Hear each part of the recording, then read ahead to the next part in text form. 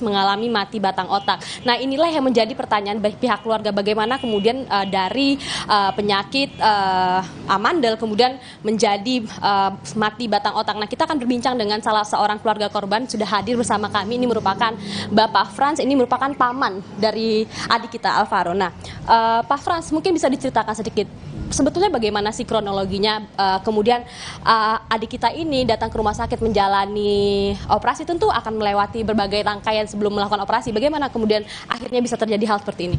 Ya, kami juga sebenarnya tidak memahami bagaimana ini bisa terjadi, karena harapan kami anak-anak kami ini masuk ke rumah sakit atas rujukan dari puskesmas itu divonisnya amandel, hanya amandel. Lalu mereka diundang ke rumah sakit, itu juga aneh, undangannya jam 5 subuh, lalu mereka bisa ditindaknya itu di jam 12. Nah, anak kami ini masuk ruang operasi, kan dia berdua dengan abangnya namanya Vincent. Nah, tetapi yang menjadi aneh, kenapa adiknya duluan yang dibawa, dan pada saat diambil itu orang tuanya sedang mandi. Karena kan dari subuh kan ya dia ke rumah sakit, nah orang tuanya, ibunya lagi mandi, kalau bapaknya masih berlayar waktu itu. Dia di kapal pesiar. Jadi ibunya sedang mandi, anaknya dibawa ke ruang operasi. Nah, tidak ada awalnya. Jadi keluar ibunya mencari-cari di mana nih putranya kan gitu. Akhirnya dikasih tahu ada di ruang operasi. Ya sesuai biasa prosedural, suruh tanda tangan bla bla bla. Saat dijelaskannya juga ya standar lah ya, standar SOP. Nah, setelah itu kurang lebih 1 jam dia ada di ruang operasi, keluarlah si Alvaro ini dari ruang operasi dengan kondisi agak susah nafas, ya henti napas bahasanya. Lalu dibawa lagi si Alvaro, akhirnya setelah dari ruang rawatnya dibawa lagi ke ruang ICU untuk dilakukan tindakan-tindakan. Nah, dari mulai masuk itulah ruang operasi sampai hari ke-13 dan akhirnya dinyatakan meninggal dunia, ya itu tidak lagi pernah berkomunikasi karena tidak pernah sadar, dan seperti, mohon maaf, akhirnya bisa kita katakan kayak mayat hidup karena dia koma kondisinya, tidak merespon apapun, dicolek, dipanggil apapun tidak ada respon. Dan kami yang menyedihkan adalah tidak mendapatkan penjelasan sampai hari ke-4 itu anak kami di rumah sakit tidak ada penjelasan, tetapi pas di hari berikutnya dikumpulkanlah karena keluarga besar agak sedikit emosional, bertemu dengan manajemen dan dijelaskan katanya anak kami mati batang otaknya. Itu yang menjadi kebingungan juga dari kita. Pak, kemudian apakah ada penjelasan dari rumah sakit bagaimana kemudian amandel ini memicu mati batang otak? Apakah ada penjelasan dari rumah sakit kepada pihak keluarga begitu ya? Kemudian apa sebenarnya benang merahnya gitu? Apakah memang ada resiko mengalami mati batang otak? Ada nggak penjelasan dari pihak rumah sakit, baik dari dokter yang menangani ataupun dari dokter yang melakukan penindakan? Pada saat keluar dari ruang operasi lalu terjadi hal seperti itu, tidak ada penjelasan. Mereka hanya pas kita agak marah sedikit, mereka menjelaskan tapi normatif bahwa itu adalah resiko operasi segala macam bla bla bla, yang ya artinya keluarga besar tetap merasa tidak menerima, tetapi penjelasan itu tidak kunjung dapat. Di hari ke-8 papanya si Alvaro itu meminta rujukan, meminta untuk dirujuk ke rumah sakit yang lain. Dan meminta resume medis, tetapi mereka tidak kasih dan selalu dengan alasan kami harus rapat manajemen katanya. Ya itulah yang membuat makin kecewa. Nah, tetapi akhirnya setelah kami agak sedikit pressure dan ada teman-teman media yang membantu, mulailah ada perubahan tingkah laku dari pihak rumah sakit dan tertutup gitu ya? Iya, tetap tertutup karena kami kan juga tidak bisa dijelaskan oleh mereka, tetapi mereka mencoba menjelaskan normatif tetap, lalu mencari rujukan-rujukan, tetapi tidak ada rumah sakit yang menerima. Dan akhirnya di hari ke-13 Alvaro henti jantung, dipacu oleh para petugas medisnya pun tidak berhasil, dan 18.45 dia menghadap Tuhan. Pak Frans, pertanyaan saya adalah, kemudian kan sebelum dilakukan penindakan tentu kita melakukan penandatanganan penindakan begitu ya. Apakah tidak dijelaskan apa resiko yang akan terjadi apabila melakukan penindakan untuk operasi amandel? Apakah tidak dijelaskan oleh pihak dokter ataupun pihak rumah sakit apa resiko-resiko yang barangkali bisa terjadi, komplikasi yang barangkali bisa terjadi akibat operasi amandel ini? Ya, karena saya tidak di lokasi, tetapi adik saya, ya, mamanya Alvaro yang di sana, ya mereka hanya disodorkan untuk tanda tangan, normatif lah. Ya tidak dijelaskan secara detail dan segala macam. Jadi ya hari ini dinyatakan meninggal itu karena dampak dari operasi. Ya kita juga who knows kan, nggak ada yang tahu kan, gitu. Jadi itu yang sampai sekarang membuat keluarga besar kami, khususnya yang dari ibunya Alvaro Sinaga kecewa berat dan ya mau melakukan langkah-langkah selanjutnya lah, karena mereka tidak terima. Karena kebetulan si Alvaro ini orang yang sangat ceria dan menggembirakan di ini. Pak, meskipun menurut saya memang pihak keluarga berhak untuk mendapatkan penjelasan menjelang operasi apa resiko yang bisa barangkali terjadi akibat komplikasi operasi amandel ini, menurut saya memang pihak keluarga itu adalah hak pasien. Betul. Dan kemudian sekarang juga proses hukum sudah dilaksanakan, dari pihak keluarga melakukan penuntutan ataupun gugatan begitu ya ke rumah sakit. Ada nggak komunikasi dengan pihak rumah sakit hingga saat ini? Sampai sekarang komunikasinya semua normatif, tidak ada hal-hal yang signifikan untuk entah menjelaskan secara rinci atau secara detail tentang kejadian ini. Mereka semua ya sebatas bahwa rumah sakit sekarang peduli dengan keluarga kami, makanya kami difasilitasi beberapa hal yang sekarang ini. Tetapi itu kan juga tetap tidak mengobati sakit hati kami. Iya, karena keluarga besar masih emosional dan masih saat ini berkumpul juga masih mau menentukan langkah-langkah selanjutnya, karena apapun yang diberikan oleh pihak rumah sakit kan tidak bisa menggantikan anak kami gitu loh. Artinya proses hukum tetap berjalan? Sementara kami belum putuskan, tetapi yang pasti kemarin ya laporan sudah ada, ya kan. Kalau laporan sudah ada nanti kami diskusikan, karena laporan itu kemarin kan pengen menuntut pihak rumah sakit menyembuhkan anak kami. Kalau saat ini tuntutannya apa, Pak? Ya, kalau saat ini kami belum memutuskan, nanti ya keluarga besarnya juga masih mau berkumpul dulu. Jadi kami sepakat kemarin anak kami kita hantarkan dulu ke tempat peristirahatannya, baru nanti ada keluarga besar berkumpul untuk menentukan langkah selanjutnya. Kalau pihak rumah sakit tidak ada penjelasan yang detail tentang kejadian anak kami, mungkin kami akan lebih keras, bukan hanya cuma melanjutkan, karena keluarga besar Sinaga ya sudah siap tentang hal ini. Baik, terima kasih banyak Pak Frans atas waktunya. Nah, saudara, itulah tadi penjelasan dari pihak keluarga yang mengatakan bahwa memang diketahui Alvaro ini mulanya memang hanya mengalami amandel, didiagnosis amandel, dan kemudian harus dilakukan penindakan operasi terhadap penyakit amandelnya. Diketahui tidak memiliki penyakit komorbid lainnya, itulah keterangan yang diberikan keluarga kepada kami tadi. Nah, kemudian inilah yang menjadi pertanyaan ataupun tuntutan harapan pihak keluarga. Apa sebetulnya penjelasan keterkaitan antara penyakit amandel ini, penindakan penyakit operasi amandel, kemudian berakhir dengan didiagnosis mengalami mati batang otak. Nilu. Baik, Fedri Ananda, jurnalis Kompas TV, terima kasih atas informasi Anda. Saudara, Rumah Sakit Kartika Husada memastikan jika prosedur operasi pasien anak Alvaro sudah berjalan sesuai dengan standar dan prosedur yang benar.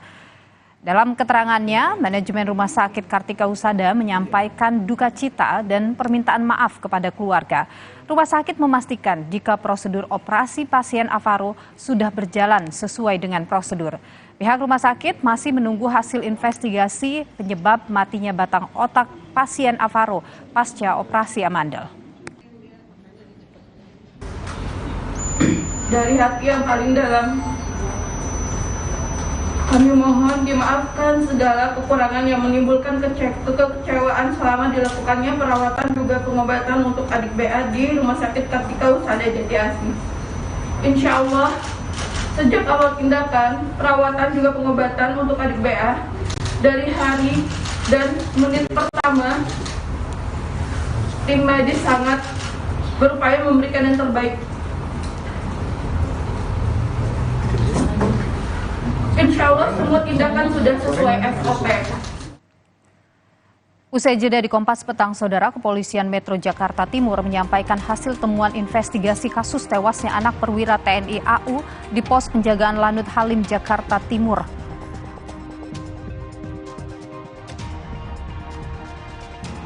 Bakal Capres PDIP Ganjar Pranowo mencoba pengalaman baru dengan menjajal kereta cepat Jakarta-Bandung, WUS.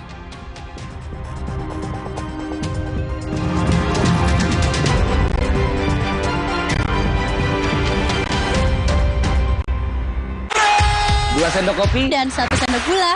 Kopi luwak hitam baru. Luwak hitam baru 21. 21. 21. 2 sendok kopi dan 1 sendok gula. Bubuk kopi lebih kental. 21. Cocok banget. Cocok kopinya, cocok manisnya. Yang manisan mantap. Diberikan bola ke depan kawan. Kopi luwak hitam baru. Saya, Budiman Tanurjo, menyambut Anda dalam sebuah forum berkualitas, mencermati Indonesia dengan bijak dari kacamata kebangsaan. Kita dapat menemukan banyak pemikiran konstruktif, kritis, dan taktis yang mampu menyelesaikan problem negeri ini. Satu meja The Forum live di Kompas TV. Aqua percaya akan keajaiban alam, maka kami tidak menggunakan galon sekali pakai. Galon kami disanitasi dengan seksama sebelum diisi ulang. Aqua 100% murni. Alah, lapar sih. Aha, Brahma Makis Abon aja. Ekstra abon, ekstra abon, ekstra energi. Brahma Makis, banyak rasa, siap asik lagi. Sekarang isi 3 lebih banyak. Aku pikir semua air mineral itu sama. Le mineral itu beda.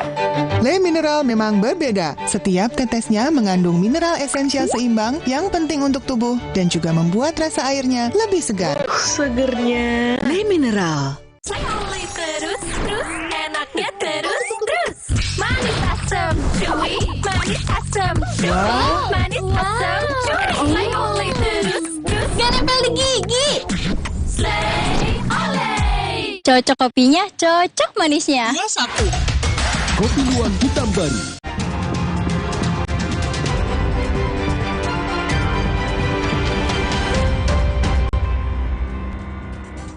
Kepolisian Metro Jakarta Timur menyampaikan hasil temuan investigasi kasus tewasnya anak perwira TNI AU di pos penjagaan Lanut Halim, Jakarta Timur.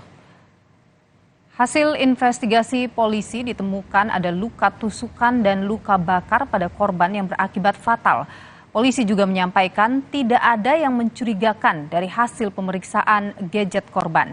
Sementara di TKP, polisi hanya menemukan DNA korban, tidak ada orang lain. Ditemukan sebab kematian sebagai berikut. Terdapat 6 luka tusukan.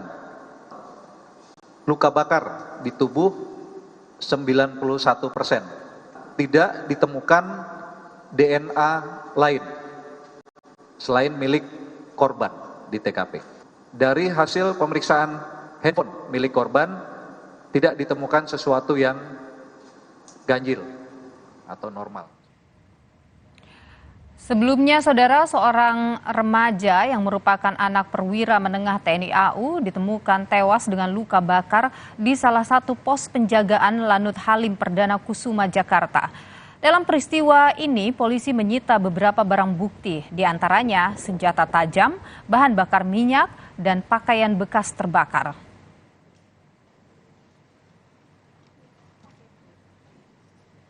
Informasi selanjutnya, Saudara, Menteri Lingkungan Hidup dan Kehutanan Siti Nurbaya mengaku tak tahu menahu di mana keberadaan koleganya Menteri Pertanian Syahrul Yassin Limpo yang hari ini, Saudara, absen dalam rapat terbatas di Istana. Bu, tapi kan harusnya Siti Nurbaya bilang soal ketidakhadiran Mentan Syahrul Yassin Limpo di ratas di Istana sebaiknya ditanyakan kepada Sekretariat Kabinet. Sebelumnya, saat kunjungan kerja di Italia, Kementerian Pertanian dan Rumah Dinas Syahrul Yassin Limpo digeledah oleh KPK terkait dengan dugaan korupsi. Ia dikabarkan sudah kembali ke tanah air dan ada agenda rapat terbatas hari ini namun absen.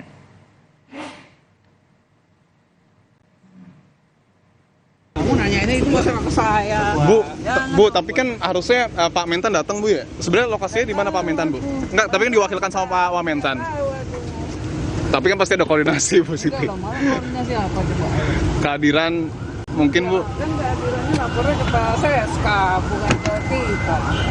Ya, makasih, Bu. Makasih, Bu, ya.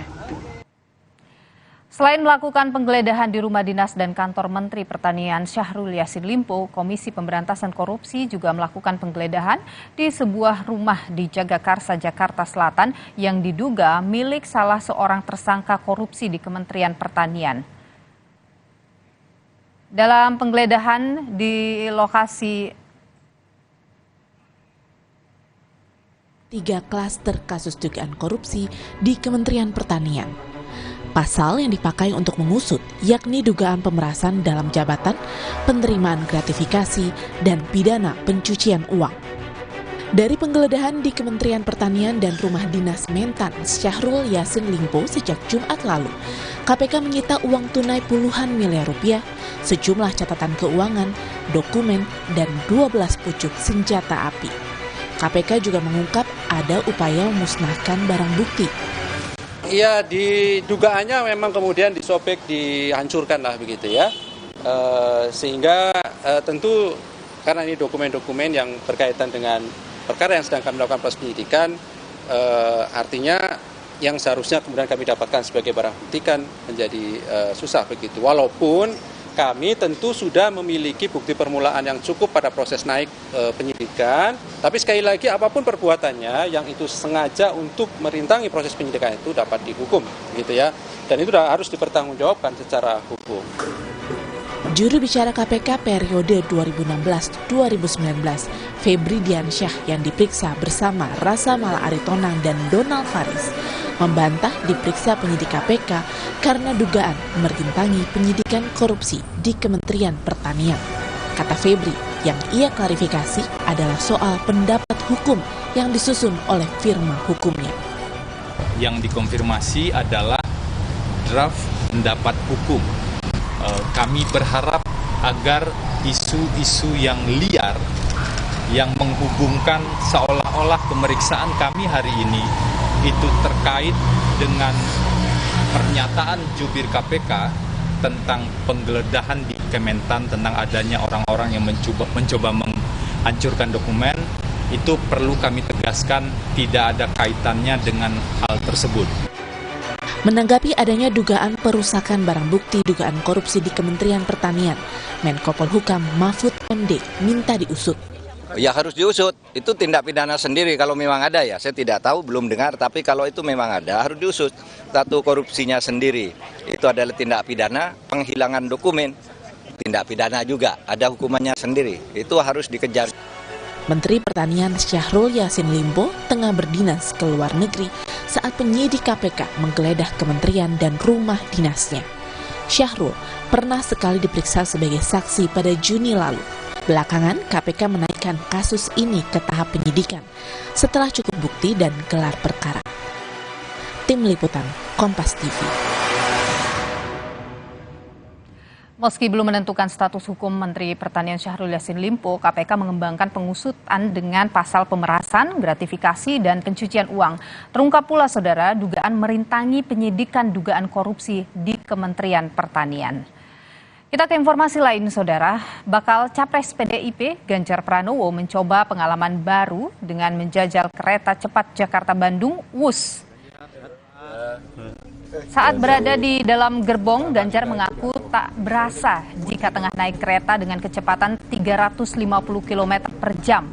Selain coba pengalaman baru dengan kereta cepat, Ganjar mengaku ada kegiatan di Bandung, Jawa Barat. Yang ini belum pernah?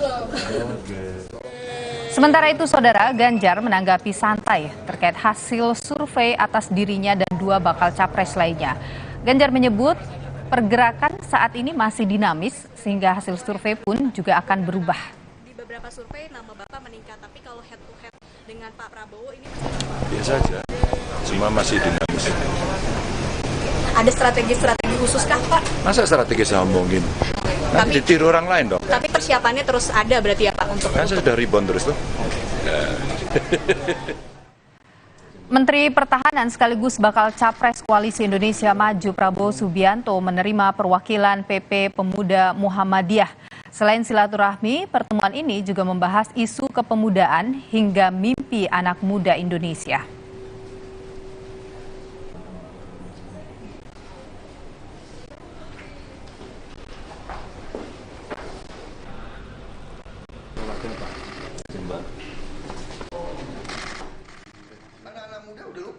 Ketua Umum PP Pemuda Muhammadiyah, Zulfikar Ahmad mengaku pertemuan ini juga membahas kedaulatan bangsa. Di akhir pertemuan, Zulfikar menyebut mendoakan Prabowo agar sukses menjalani usahanya. Kita bicara tentang mimpi-mimpi anak muda bangsa Indonesia, kita bicara tentang bagaimana kedaulatan bangsa, kita bicara tentang kemandirian ekonomi. Kami doakan semoga Bapak Prabowo Subianto senantiasa sukses dalam menjalani setiap ikhtiar-ikhtiarnya. Kami akan kembali saudara dengan informasi. Wakil Ketua Umum Partai Demokrat Benny Kabur-Harman mengonfirmasi pertemuan SBY dan Jokowi Senin sore kemarin. Menurut Benny, pertemuan itu diinisiasi oleh Presiden Joko Widodo untuk membahas persoalan kebangsaan.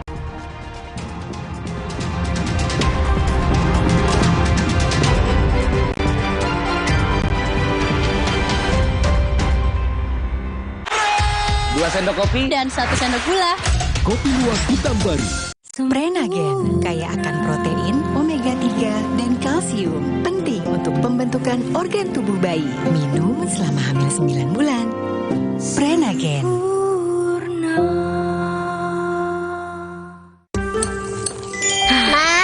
Minum dulu biar nggak capek. Senang kan melihat anak tumbuh dengan baik bersama Morinaga Cilgo, nutrisi berkualitas untuk dukung daya tahan tubuh, bantu tumbuh kembangnya. Morinaga Cilgo. Tabungan BTN Bisnis menawarkan solusi perbankan tanpa batas untuk pertumbuhan bisnismu kini dan nanti. BTN Bisnis, dukungan lengkap untuk bisnis tumbuh besar. Buka tabungan BTN Bisnis sekarang. Aku pikir semua air mineral itu sama. Le mineral itu beda. Le mineral memang berbeda. Setiap tetesnya mengandung mineral esensial seimbang yang penting untuk tubuh dan juga membuat rasa airnya lebih segar. Segernya. Le mineral.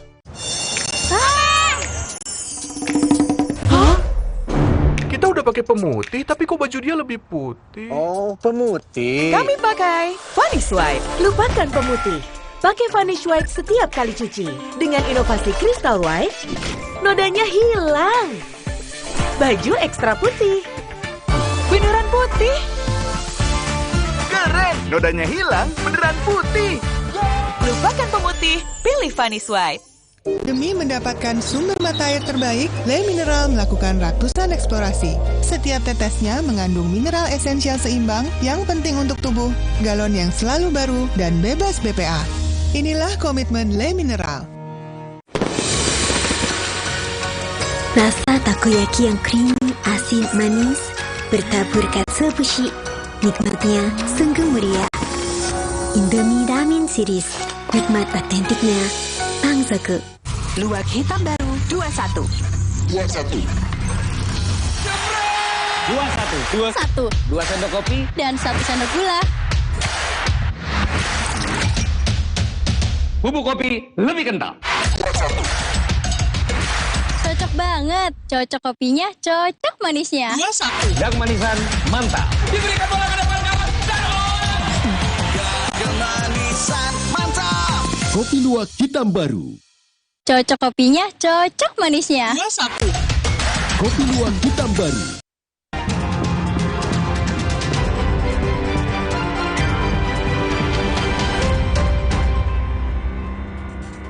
Saudara, usai bertemu dengan Presiden Joko Widodo Senin sore kemarin, hari ini Ketua Majelis Tinggi Partai Demokrat berkunjung ke Soreang, Kabupaten Bandung. Selasa siang, SBY bertemu dengan para pengurus Partai Demokrat Jawa Barat sambil makan siang bersama. Meski demikian, Presiden Indonesia ke-6 ini enggan mengungkap isi pertemuannya dengan Joko Widodo di Istana Kepresidenan Bogor kemarin. Saat ditanyai wartawan, apakah pertemuan itu membahas dinamika Pilpres 2024 dan isu reshuffle kabinet, SBY memilih diam dan berlalu. Sudah ya. Ayo. Terima kasih. Senin sore kemarin, saudara, rombongan kendaraan yang diduga membawa SBY untuk bertemu Jokowi tiba di Istana Bogor sekitar pukul 5 sore. Iring-iringan kendaraan SBY sempat melewati wartawan di akses Istana Bogor depan Balai Kota sebelum masuk melalui pos 4 Museum Kepresidenan Balai Kirti. Pertemuan yang tertutup dari media ini berlangsung sekitar 1 jam. Entah kebetulan atau tidak, Pertemuan ini terjadi di tengah dinamika penentuan bakal cawapres untuk Ganjar Pranowo juga Prabowo Subianto yang belum juga diumumkan.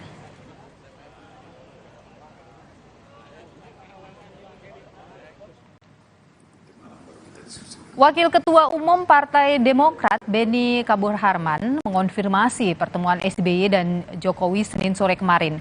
Menurut Beni, pertemuan itu diinisiasi oleh Presiden Joko Widodo untuk membahas persoalan kebangsaan.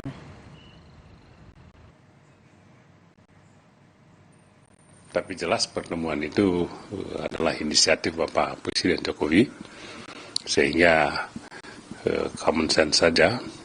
Tentu ada masalah-masalah yang mungkin dianggap penting oleh Bapak Presiden Jokowi untuk didiskusikan. Apa solusinya bersama dengan Bapak Presiden Jokowi, Bapak Presiden ke-6, Bapak SBY. Pertemuan SBY dengan Jokowi mencuatkan isu perombakan menteri di kabinet usai KPK mengusut dugaan korupsi di Kementerian Pertanian. Sinyal ini diperkuat dengan pernyataan Ketua DPP PDI Perjuangan Puan Maharani. Puan bilang, menteri yang tengah tersandung masalah hukum berpotensi dicopot.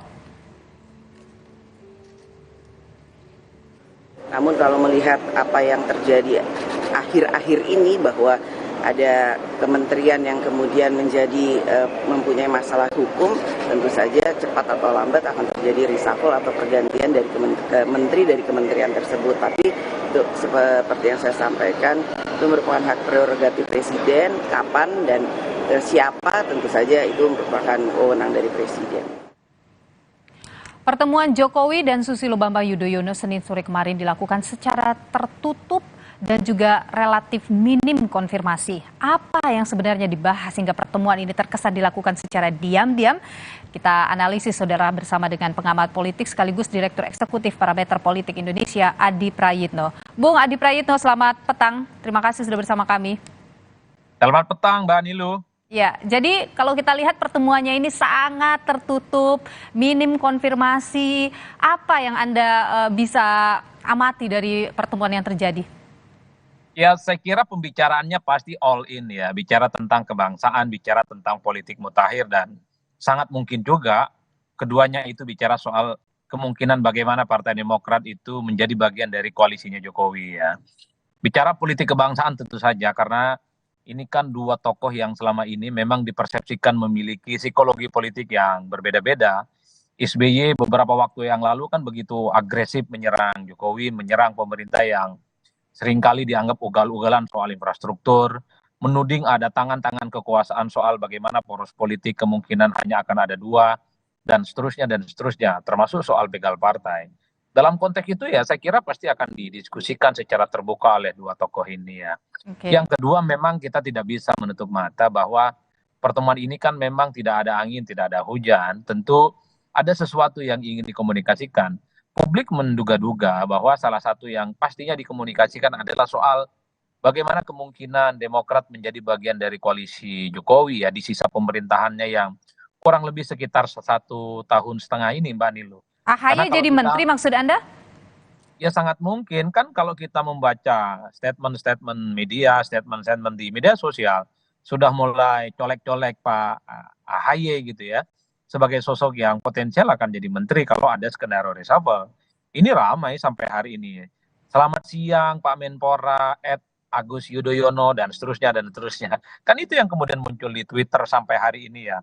Oleh karena itu di tengah isu reshuffle yang cukup berhembus, bukan tidak mungkin AHY itu juga menjadi bagian dari kubunya Jokowi. Dan Partai Demokrat sejak lama sebenarnya dikait-kaitkan menjadi bagian dari koalisinya Jokowi. Setiap ada isu reshuffle, di situ selalu muncul Demokrat soal potensi dan ya potensial lah untuk menjadi bagian dari Jokowi. Tapi sangat mungkin juga yang ketiga bicara tentang politik elektoral lah.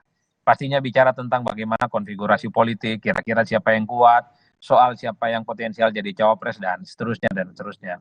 Saya kira pembicaranya tidak akan lepas dari tiga hal itu. Oke, kalau ada yang menarik sebenarnya yang disampaikan oleh Demokrat bahwa ini tuh diinisiasi oleh Jokowi, apa kira-kira maknanya itu? Ya, ini menegaskan bahwa Pak Jokowi ingin berkomunikasi dengan semua pihak, semua tokoh yang selama ini memang dianggap berseberangan dengan saya, sekalipun tentu ada feedback, ada insight yang kemudian ingin didapatkan oleh Pak Jokowi. Sekaligus misalnya memberikan positioning dan klarifikasi dari pihak pemerintah dari tuduhan-tuduhan yang seringkali dialamatkan oleh Partai Demokrat. Kalau kita mau melihat rekam jejak Partai Demokrat, hampir 10 tahun lamanya menuding pemerintahan Jokowi ini agak sedikit miring gitu ya. Banyak tenaga dianggap terlampau memanjakan investor, kemudian mengabaikan penduduk lokal dan semacamnya.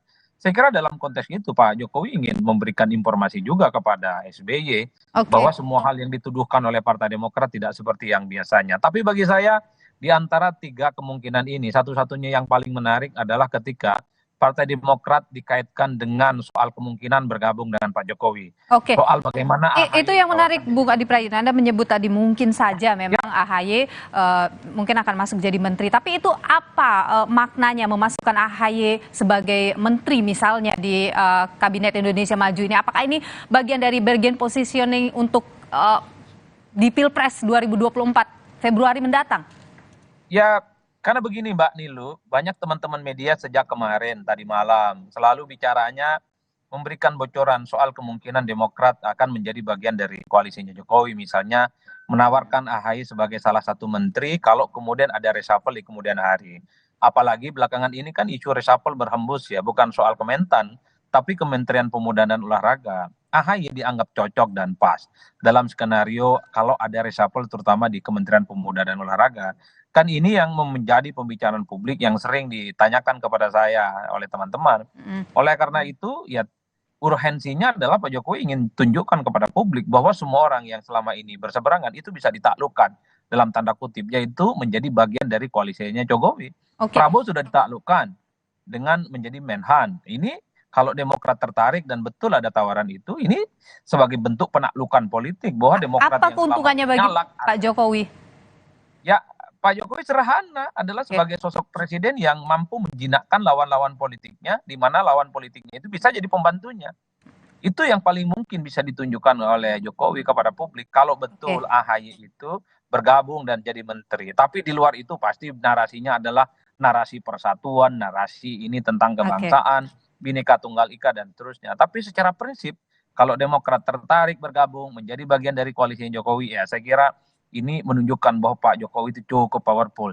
Semua kelompok-kelompok politik yang berseberangan itu bisa ditaklukkan, bisa dijinakkan, dan menjadi bagian dari pembantunya. Baik, Adi Prayitno, Direktur Eksekutif Parameter Politik Indonesia. Terima kasih atas pandangan Anda di Kompas Petang. Sehat selalu, Bung Adi. Terima kasih, Mbak Nilu. Saudara, kami masih akan sejumlah informasi penting di Kompas Petang akan disampaikan oleh rekan saya, Rahmat Ibrahim. Ibrahim, silakan. Terima kasih Nilu. Saudara, putra sulung Presiden Soekarno sekaligus kakak Megawati Soekarno Putri, Guntur Soekarno Putra, usulkan Jokowi jadi Ketua Umum PDI Perjuangan. Perbincangannya kami hadirkan sesaat lagi.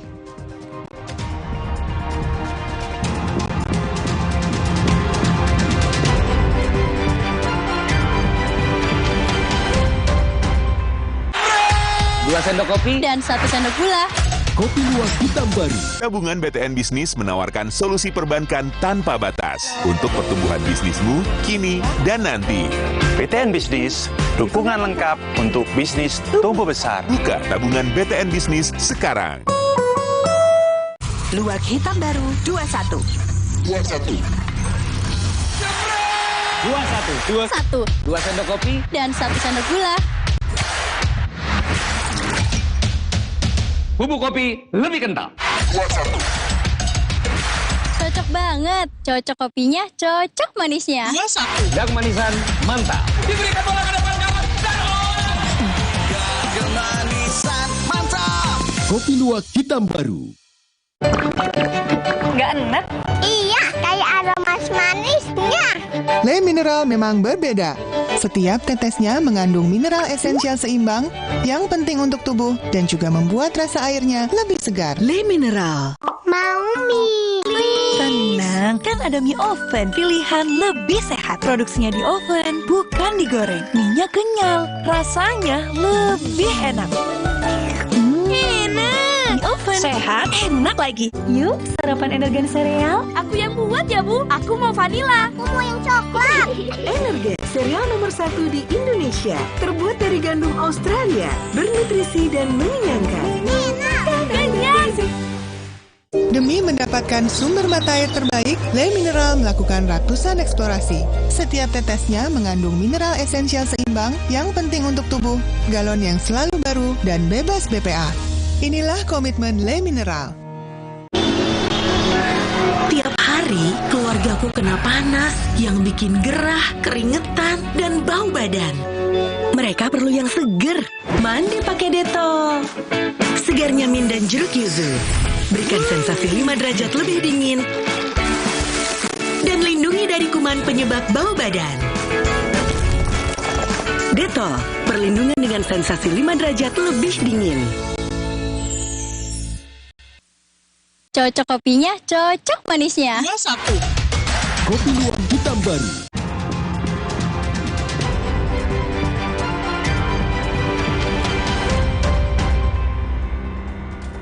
Saudara, nama Presiden Joko Widodo diusulkan menjadi Ketua Umum PD Perjuangan menggantikan Megawati Soekarno Putri. Usulan ini muncul dari putra sulung Presiden Soekarno sekaligus kakak Megawati, Guntur Soekarno Putra.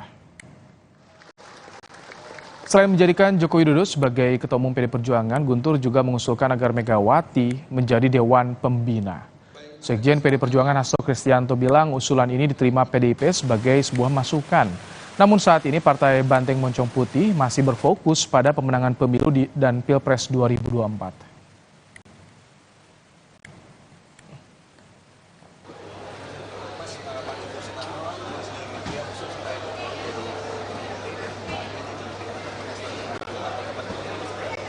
Ya, di dalam media tersebut kan memang disampaikan opini untuk menyampaikan berbagai gagasan-gagasan. Ya, sebagai gagasan tentu saja kami menerima sebagai masukan, tetapi terkait dengan PD Perjuangan skala prioritas memenangkan pemilu. Ini Rakernas yang keempat.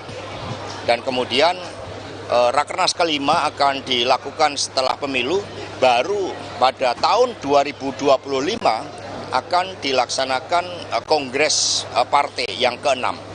Nah, di dalam kongres itu kedaulatan berada di tangan anggota. Wacana Presiden Joko Widodo menjadi Ketua Umum PDI Perjuangan menggantikan Megawati Soekarno Putri diusulkan putra sulung Presiden Soekarno yang juga kakak kandung Megawati, Guntur Soekarno, dalam rubrik opini di Harian Kompas dengan judul Indonesia, Jokowi, dan Megawati Pasca 2024. Guntur menilai usai lengser menjadi presiden, Jokowi perlu melanjutkan karir politiknya. Guntur menjabarkan Megawati bisa sebagai Dewan Pembina dan Jokowi sebagai Ketua Umum PDI Perjuangan. Bicara soal posisi Ketua Umum partai politik, Megawati Soekarno Putri dalam pidatonya di Rakernas PDIP menegaskan tak mungkin orang luar dipilih tiba-tiba jadi Ketua Umum parpol. Hal ini disampaikan Megawati yang kembali mengingatkan kalau dirinya dan Presiden Jokowi sama-sama kader dan petugas partai.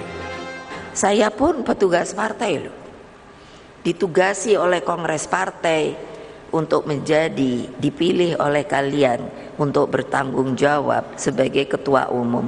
Saya pun kader, tidak mungkin orang lain itu tiba-tiba bisa jadi ketua umum. Karena terus siapa yang mau milih kalau tiba-tiba orang luar yang dipilih itu, dan itu melanggar ADART. Adanya usulan dari putra sulung Presiden Soekarno yang menyarankan Jokowi menjadi Ketua Umum PDIP, Ketua DPC PDIP Solo FX Hadi Rudiatmo mendukung sepenuhnya. Hadi mengatakan siapapun kader PDIP yang diusulkan jadi Ketua Umum, termasuk Presiden Jokowi, harus didukung. Setuju kan, dan ini pokoknya sing kader PDI Perjuangan diusulkan oleh siapapun berarti punya potensi. Pak Jokowi diusulkan untuk menjadi Ketua Umum PDI Perjuangan kan? Iya. Ya ora masalah toh, berarti aku ya mohon maaf. Aku ya katut untuk kesinggung-singgung karena dulu bareng Rudi kan ngono. Kan gitu. Berbeda dengan efek Rudi, Wali Kota Solo yang juga putra sulung Presiden Joko Widodo, Gibran Rakabuming Raka, tak mau berkomentar. soal ayahnya diusulkan jadi ketua umum PDIP. Gibran menegaskan itu bukan ranahnya. Kemarin udah ditanyakan ya, jangan ditanyakan lagi ya. Saya juga nggak akan menjawab itu, bukan ranah saya. PDI Perjuangan memiliki mekanisme sendiri dalam memilih ketua umumnya. PDIP dikabarkan baru akan membahas soal pergantian ketua umum setelah gelaran pemilu 2024 usai. Forum pergantian ketua umum akan digelar lewat Kongres ke-6 partai pada tahun 2025. Di arena itulah bisa terlihat apakah usulan Jokowi jadi ketua umum pengganti Megawati akan terrealisasi atau tidak. Tim Liputan Kompas TV.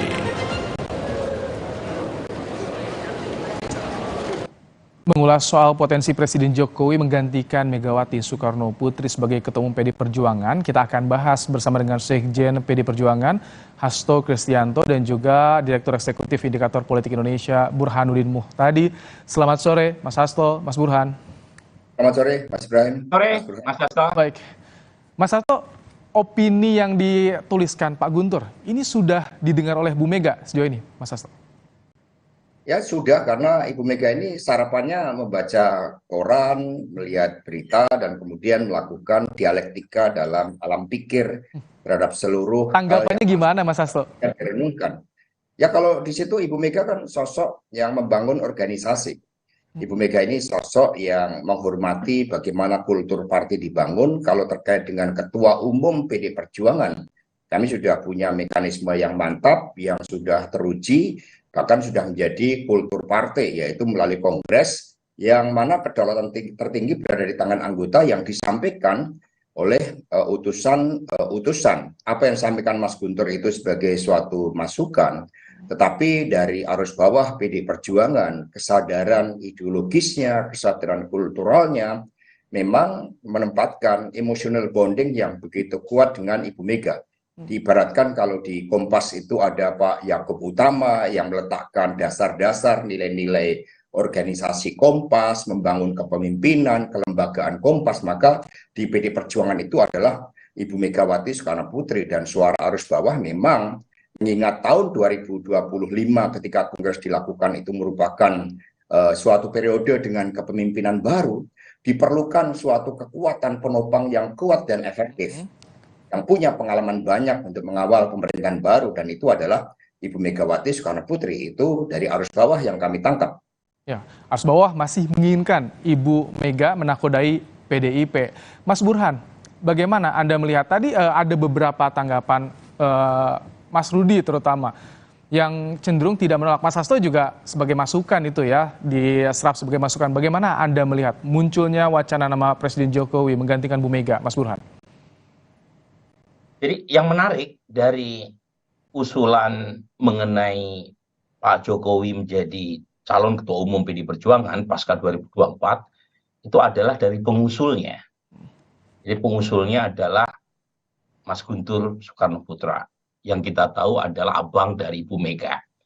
Nah, ketika Mas Guntur yang menyampaikan usulan ini, maka bisa ditafsirkan banyak hal. Pertama, Mas Guntur percaya bahwa PD Perjuangan bisa dipegang oleh ketua umum yang tidak berdarah biologis Soekarno. Yang penting adalah punya komitmen ideologis melanjutkan pemikiran Soekarno. Karena yang bicara ini adalah abangnya Ibu Mega. Belum tentu disepakati oleh banyak elemen di PD Perjuangan, tetapi paling tidak menjadi diskusi publik yang menarik. Itu yang pertama. Yang kedua, yang menarik pula untuk kita bisa eksplor adalah Mas Guntur mengatakan pasca 2024. Karena saya yakin beliau juga paham kebutuhan jangka pendek dan prioritas PD Perjuangan adalah memenangkan 2024 agar bisa mencetak hat-trick baik di Pilpres dan Pileg. Dan karenanya pada dasarnya sesuai gitu ya dengan agenda partai ya Mas Hasto, karena kongresnya kan dilakukan setahun setelah pemilu. Tapi lagi-lagi menurut saya kita harus hitung gitu ya, apa pertimbangan atau tujuan kalau misalnya Pak Jokowi diusulkan sebagai ketua umum. Karena bagaimanapun banyak perspektif yang bisa dipakai. Satu, apakah tujuannya semata-mata elektoral? Kalau iya, 2025 Kongres pemilunya masih 2029. Baik, Mas Burhan, maaf saya potong nih sedikit.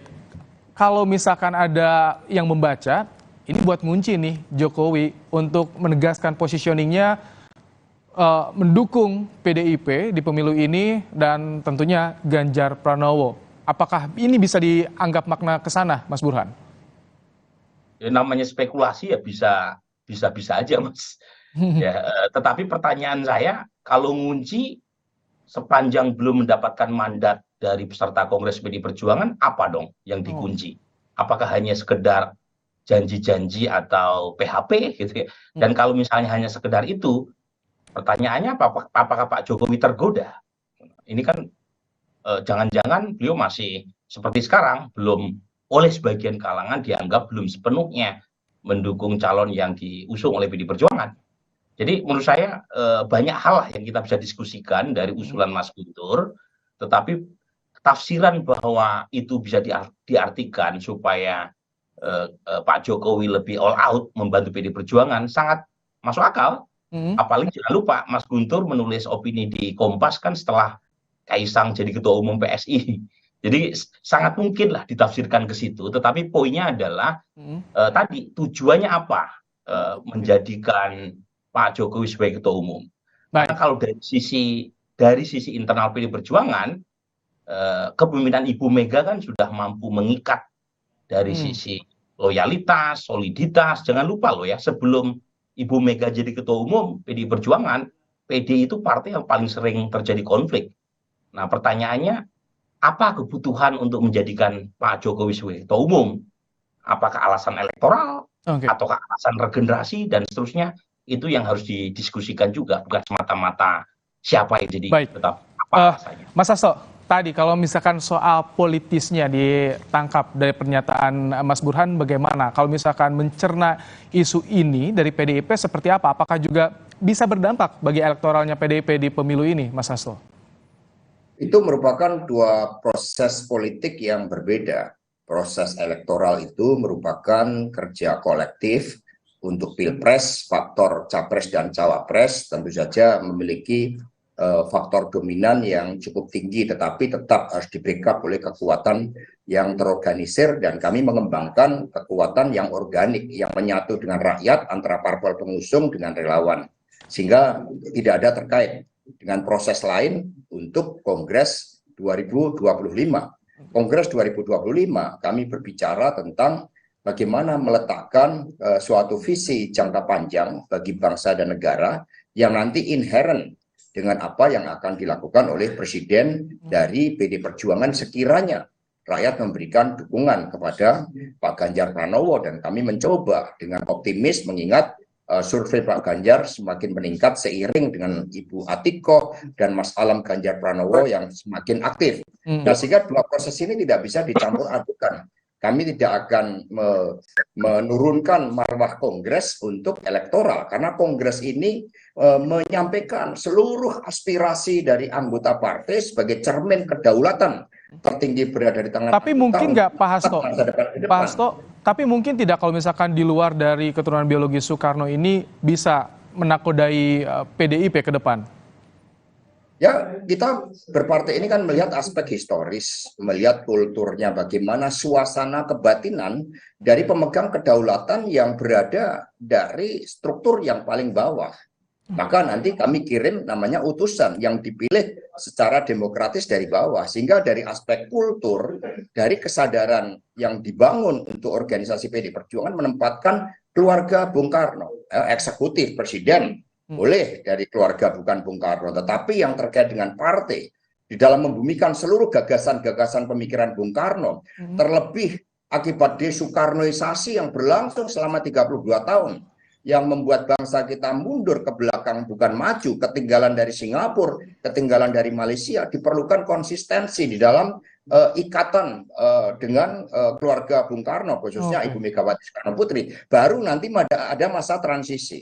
Dengan demikian kondisi politik ke depan adalah pemerintahan baru, diperlukan suatu transisi, sehingga kira-kira di tengahnya itulah momentum yang tepat bagi Ibu Megawati Soekarno Putri di dalam menyiapkan calon pemimpin yang akan menggantikan beliau, dan itu diberikan oleh Kongres. Baik, Mas Burhan, tadi kalau penerusnya masih dari keluarga Bung Karno, tapi Pak Guntur ini menjelaskan soal faktor usia dan juga Jokowi bisa jadi sebagai anak ideologis dari proklamator dari Soekarno. Bagaimana? Apakah ini cukup meyakinkan untuk meyakinkan PD Perjuangan sendiri, Mas Burhan, tulisan Pak Guntur ini? Ya, jadi tadi saya sebut ya soal tafsir atau spekulasi politik berkaitan dengan motif atau tujuan munculnya usulan Pak Jokowi sebagai Ketua Umum PD Perjuangan itu debatable. Kita nggak bisa menyalahkan orang punya opini. Ya, opini itu gratisan. Fakta itu suci. Nah, kalau bicara soal fakta, usulan itu datang dari putra sulung Soekarno, kakanda dari Ibu Mega sendiri. Nah, yang menarik karena diusulkan oleh putra sulung Soekarno dan sekaligus kakak dari Ketua Umum sekarang Ibu Mega, ini fakta ya, karena tulisan itu kan ditulis oleh Mas Guntur, maka orang bisa menafsirkan bahwa putra sulung sendiri membuka opsi, membuka pintu. Kalau misalnya PD Perjuangan bisa dipimpin oleh mereka yang bukan berasal dari keturunan langsung Soekarno. Dalam hal ini, beliau menyebut nama Pak Jokowi. Yang kedua, beliau juga menyebut faktor usia terkait dengan regenerasi di PD Perjuangan pasca Ibu Mega. Nah, menurut saya sih idenya menarik, tetapi lagi-lagi yang punya mandat adalah peserta Kongres PD Perjuangan.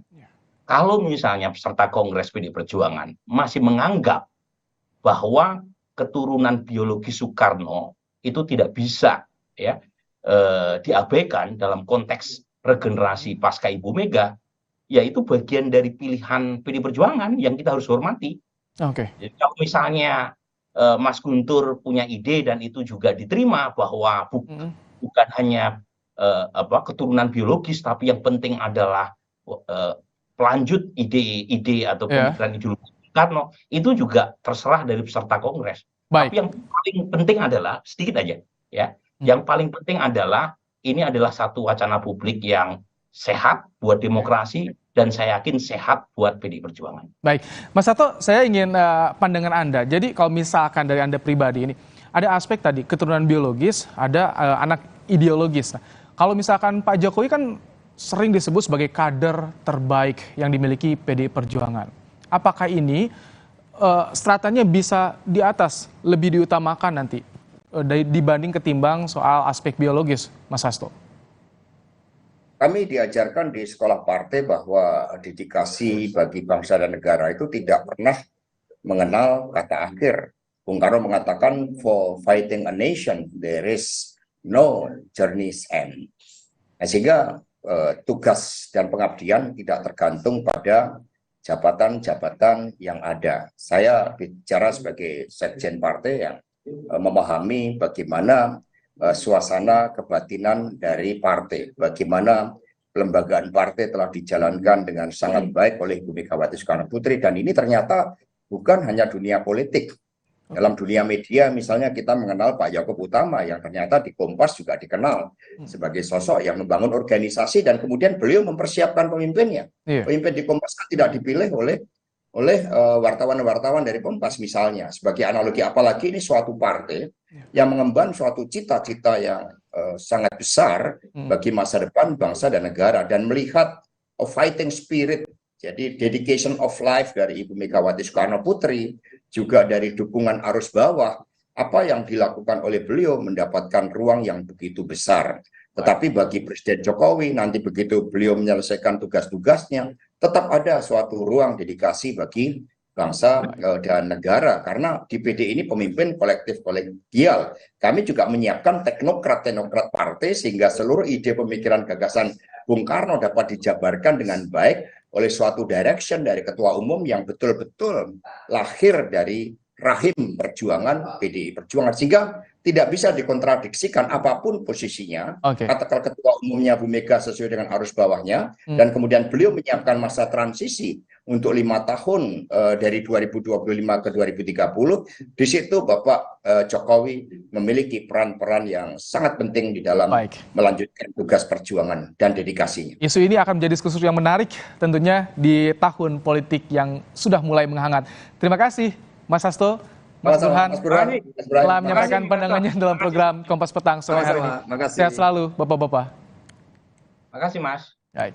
Usai jeda, Saudara, Kejaksaan Agung akan menghadirkan Menpora Dito Aryo Tejo sebagai saksi di sidang kasus korupsi BTS 4G Kemenkominfo.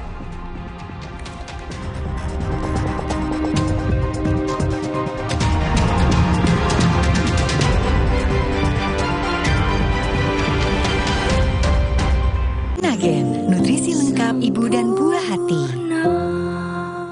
Aku pikir semua air mineral itu sama. Le mineral itu beda. Le mineral memang berbeda. Setiap tetesnya mengandung mineral esensial seimbang yang penting untuk tubuh dan juga membuat rasa airnya lebih segar. Segernya. Le mineral. Prenagen kaya akan protein, omega 3, dan kalsium. Penting untuk pembentukan organ tubuh bayi. Minum selama hamil 9 bulan. Prenagen.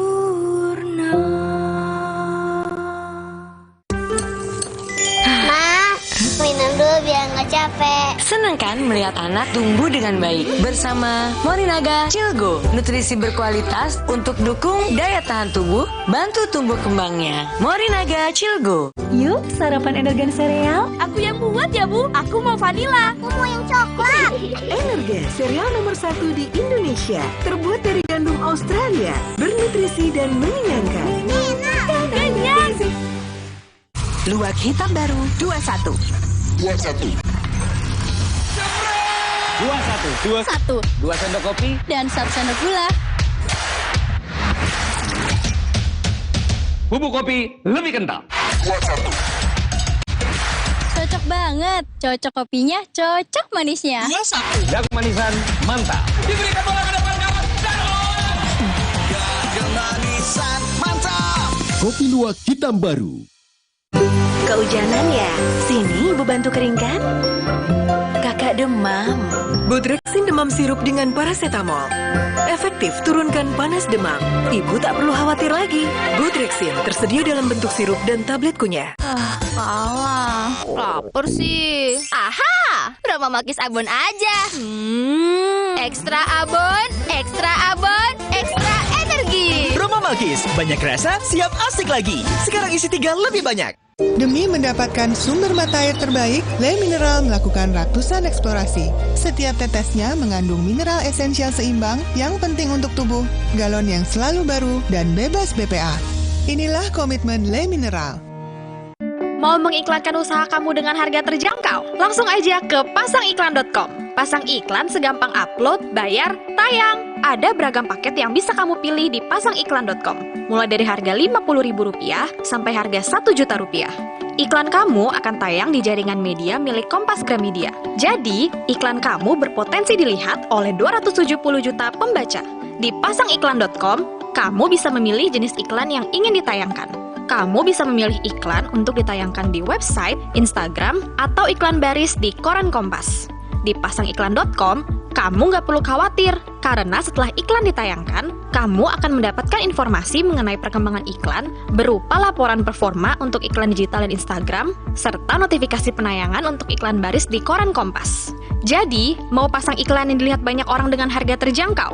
Segampang upload, bayar, lalu tayang? Tunggu apa lagi? Langsung aja ke pasangiklan.com.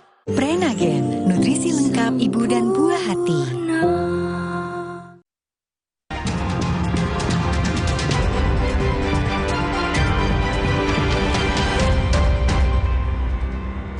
Saudara, Kejaksaan Agung menggeledah kantor Kementerian Perdagangan terkait kasus dugaan penyalahgunaan wewenang impor gula hari ini.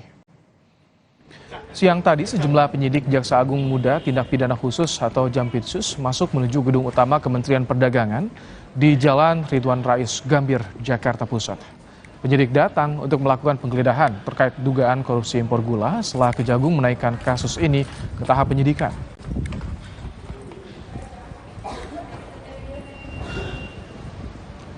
Kejaksaan Agung menyebut telah menaikkan kasus dugaan korupsi impor gula ke tahap penyidikan setelah menemukan adanya bukti yang cukup dalam kasus ini. Salah satu pelanggaran pidana yang ditemukan Kejagung, dugaan penyalahgunaan wewenang dengan memberikan izin impor ke pihak tak berwenang dan melebihi batas kuota maksimal. Dugaan tindak pidana korupsi ini terjadi dalam kurun periode 2015 hingga 2023. mana setelah dilakukan serangkaian pemeriksaan, tim berkeyakinan telah ditemukan alat bukti permulaan yang cukup sehingga disimpulkan telah terjadi peristiwa pidana di dalam perkara-perkara dimaksud. Juga diduga telah memberikan izin impor yang melebihi batas kuota maksimal yang dibutuhkan oleh pemerintah. Kasus korupsi lainnya, Saudara, Kejaksaan Agung akan menghadirkan Menteri Pemuda dan Olahraga Dito Aryo Tejo sebagai saksi di sidang kasus korupsi BTS 4G Kominfo. Kejaksaan Agung tengah memeriksa sejumlah saksi dan mencari bukti terkait aliran dana 27 miliar rupiah yang disebutkan terdakwa Irwan Hermawan diberikan kepada Menpora Dito Aryo Tejo. Bukti ini nantinya akan dihadirkan ke persidangan dugaan korupsi proyek BTS. Selain pembuktian aliran dana 27 miliar, Kejagung juga akan menghadirkan Menpora Dito ke persidangan untuk dimintai keterangan sebagai saksi dugaan korupsi proyek BTS. Pak Dito itu pasti kami juga hadirkan di persidangan. Nanti rekan-rekan juga monitor keterangannya di persidangan. Karena itu kepentingan saksi juga penting buat kepentingan pembuktian di persidangan bagi penuntut umum. Terkait dengan beliau, ya kita lihat dinamikanya. Ya, hari ini juga kami sedang memeriksa sejumlah saksi yang kami nilai ada urgensi dengan pembuktian terkait dengan uang 27 miliar telah kami sita dan nanti akan kita jadikan barang bukti di persidangan di kasus Windy. Ya, tunggu saja hasilnya. Pengacara terdakwa Irwan Hermawan Magdir Ismail pada 13 Juli lalu menyerahkan uang 27 miliar rupiah ke Kejaksaan Agung. Kala itu Magdir mengaku ada seseorang berinisial S yang menyerahkan uang 27 miliar ke kantor. Bagaimana perkembangan pemeriksaan dugaan aliran dana 27 miliar rupiah proyek BTS yang diduga ke Menpora Dito Aryo Tejo? Sudah ada Kepala Pusat Penerangan Hukum Kejaksaan Agung Ketut Sumedana. Selamat petang, Pak Kapus Penkum. Selamat petang, Mas. Gimana kabarnya? Alhamdulillah sehat. Pak, jadi bagaimana soal perkembangan aliran dana 27 miliar? Kan di sidang sudah disebut. Ini bisa jadi juga sebagai fakta sidang, jadi alat bukti juga tidak, Pak? Ya, jadi begini, perkara yang terkait dengan BTS 4G ini ya, saya jelaskan dulu bahwa kita sudah melimpahkan 6 berkas perkara di persidangan, 2 perkara masih tahap 2, dan 3 perkara dalam proses penyidikan. Nah, perkara ini salah satunya sudah banyak yang bergulir, yang 6 berkas perkara tadi ya, sehingga kita masih memerlukan penguatan pembuktian. Ini baru salah satu saksi yang menyatakan bahwa ada aliran dana kemana-mana, termasuk tadi disebut Pak Dito, ada disebut juga dari ke DPR, dan ada juga disebut sampai ke BPK. Ini tentu memerlukan pendalaman dan kesaksian lain ya, sehingga kita tidak bisa bicara apakah ini langsung bisa ditetapkan seseorang menjadi tersangka. Enggak, kita harus menemukan dulu alat bukti lain yang bisa mendukung keterangan-keterangan yang tadi. Nah, itu perkaranya Pak Dito, ke depannya apakah bisa dilakukan pemanggilan apa tidak? Kalau untuk perkaranya Pak Dito terkait dengan kesaksinya Windu, itu mungkin tidak jadi masalah. Tapi kalau untuk keterangan ini bisa-bisa saja kita panggil, tapi harus melalui penetapan pengadilan dulu seperti itu sebagai saksi tambahan. Ini berkas perkaranya ikut yang sudah ada, yang sudah bergulir, atau bisa jadi terpisah nih soal aliran dana 27 miliar ini, Pak Ketut? Sementara kalau dari hasil yang saya rekap kemarin, kan dari 6 berkas perkara itu ada khusus dengan perkara pokoknya, ya, yaitu perkara terkait dengan kerugian negara yang 8 sekian triliun. Tapi kalau untuk perkaranya yang 2, yang WP dan IWM, nah ini khusus adalah perkara-perkara yang terkait dengan pasal-pasal 5, pasal 11, dan pasal 12, yaitu mengenai aliran dana tadi itu. Nah, di sanalah yang menyatakan ada aliran ke saudara Dito, saudara dari DPR, dari BPK, ini masih kita kejar, masih kita dalami semua. Ya, mudah-mudahan ini akan berkembang terus. Kita akan mengembangkan terus perkara ini, seperti itu. Ini kan Menpora Dito akan dihadirkan di persidangan. Ini untuk konfrontasi artinya, Pak Ketut, apakah nanti akan dipanggil lagi, diperiksa ke Kejagung untuk mendalami juga soal ini? Sementara begini, sementara kita fokus dulu di persidangan yang sedang lagi rame. Media juga rame menanyakan kepada kami, kepada kita ya. Tentunya kami tidak mau melepas apa istilahnya bola liar di luar, sehingga kami mau tidak mau tim penuntut umum yang ada di persidangan ini kemudian meminta agar segera dilakukan klarifikasi untuk pemanggilan di sidang biar tidak bias perkara ini. Sementara di penyidikan kita juga masih tetap berjalan. Apabila ditemukan bukti-bukti baru terkait perkara ini, tentu kita akan panggil. Ya, dari keterangan sidang pun kita jadikan acuan untuk kita pelajari, untuk kita telah dan kita nilai ke depannya apakah memerlukan untuk dipanggil orang-orang yang disebut persidangan seperti itu. Kita akan tuntaskan semua sesuai dengan harapan-harapan masyarakat dan media. Jadi sama seperti yang dibilang Pak Kutandi, kalau saat ini penyidik masih mendalami untuk mencari lagi soal bukti aliran dana yang diduga ke Kemenpora ini. Ini akan juga menjadi penguat nanti di persidangan sebagai bagian dari fakta persidangan nanti, Pak Ketut. Ya, tugasnya penuntut umum itu adalah membuktikan konstruksi hukum yang di mana dalam surat dakwaan. Tentunya kita membuat terang suatu perkara itu harus ada alat bukti berupa keterangan saksi yang fair, yang menurut kami itu dapat dipertanggungjawabkan. Sehingga dalam proses penyidikan pun yang lagi berjalan ini dari dua perkara ini, kita juga menginginkan itu juga terjadi sebagaimana proses persidangan. Kita berharap semua saksi yang dihadirkan di persidangan sama dengan keterangan saksi sebelumnya, bisa terbuka, terlepas seperti itu. Karena kemarin pada saat kita lakukan pemeriksaan di proses penyidikan ini masih saling menutupi mereka, malah saling mengakui, saling mengingkari. Nah, ini perlu kita lakukan pendalaman dan untuk kemungkinan kedepannya ada pengembangan baru dari perkara ini. Baik, terima kasih Pak Ketut Sumedana, Kapus Penkum Kejaksaan Agung telah menyampaikan bagaimana perkembangan terkini soal dugaan aliran dana 27 miliar di kasus BTS 4G. Terima kasih Pak Ketut. Terima kasih, Mas. Salam sehat kita semua. Sehat selalu. Usai jeda saudara, Presiden Joko Widodo pamer karir politiknya kepada anggota Korpri karena menjadi satu-satunya orang yang pernah menjabat sebagai wali kota, gubernur, hingga presiden.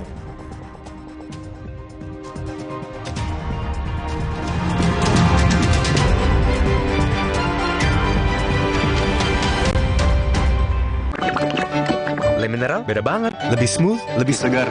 Le Mineral memang berbeda. Setiap tetesnya mengandung mineral esensial seimbang yang penting untuk tubuh dan juga membuat rasa airnya lebih segar. Dan lebih enteng. Le Mineral. Terus, enaknya terus. Manis asam, cuy. Manis asam, cuy. Manis asam, cuy. Oleh terus. Gak nempel di gigi. Slay, oleh.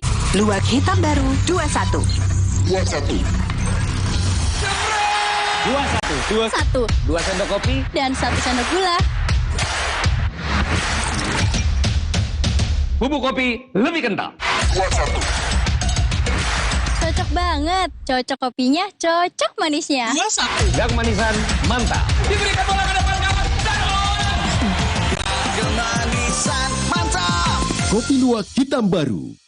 Demi mendapatkan sumber mata air terbaik, Le Mineral melakukan ratusan eksplorasi. Setiap tetesnya mengandung mineral esensial seimbang yang penting untuk tubuh, galon yang selalu baru, dan bebas BPA. Inilah komitmen Le Mineral.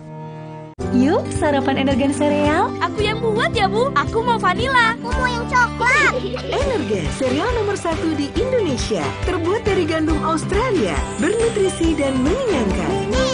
Kenyang. Baru, mie sedap rawit bingit ayam jerih. Satu-satunya dengan rawit asli. Mie sedap rawit bingit ayam jerih. Mie kenyal dan gurih kaldu ayam bikin nagih. Sedapnya rawit bingit. Mie sedap rawit bingit ayam jerih dari Wisma.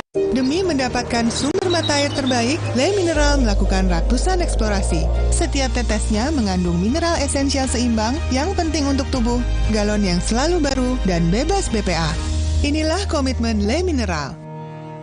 Mau mengiklankan usaha kamu dengan harga terjangkau? Langsung aja ke pasangiklan.com. Pasang iklan segampang upload, bayar, tayang. Ada beragam paket yang bisa kamu pilih di pasangiklan.com. Mulai dari harga Rp50.000 sampai harga Rp1.000.000. Iklan kamu akan tayang di jaringan media milik Kompas Gramedia. Jadi, iklan kamu berpotensi dilihat oleh 270 juta pembaca.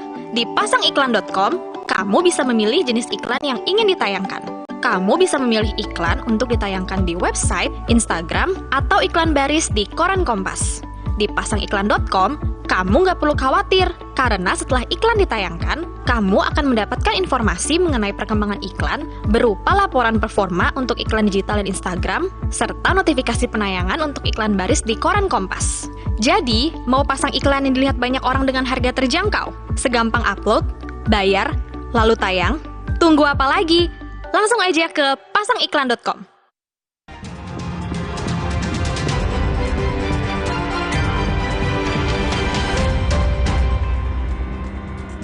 Saudara, satu unit mobil jenis sedan terbakar di salah satu stasiun pengisian bahan bakar umum atau SPBU di Kabupaten Asahan, Sumatera Utara. Di dalam mobil ditemukan jerigen dan ujung nozzle yang sudah hangus terbakar.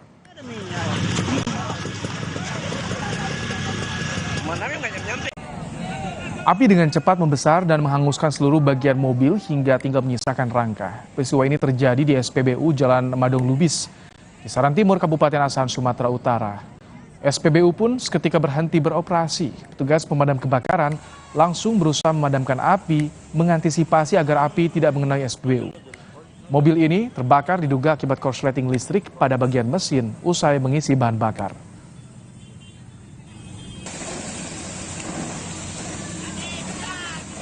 Api berasal dari mobil.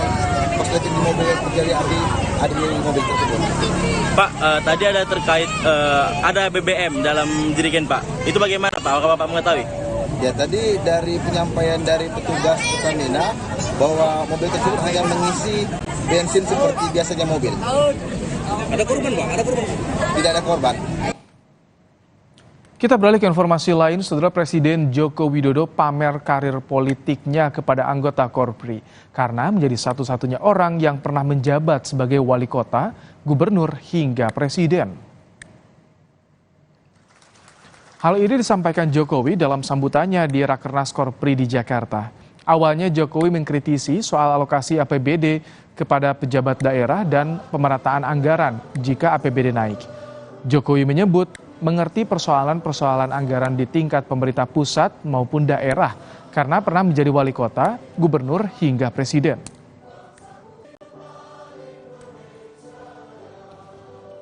Pak Sekjen, Pak Sesmen, Pak Sekda, tolong didesain yang namanya APBN, yang namanya APBD. Itu jangan banyak-banyak program. Anggaran jangan diecer-ecer ke dinas-dinas. Jangan semua diratain. Kalau ada kenaikan APBD 5%, semua dinas tambahnya 5%. Wah, yang terjadi seperti itu.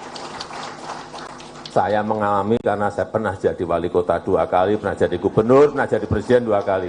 Nggak ada di Indonesia seperti itu. Dari bawah wali kota 2 kali, gubernur, presiden 2 kali, enggak. Jadi saya nyelami betul. Saudara, Satres Narkoba Polresta Pekanbaru Riau gagalkan peredaran puluhan kilogram sabu jaringan internasional.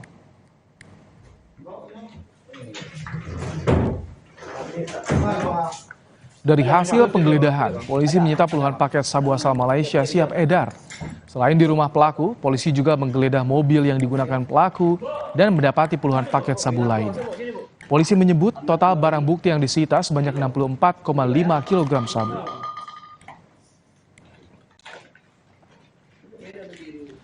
Selain menyita barang bukti, polisi juga menangkap 2 orang yang diduga berperan sebagai kurir.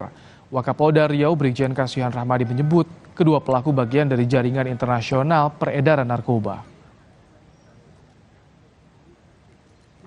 Ini adalah jaringan internasional dengan yang ada di Malaysia dan peredaran rencana akan diedarkan di Pekanbaru dan sekitarnya. Ada yang sebagian direncanakan akan diedarkan di wilayah Sumatera Utara. Barang bukti sabu dan tersangka diamankan di Polresta Pekanbaru. Terhadap dua tersangka penyalahgunaan narkotika ini sekarang sudah dalam proses penyidikan dan Polresta Pekanbaru sekarang sedang melakukan dan mengumpulkan bukti-bukti lain untuk mengungkapkan kasus tindak pidana pencucian uangnya atau TPPU-nya. Tentara Nasional Indonesia menggelar gladi bersih jelang perayaan hari ulang tahun ke-78 di kawasan Silang Monas, Jakarta.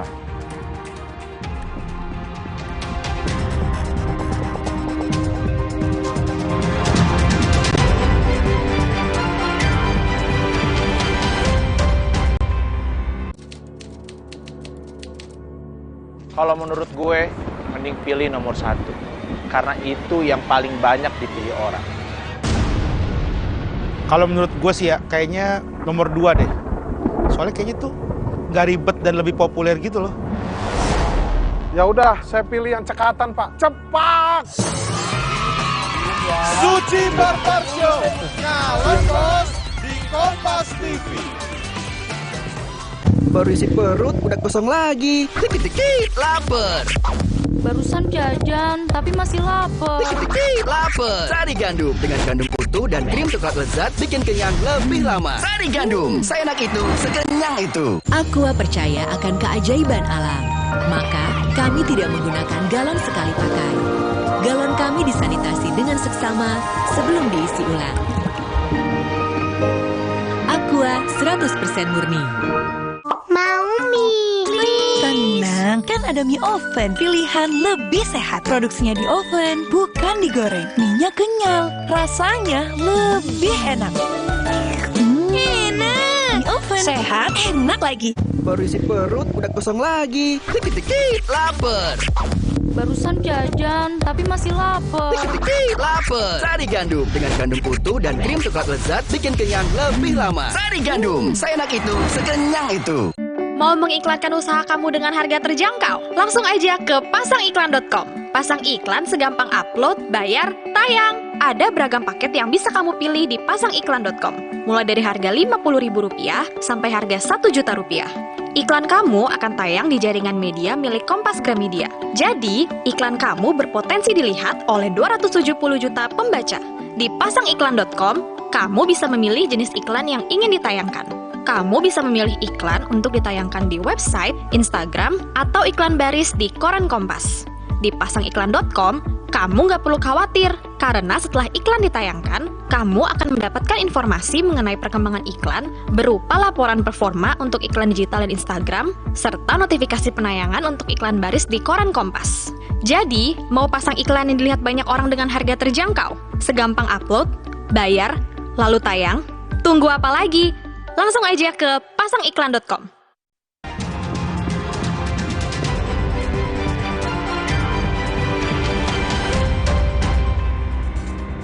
Saudara, jenazah anak usia 7 tahun yang divonis mati batang otak usai operasi amandel di Rumah Sakit Kartika Husada akan dimakamkan pada Rabu besok di Pemakaman Umum Padurenan, Kota Bekasi, Jawa Barat. Saat ini jenazah korban disemayamkan di rumah duka Rumah Sakit Elizabeth, Kota Bekasi. Isak tangis keluarga pecah saat mengetahui korban meninggal usai menjalani perawatan di rumah sakit. Orang tua korban mengaku sedih atas meninggal anak keduanya itu. Sebelumnya korban dinyatakan mengalami mati batang otak usai menjalani operasi amandel.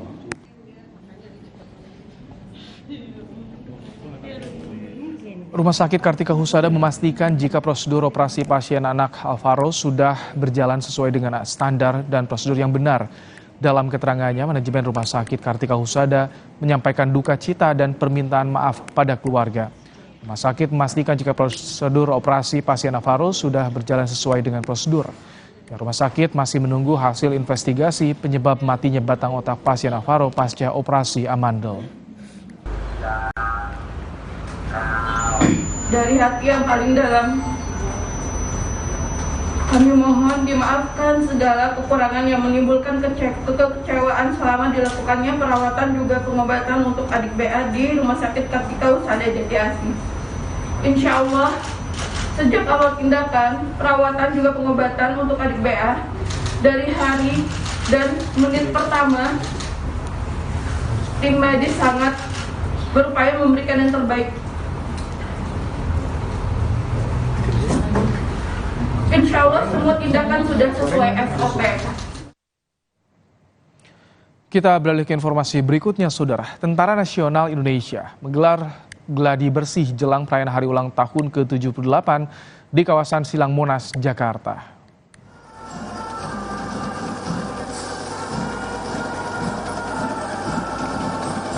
2 hari jelang perayaan HUT TNI pada 5 Oktober, latihan defile pasukan dan alutsista serta latihan penerjun payung personel TNI dan Polri digelar di Monas. Sejumlah armada udara TNI juga akan melakukan flight pass dan menari saat puncak perayaan HUT ke-78 TNI. Tema peringatan HUT TNI tahun ini adalah TNI Patriot NKRI, pengawal demokrasi untuk Indonesia maju.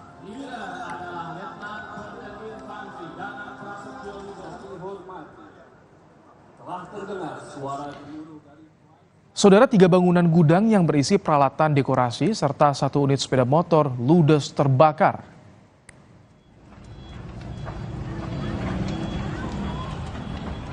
Ya Allah, serem banget. Peristiwa yang terjadi siang tadi ini berada di Kelurahan Sawah Lama, Kecamatan Ciputat, Tangerang Selatan, Banten. Banyak material yang mudah terbakar membuat api dengan cepat membesar. Bahkan, kobaran api sempat menyambar rumah warga, namun berhasil dicegah. Dugaan sementara, api berasal dari sisa pembakaran sampah yang berada di belakang gudang.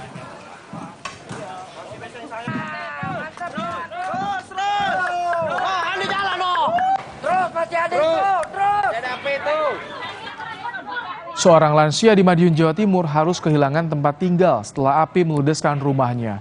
Rumah yang berada di Desa Garon, Kecamatan Balarejo ini ludes terbakar pada Selasa siang. Material rumah yang terbuat dari kayu dan kencangnya embusan angin membuat api dengan cepat membesar.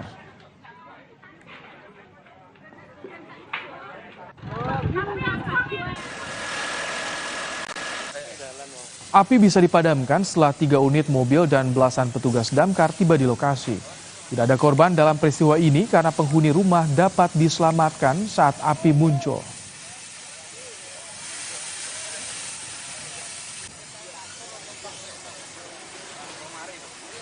Dari belakang, di bagian rumah. Karena rumah sudah tua ya, keadaan panas dan bakunya ada kayu, cepat. Saudara, kami akhiri Kompas Petang hari ini. Tetap saksikan perkembangan terkini seputar pemilu 2024 hanya di Kompas TV, independen, terpercaya. Saya Rahmat Ibrahim. Dan saya Dilu Puspa, terima kasih atas perhatian Anda. Sampai jumpa.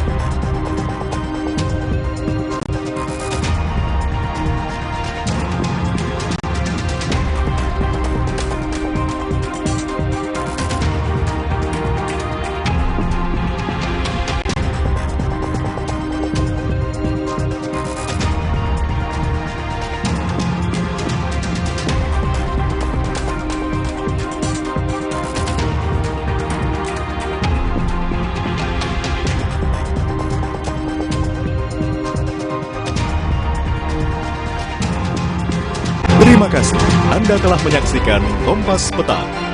Didukung oleh Cocok kopinya, cocok manisnya. Kopi Luwak Hitam Baru.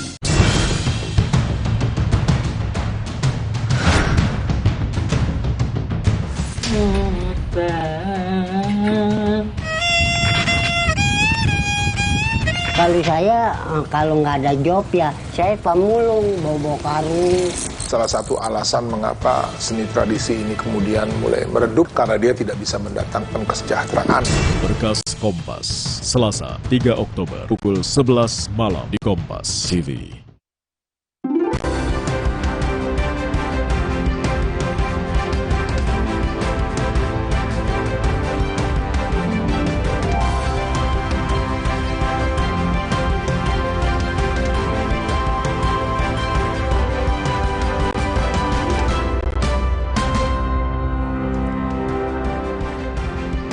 Selamat petang saudara, keberadaan Menteri Pertanian Syahrul Yassin Limpo masih jadi tanda tanya. Bahkan Mentan tidak hadir di rapat istana hari ini dan diwakilkan oleh Wakil Menteri Pertanian. Benarkah Menteri Pertanian terpisah dari rombongannya yang sudah tiba kemarin? Sorotan lainnya, Saudara, terkait kritikan Anies Baswedan yang menyebut proyek strategis nasional banyak titipan dari kanan kiri. Apa maksudnya? Dan bisakah Anies membuktikan pernyataannya? Inilah Sapa Indonesia Malam. Saya Friska Clarissa. Dan saya Cindy Sisterani.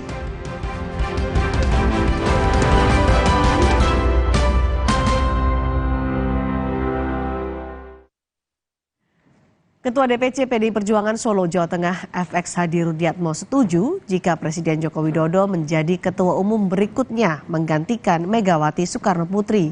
Rudi tak keberatan dengan usul Guntur Soekarno Putra yang mengusulkan Jokowi memimpin PDIP di masa mendatang. Rudi tak menampik kedekatannya dengan Jokowi menjadi salah satu faktor yang membuatnya sependapat dengan Guntur. Rudi menyebut Jokowi sudah punya pengalaman mengelola masyarakat Indonesia yang jumlahnya mencapai 273 juta.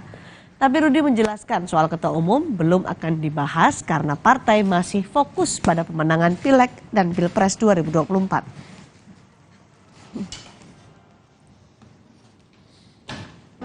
Setuju kan, ini pokoknya sing kader PDI Perjuangan diusulkan oleh siapapun berarti punya potensi. Pak Jokowi diusulkan untuk menjadi ketua umum PDI Perjuangan kan? Iya. Ya ora masalah toh, berarti aku ya mohon maaf. Aku ya katut untuk kesinggung-singgung karena dulu bareng Rudi kan ngono.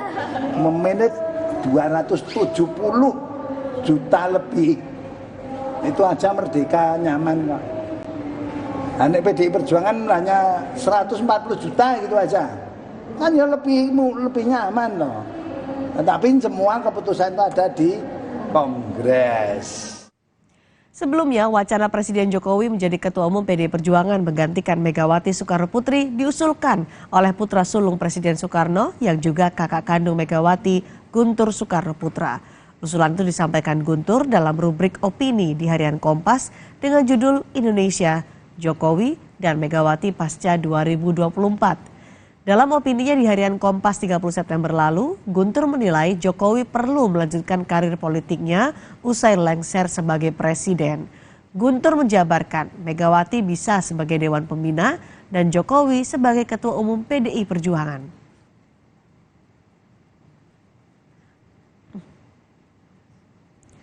Wali Kota Solo yang juga merupakan putra Presiden Gibran Raka Buming Raka enggan berkomentar terkait usulan Jokowi menjadi Ketua Umum PDI Perjuangan. Gibran menyebut hal itu bukan menjadi wewenangnya. Usulan yang datang dari Guntur Soekarno Putra yang menulis di salah satu media cetak nasional di Harian Kompas. Menurut Gibran, pemilihan ketua umum merupakan ranah elit partai, bukan ia yang hanya di tingkat kota.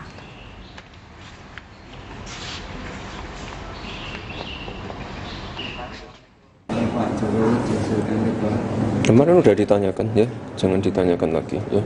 Saya juga nggak akan menjawab itu, bukan ranah saya. Merespon soal usulan Jokowi menjadi ketua umum, Sekjen PDI Perjuangan Hasto Kristianto menyebut besar peluang Megawati Soekarno Putri akan terpilih kembali menjadi ketua umum PDI Perjuangan. Hasto mengklaim meski ditentukan saat Kongres, aspirasi dari bawah tetap menginginkan Megawati menjadi ketua umum. Terkait dengan ketua umum partai itu sepenuhnya berada di tangan Kongres, di mana dari bacaan yang kami lakukan setelah rapat kerja nasional memang menempatkan Ibu Megawati Soekarno Putri sebagai sentral. Bahkan di dalam masa transisi ke depan, karena 2024 itu ada terbentuk pemerintahan baru, diperlukan pengawalan oleh sosok pemimpin yang kuat.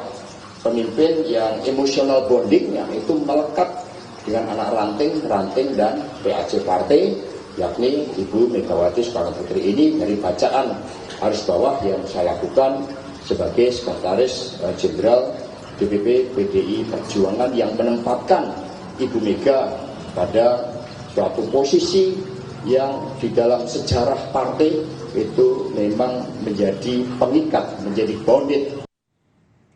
Ketua Umum PSI Kaisang Pangarep menyebut akan bertemu dengan Ketua Umum PDI Perjuangan Megawati Soekarno Putri. Selain bertemu Megawati, Kaisang mengagendakan bertemu dengan Ketua Umum Gerindra Prabowo Subianto. Sekjen PSI menyebut akan bertemu Megawati untuk menerima nasihat sekaligus membahas isu politik terkini. Tapi pertemuan dengan Mega dijadwalkan usai Megawati kembali dari kunjungan luar negeri. Terkait pertemuan dengan Prabowo, Kaisang menyebut akan berkunjung ke rumah Prabowo di Hambalang, Bogor, Jawa Barat.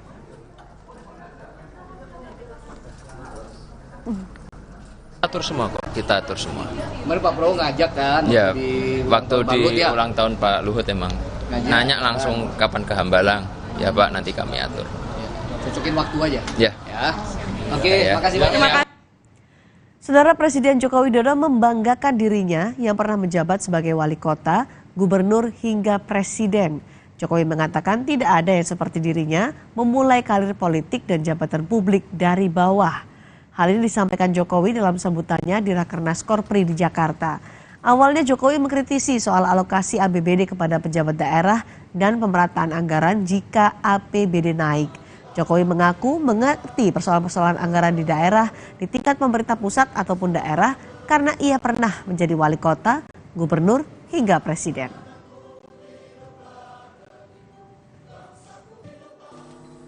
Tolong didesain yang namanya APBN, yang namanya APBD, itu jangan banyak-banyak program.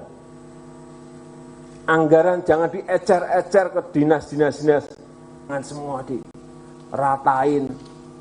Kalau ada kenaikan APBD 5%, semua dinas tambahnya 5%. Wah, yang terjadi seperti itu. Saya mengalami karena saya pernah jadi wali kota 2 kali, pernah jadi gubernur, pernah jadi presiden 2 kali. Nggak ada di Indonesia seperti itu. Dari bawah wali kota 2 kali, gubernur, presiden 2 kali, nggak ada. Jadi saya nyelami betul. Ketua Majelis Tinggi Partai Demokrat Susilo Bambang Yudhoyono atau SBY tidak berkomentar soal isi pertemuannya dengan Presiden Jokowi di Istana Kepresidenan Bogor Senin malam. SBY berlalu ketika awak media menanyakan hal itu. Ditemui di Bandung, Jawa Barat, SBY enggan mengungkapkan pertemuannya dengan Presiden Joko Widodo pada Senin malam. Presiden ke-6 Republik Indonesia itu menolak berkomentar saat ditanya dan langsung meninggalkan wartawan.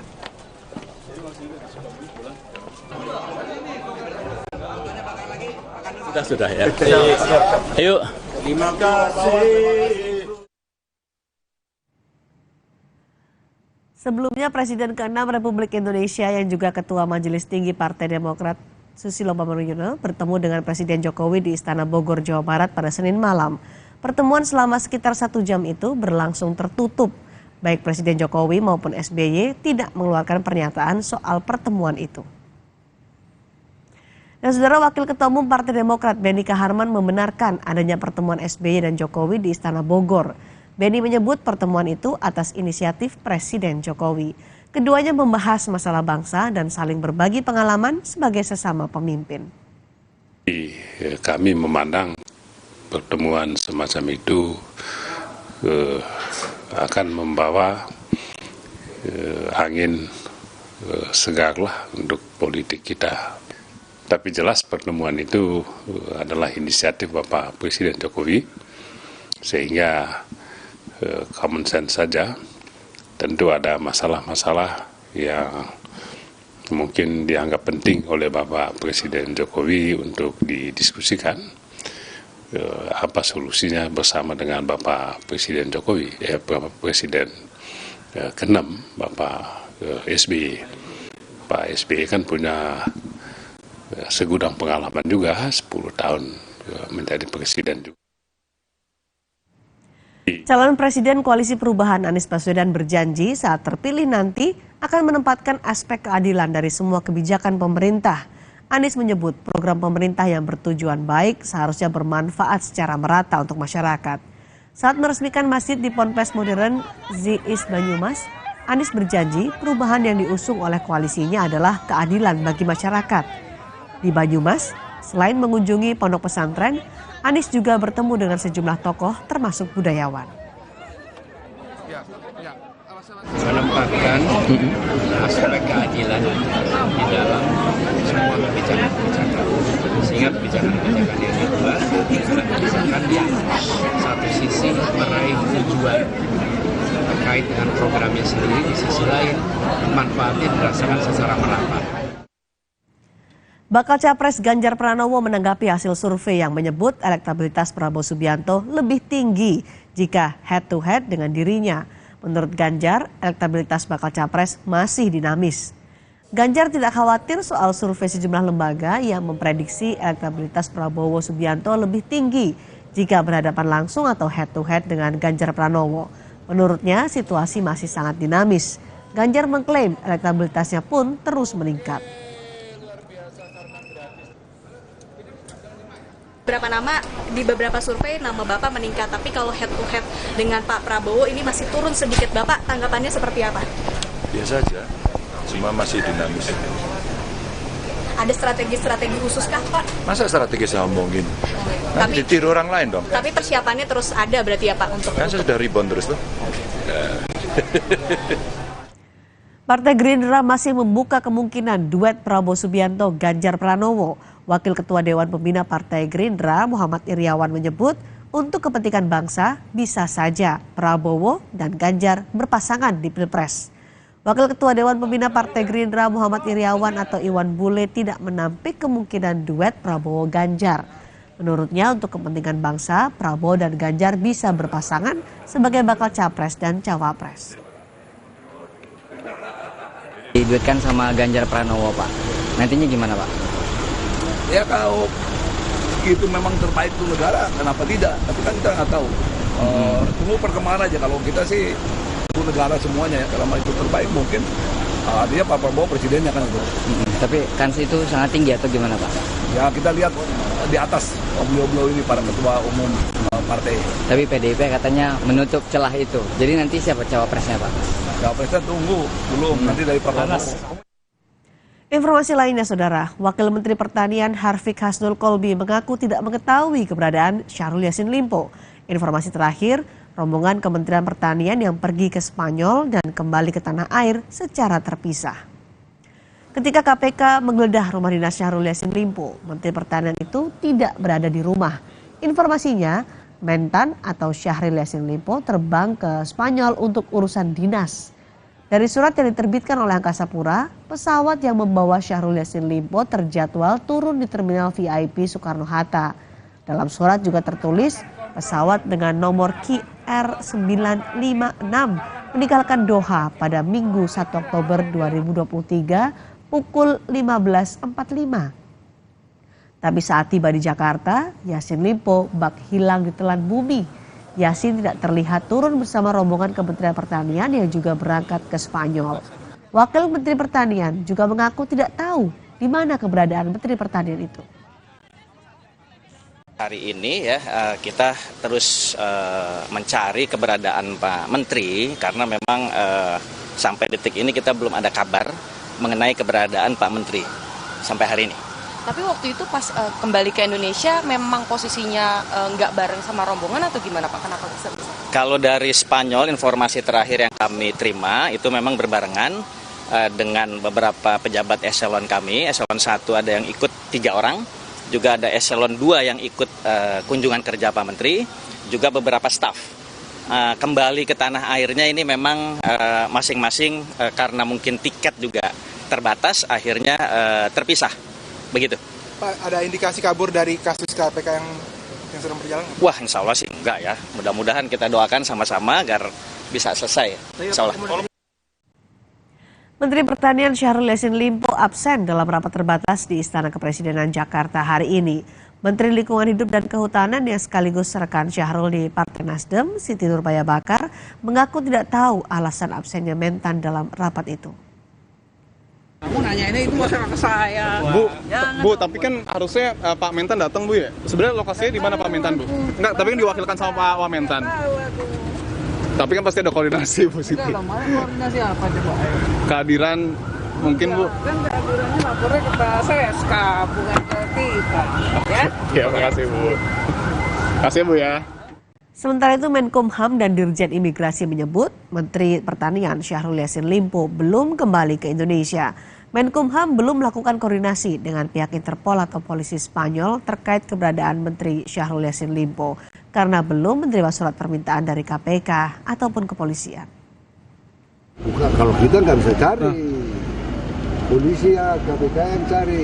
Kalau kita akan kerjalah dengan negara-negara lain. Ya. Tapi berarti udah ada upaya untuk bersama dengan negara lain untuk mencari beliau. Belum ada terima surat dari KPK ya? Belum. Tapi udah ada tercatat belum sih Pak? Beliau udah masuk Jakarta, masuk Indonesia atau belum? Belum masuk. Oh, pas ini izin. Penjelasan berarti bisa dipastikan belum masuk ke Indonesia Pak SYL ini Pak? Mungkin ada data dari imigrasi. Siapa? Belum masuk ke Indonesia. Oh, belum masuk ke Indonesia. Tapi artinya terakhir di mana ini Pak? Terakhir di Roma. Ya. Kita pakai data perlintasan dan kerjasama antar negara. Itu tanggal berapa dong Pak? Saya lupa. 24 September berangkat ya. Saya masih cek ya datanya. Informasi terkait perkembangan kasus Menteri Pertanian Syahrul Yassin Limpo, kita sudah terhubung dengan Nanda Aprilia, jurnalis Kompas TV di Gedung KPK Jakarta. Nanda, benarkah KPK ini belum menyurati imigrasi atau Kemenkumham dalam upayanya mendeteksi keberadaan Syahrul Yassin Limpo yang harusnya sudah kembali ke Indonesia kemarin?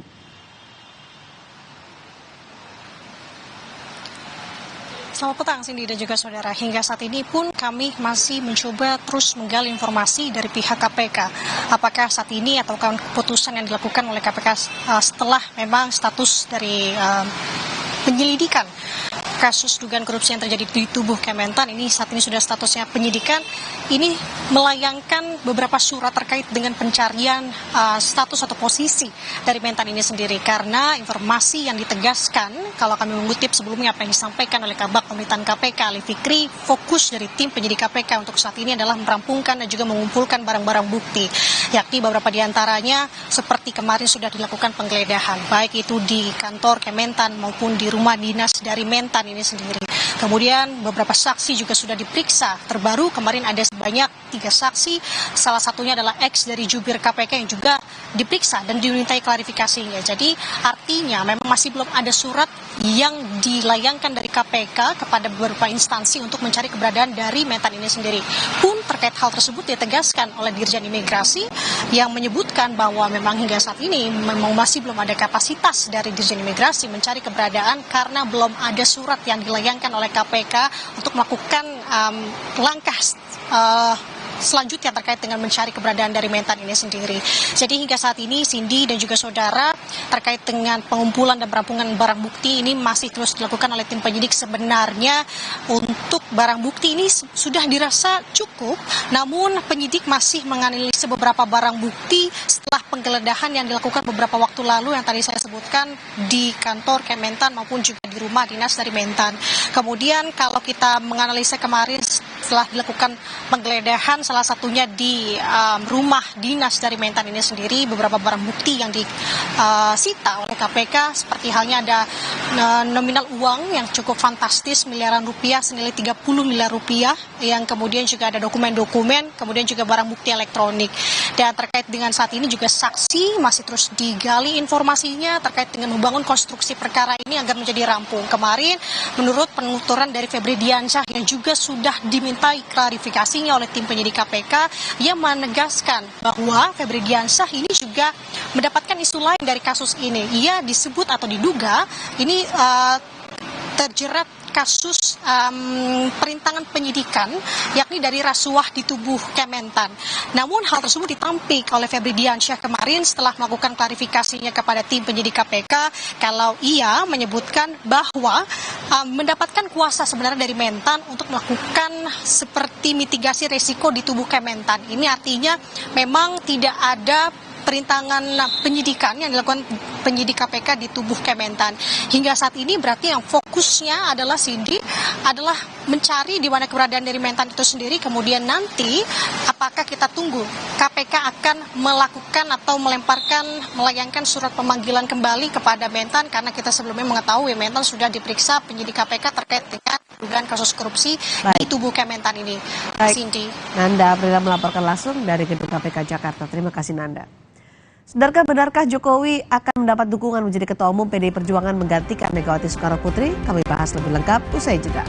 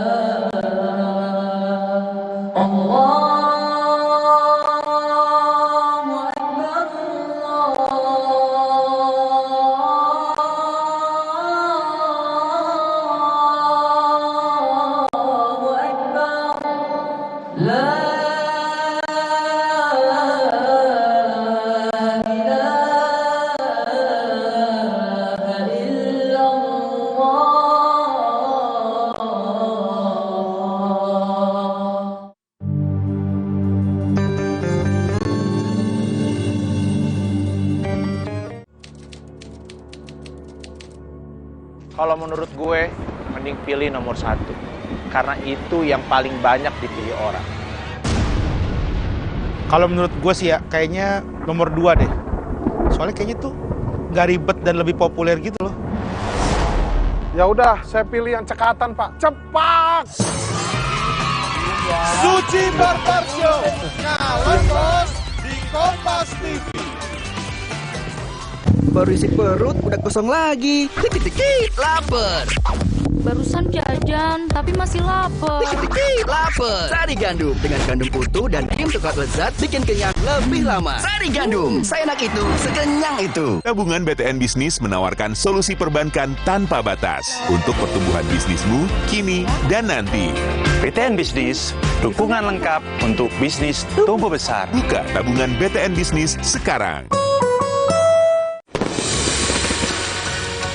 Rasa takoyaki yang creamy, asin, manis, bertabur katsu bushi. Nikmatnya sungguh meriah.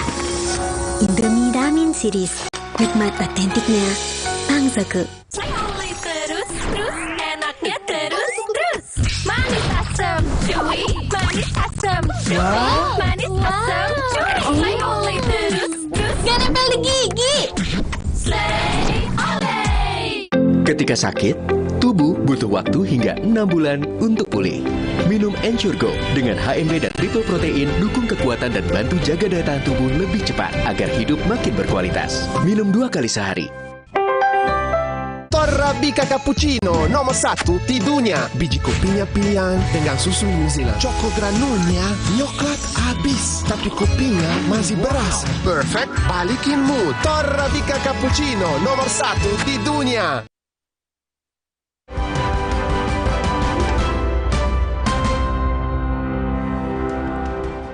Presiden Joko Widodo diusulkan menjadi Ketua Umum PDI Perjuangan. Sekjen PDIP Hasto Kristianto menyebut partainya belum memikirkan usulan itu karena lebih penting memenangkan Pileg dan Pilpres 2024.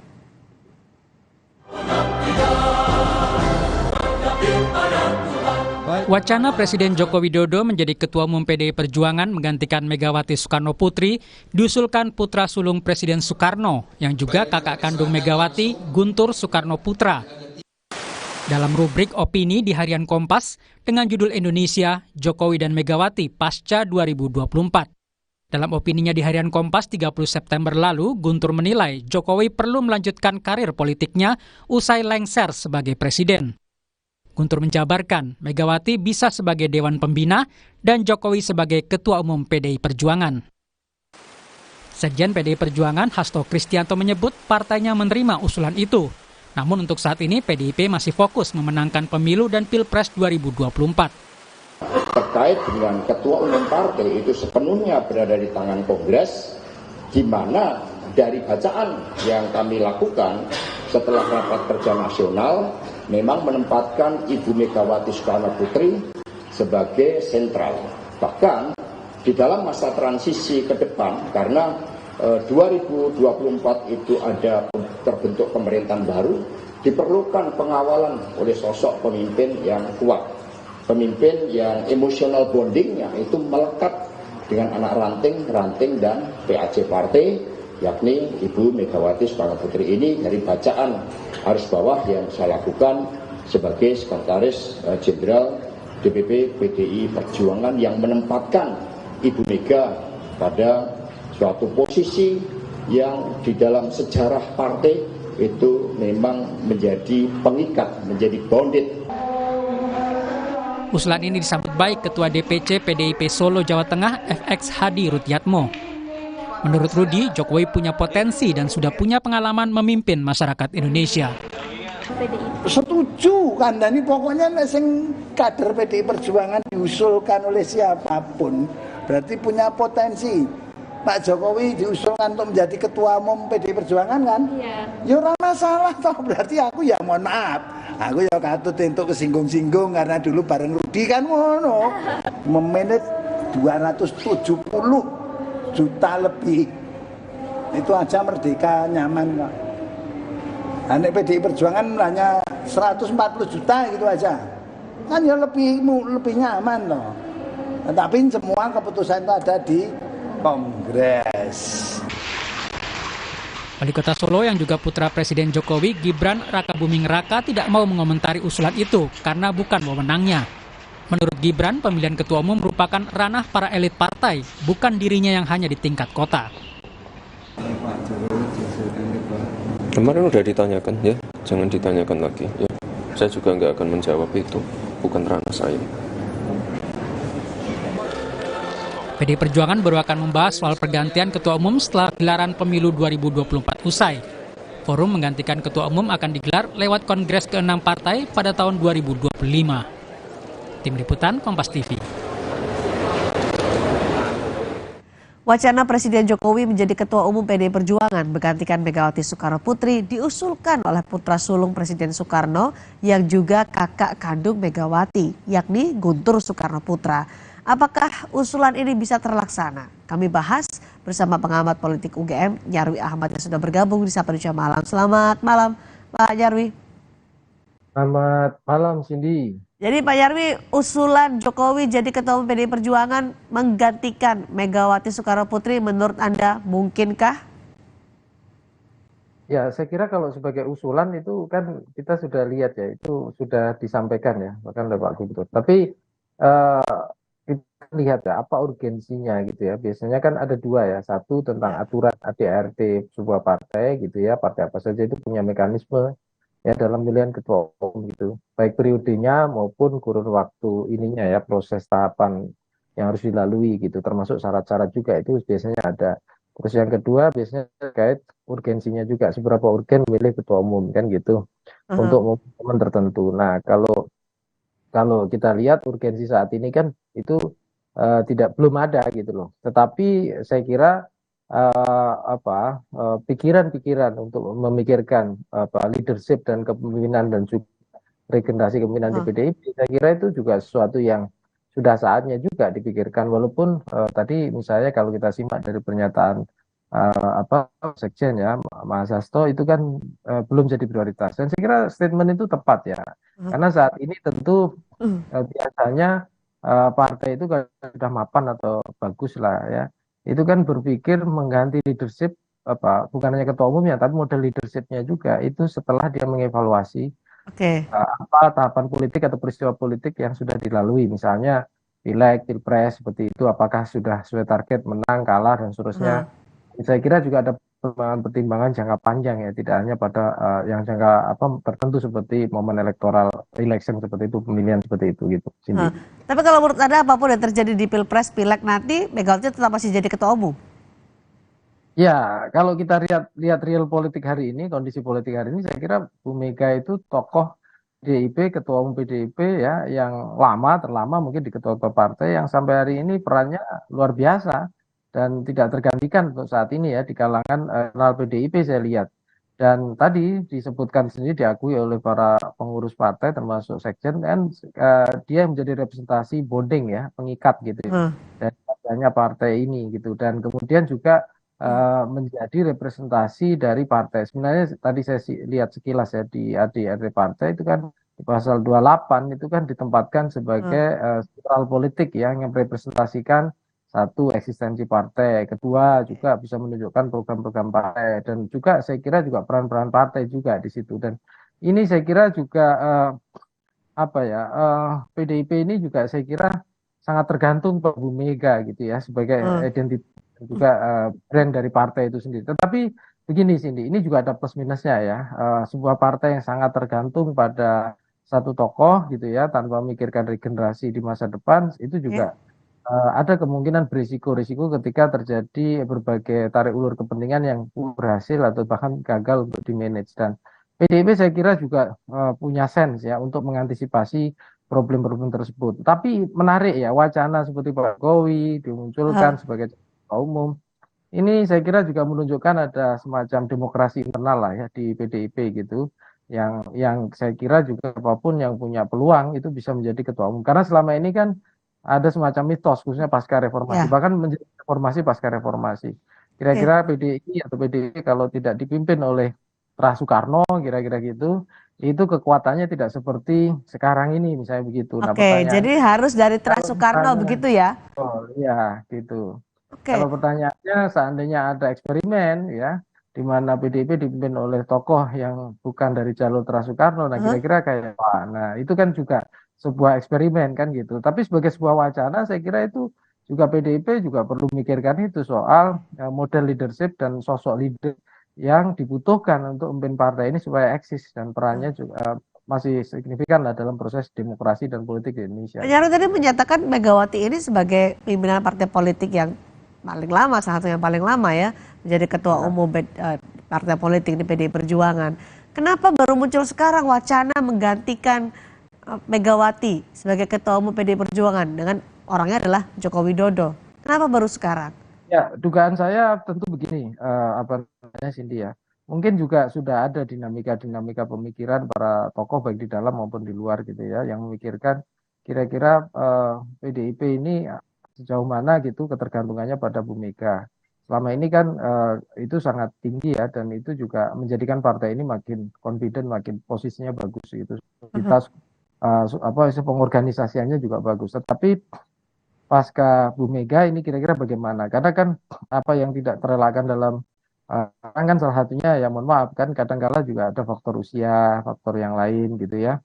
Nah kemudian kesehatan misalnya begitu. Nah terus kemudian juga saya kira di luar itu juga kemandirian partai itu juga tentu butuh leadership ya. Nah selama ini Bu Mega kan menjadi sentral ya. Nah apakah para tokoh pimpinan yang lain juga sangat tergantung sejauh mana mampu mandiri gitu. Nah ini juga saya kira faktor-faktor. Tapi menarik kenapa muncul nama Jokowi gitu ya. Kenapa Jokowi? Apakah ini wacana ini adalah satu bagian dari strategi supaya Jokowi terus mendukung PDI Perjuangan, mendukung Ganjar di Pilpres 2024? Karena selama ini kan kita tahu Jokowi masih belum menyatakan dukungannya secara terang-terangan kepada siapa di Pilpres 2024 nanti. Ya. Saya kira gini, itu maknanya kalau bisa saya tafsirkan gini ya Cindy. Yang pertama jelas itu apresiasi PDIP yang makin tinggi ya pada Jokowi. Ya, Jokowi dianggap sebagai kader, sebagai figur yang berhasil ya. Itu kali disampaikan pada Bu Mega ya. Artinya Jokowi ini layak ya, diapresiasi. Nah, kemudian bahkan punya peluang untuk bisa kemudian memimpin PDIP kan. Bahkan itu di luar Soekarno kan gitu.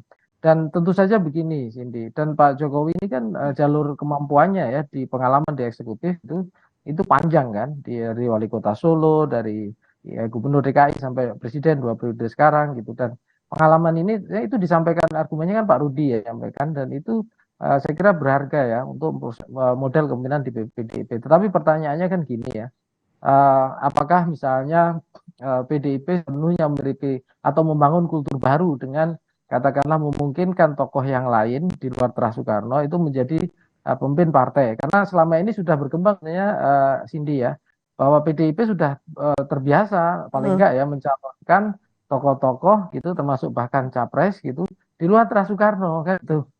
Buktinya kan seperti itu kan gitu. Nah pertanyaannya apakah itu diperlukan sampai kemudian kepemimpinan di partai itu sendiri kan gitu. Nah kalau misalnya diperlukan pertimbangan seperti itu ya tentu ada mekanisme dan kriteria yang saya kira perlu ditetapkan. Misalnya contoh prestasi dan keberhasilan di misalnya di penugasan di partai misalnya begitu, di eksekutif, di legislatif atau apa, terus kemudian keberhasilannya kayak apa di mata publik ya. Tapi menarik ya, itu juga salah satunya tadi ya, saya ya punya asumsi juga bahwa ini juga cara PDIP juga untuk semakin katakanlah menegaskan ya bahwa Pak Jokowi itu juga perlu secara dekat sekali dengan PDIP gitu. Artinya satu irama dengan PDIP, dengan Bu Mega kan kira-kira gitu. Itu saya kira juga harapan itu ada itu. Seperti tulisan dari Guntur Soekarno Putra, kalau Jokowi menjadi ketua umum maka Megawati Soekarno bisa sebagai Dewan Pembina. Anda melihat posisi ini, konfigurasi ini ideal? Ya tergantung itu kalau misalnya begini ya. Peran Dewan Pembina ya itu kan di beberapa partai bahkan sangat sentral loh. Ya, contohkan kita tahu lah misalnya namanya sih beda-beda, ada majelis tinggi kalau di Demokrat gitu ya. Ada majelis syuro kalau di PKS gitu ya. Ada Dewan Syuro kalau di PKB juga. Nah, tidak semua Dewan Pembina itu juga perannya tidak sentral gitu loh. Jadi saya kira ini soal mekanisme yang perlu dibangun di dalam partai itu, menempatkan ketua umum seperti apa, ya Dewan Pembina seperti apa. Di Golkar saya kira juga ada Dewan Pembina. Tapi ini bagian dari proses demokratisasi internal dalam partai dan sekali leadership kepemimpinan dalam partai untuk menjadi entas politik yang penting bagi bangsa dan negara kita itu. Gitu. Masih jadi wacana tapi ini menarik sekali di tengah dinamika politik menjelang Pilpres 2024. Terima kasih analisa Anda, Nyarwi Ahmad, pengawat politik dari UGM, telah bergabung di Sapa Indonesia malam hari ini. Terima kasih. Saudara, bagaimana kasus korupsi yang terjadi di Kementerian Pertanian bisa terungkap? Dan benarkah Mentan Syahrul Yassin Limpo sudah jadi tersangka? Kami bahas usai jeda.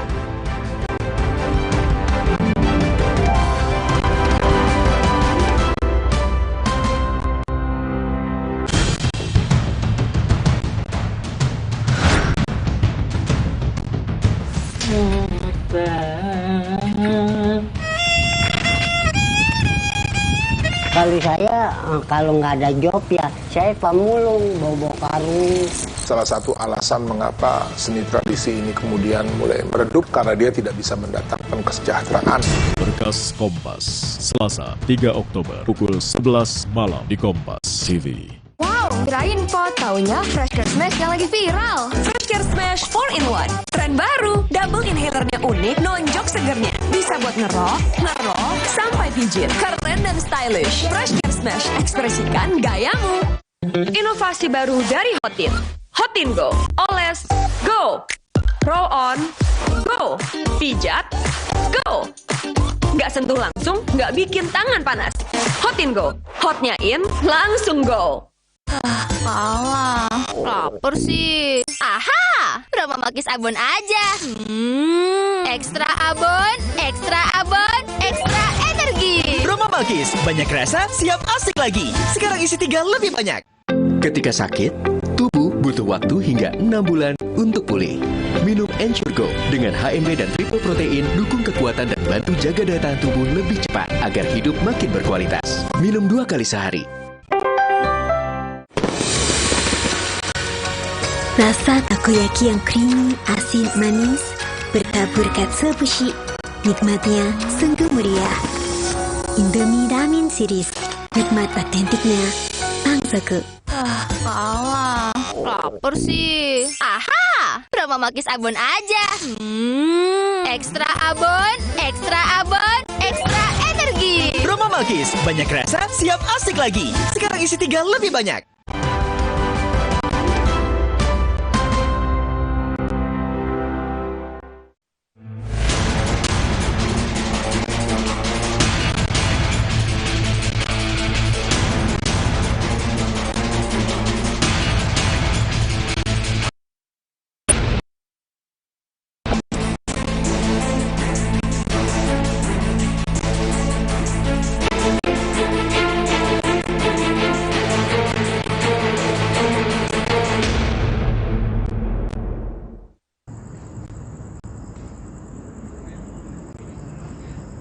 KPK terus mengusut dugaan korupsi di Kementerian Pertanian.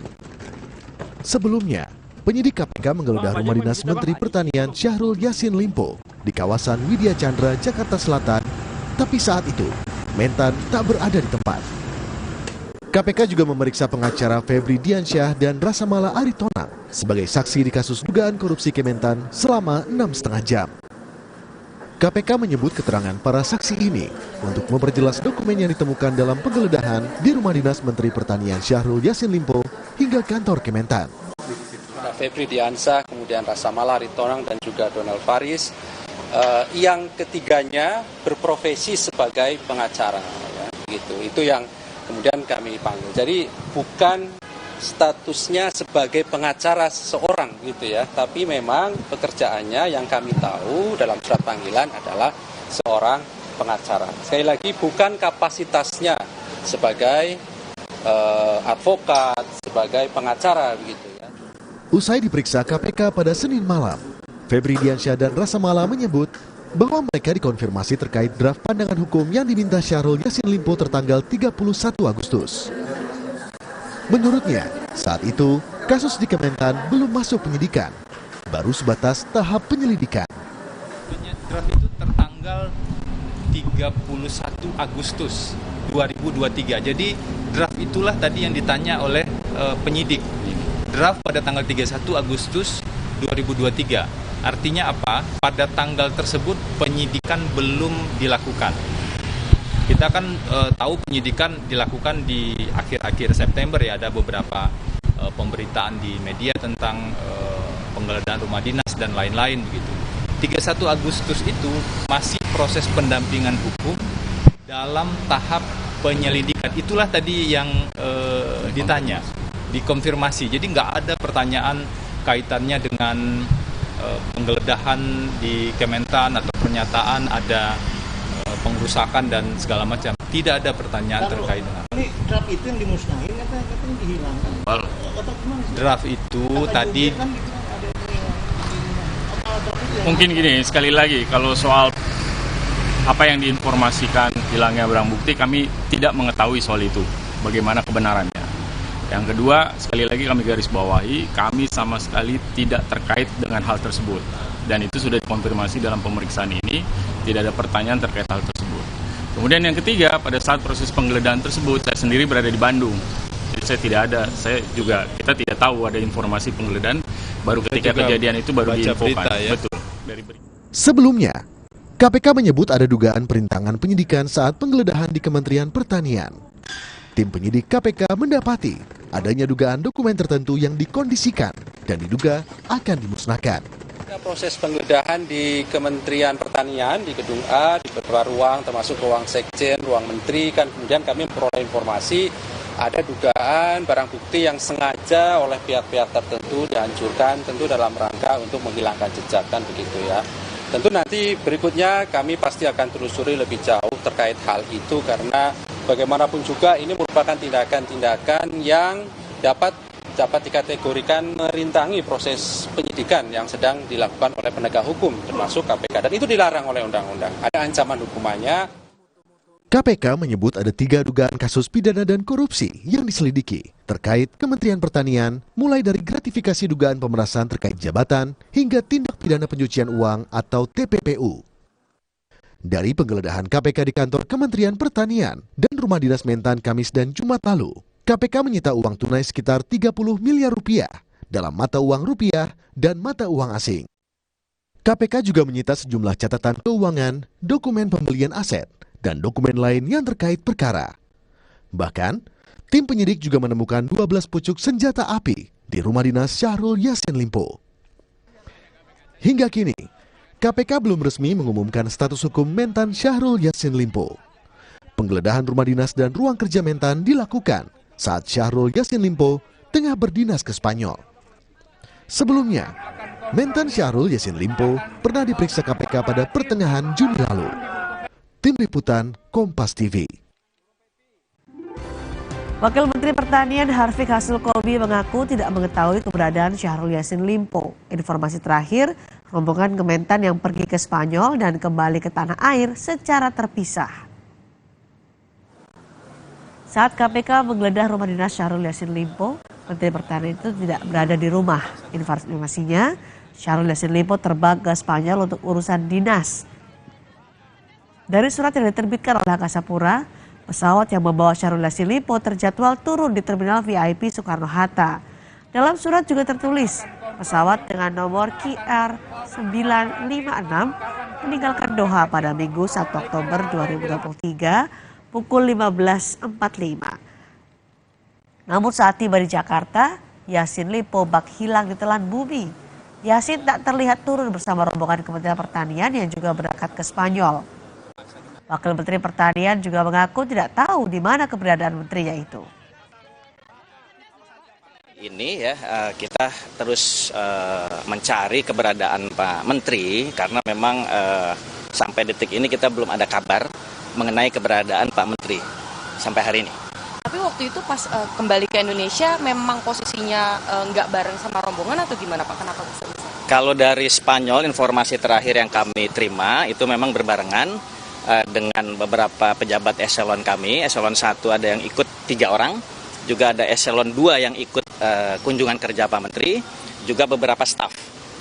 Kembali ke tanah airnya ini memang masing-masing karena mungkin tiket juga terbatas, akhirnya terpisah. Begitu. Pak, ada indikasi kabur dari kasus KPK yang sedang berjalan? Wah, insya Allah sih enggak ya. Mudah-mudahan kita doakan sama-sama agar bisa selesai. Insya Allah. Bagaimana kasus korupsi yang terjadi di Kementerian Pertanian bisa terungkap? Dan benarkah Mentan Syahrul Yassin Limpo sudah jadi tersangka? Kami bahas bersama Yenti Ganarsih, pakar hukum tindak pidana pencucian uang. Sebelumnya kami juga sudah menghubungi pihak KPK namun tidak bisa bergabung dalam perbincangan malam hari ini. Saya akan sapa Bu Yenti. Selamat malam Bu Yenti. Selamat malam Mbak. Bu Yenti, ini kalau bicara soal kebiasaan yang dilakukan oleh KPK saat penggeledahan itu seharusnya sudahkah ada tersangka karena juga sudah naik ke tahap penyidikan? Iya, ini kan sekarang sudah ada penyidikan, kemudian ada penggeledahan ya. Dalam penggeledahan itu juga diketemukan barang-barang bukti ya yang udah dibawa ya, bahkan ada senpi ya. Senpi itu kan kepemilikan senpi sampai 12 atau keberadaan 12 senpi di suatu tempat itu kan juga ada masalah hukum pidana sendiri ya, itu apakah itu kepemilikan yang tidak sah ataukah berkaitan dengan jual beli senpi gitu, itu kan ada undang-undang daruratnya. Nah ini kan rasanya kok aneh ya, kok malah belum tersangka. Tapi tidak, KPK mengatakan sudah ada tersangkanya, tapi belum diumumkan gitu kan. Itu kata KPK. Ya memang diumumkan tidak ada aturannya bahwa harus diumumkan kan tidak juga. Tetapi kan untuk transparansi kan harus diumumkan. Harusnya kan biasanya seperti itu untuk tidak meresahkan dan supaya masyarakat tidak berspekulasi. Ada apa ini dengan KPK? Itu yang hal seperti itu kan harus juga difikirkan oleh KPK. Nah ini menimbulkan hal-hal yang bisa mengikis kepercayaan masyarakat. Ini mau apa lagi gitu, karena sudah ya saya sebagai akademisi hukum pidana dan korupsi dan juga nanti TPPU ya, saya kira pasti ada TPPU-nya. Itu ya ini sesuatu hal yang janggal dan menimbulkan pertanyaan, segamblang itu, sejelas itu kok belum ada tersangkanya. Harusnya gitu. Sudah ada ya, tinggal diumumkan saja gitu menurut Bu Yenti. Yang barang buktinya diambil rumahnya ya seperti itu, dan ini kan adalah perkara yang beberapa waktu yang lalu yang bersangkutan juga pernah dipanggil gitu ya. Harusnya sudah cukup. Namun kan kita nggak tahu cukup apa tidak cukupnya alat bukti yang telah dikumpulkan oleh KPK. Padahal 2 alat bukti itu kan cukup ya, permulaan adanya bukti dan adanya keterangan ahli aja udah cukup untuk menetapkan seseorang menjadi tersangka dalam suatu kasus korupsi. Nah ini sebenarnya kan mudah sekali. Artinya bukti-bukti kan sudah dikumpulkan ini. Bahkan sekarang beralih lagi kepada penghilangan atau mencegah atau obstruction of justice lah yang dikatakan dalam pasal 21 itu pun sudah mulai dibidik ya oleh KPK gitu. Oke. Bu Yenti, kan ada 3 kasus nih di dugaan korupsi Kementerian Pertanian, ada gratifikasi, ada pemerasan, dan ada tindak pidana pencucian uang. Bagaimana 3 kasus ini bisa berkelindan? Kayak gini, kalau ini kan pertama itu yang pemerasan ya, kelihatannya pertama terkait dengan pemerasan pemerasan atas penerimaan atau atas penyitaan 40 miliar itu kalau nggak salah kan itu ya. 40 miliar itu ada ternyata KPK membidiknya pakai pasal pemerasan. Pemerasan itu di pasal 12E. Pemerasan seorang pejabat lah ya, pejabat atau orang yang punya kewenangan menyalahgunakan kewenangan meminta atau memaksa sejumlah harta kekayaan ya untuk diberikan kepadanya. Artinya apa? Bukan suap menyuap yang dibidik oleh KPK berkaitan dengan penerimaan dengan uang-uang yang ada di rumah pemerasan gitu. Pemerasan artinya di sini kalau memang pemerasan berarti yang dipidana hanya yang memeras saja, yang meminta gitu kan. Artinya posisi orang yang memberikan itu adalah dalam keadaan sedemikian rupa sehingga tidak bisa mengelak, harus memberikan untuk kemudian yang bersangkutan yang menerima itu melakukan sesuatu langkah-langkah karena sudah menerima itu. Tapi kalau suap menyuap, antara yang menyuap dan yang disuap itu sama-sama akan dipidana. Nampaknya ke sana gitu ya, karena tidak ada kata suap, tapi ada gratifikasi. Gratifikasi adalah menerima hadiah karena dia telah melakukan sesuatu, kemudian ada orang yang memberikannya. TPPU, Bu Yenti? TPPU-nya begini. Ini kan harus ditelusuri tentunya sekarang kalau sudah disebutkan TPPU yang KPK sudah harus menghubungi PPATK melihat transaksi-transaksi yang dilakukan oleh yang bersangkutan sebagai menteri misalnya ya, sebagai menteri dan sebagainya apakah dan juga sebagai dia mesti punya rekening dan sebagainya, harta kekayaannya dan sebagainya, LHKPN-nya dan sebagainya. Nah, nanti kita akan melihat ini karena pemerasan sudah berapa kali kan tidak mungkin 40 miliar itu baru seminggu atau berapa atau sebelumnya sudah ada dan kemudian diberikan apa saja, dapat apa saja, maka harus dilihat juga aset-asetnya dan sebagainya karena setelah pemerasan, setelah gratifikasi harus ada tindakan, harus ada perbuatan yang dilakukan oleh yang bersangkutan yang menerima gratifikasi atau menerima sesuatu karena dia memeras, kemudian itu dia membelikan sesuatu atau mengalirkan harta kekayaan itu ke perbuatan atau apa ya ada transaksi atau apa, nah itu baru TPPU-nya. Dan biasanya kalau sudah lama ini pasti ada TPPU-nya. Pasti ada TPPU ya? Ada, karena harus dilihat kapan dan untuk apa gitu kan mesti ada. Kita lihat harta kekayaan, nanti dilihat harta kekayaannya sesuai dengan profilnya sebagai penerimaan sebagai seorang menteri apa tidak. Ada yang nggak yang mencurigakan? Nanti kaitkan dengan penerimaan ini. Artinya harus ada penerimaan ini adalah penerimaan dari gratifikasi atau penerimaan dari pemerasan, hasilnya kemudian itu kan berarti sudah dirty money. Dari dugaan pemerasan gratifikasi TPPU, dari mana pintu masuk harusnya bagi KPK untuk menguak kasus ini? Ini sekarang harusnya korupsinya sudah sangat jelas ya, sudah sangat jelas bahwa karena ada pemerasan, kalau nggak salah kemarin di satu media dikatakan bahwa yang dia menerima dan yang terima itu masih ada di amplop dan sebagainya ada nama-nama gitu kan gampang gitu kan, itu kan menjadi saksi-saksi semua. Kenapa memberikan? Ya kan ini pasti sudah ada permintaan dengan suatu paksaan ya apapun itu ya kita katanya berkaitan dengan penempatan atau jabatan ya itu cari bukti itu ada tidak itu kan ada nggak pertemuannya, ada nggak orang-orangnya yang 3 orang itu harus di cross gitu ya bagaimana caranya sehingga dia menerima ini melalui siapa yang melakukan itu perantara itu bagaimana menyampaikannya. Itu kan sudah ada bukti, itu kan saksi itu kan bukti, belum lagi yang ada barang-barang bukti yang disita itu juga alat barang bukti alat bukti juga. Terus nanti misalnya ada keterangan ahli, udah cukup sebetulnya. Nah dari itu nanti kan sudah diperiksa dan kemudian nanti kan bisa ditanyakan dari korupsi aja, dari undang-undang korupsi akan dimintain keterangan terhadap harta kekayaan yang bersangkutan dan keluarganya, itu juga akan memunculkan TPPU-nya gitu. Jadi dalam proses itu sendiri nanti bisa langsung pengembangan dan nanti kita berharap dalam dakwaannya nanti itu dalam satu dakwaan antara korupsinya dan TPPU-nya sekaligus gitu. Jangan dipisah-pisah gitu. Sekarang keberadaan Menteri Pertanian ada jadi tanda tanya nih Bu Yenti setelah ada penggeledahan kemudian ada naik ke penyidikan dengan proses hukumnya yang terus berjalan di KPK tapi keberadaan mentannya yang nggak ada nih. Apa analisa Anda soal ini? Ya, prediksinya kan semakin jelas ya. Kalau ada permasalahan kan, kalau tidak ada permasalahan, kenapa mesti menghilang seperti ini kan?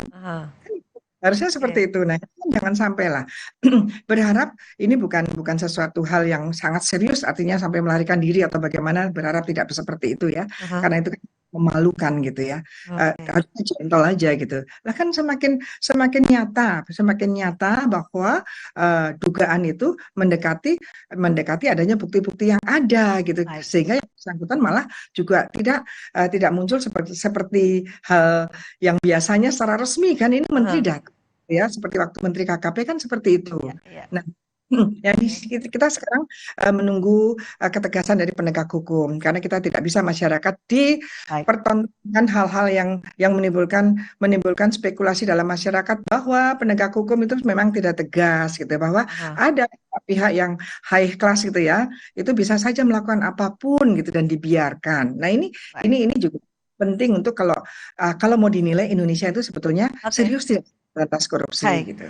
Sekarang ada di KPK, kita tunggu bagaimana keberanian KPK untuk bisa mengungkap hal ini dan mengetahui di mana sebenarnya Menteri Pertahanan Syahrul Yassin Limpo berada. Terima kasih Ibu Yanti Garasi sudah berbagi informasi bersama kami di Sapa Indonesia malam hari ini. Saudara, bakal capres Koalisi Perubahan Anies Baswedan menyebut proyek strategis nasional atau PSN berpotensi jadi titipan dari kanan dan kiri. Informasi selengkapnya akan hadir usai jeda bersama Friska Clarissa.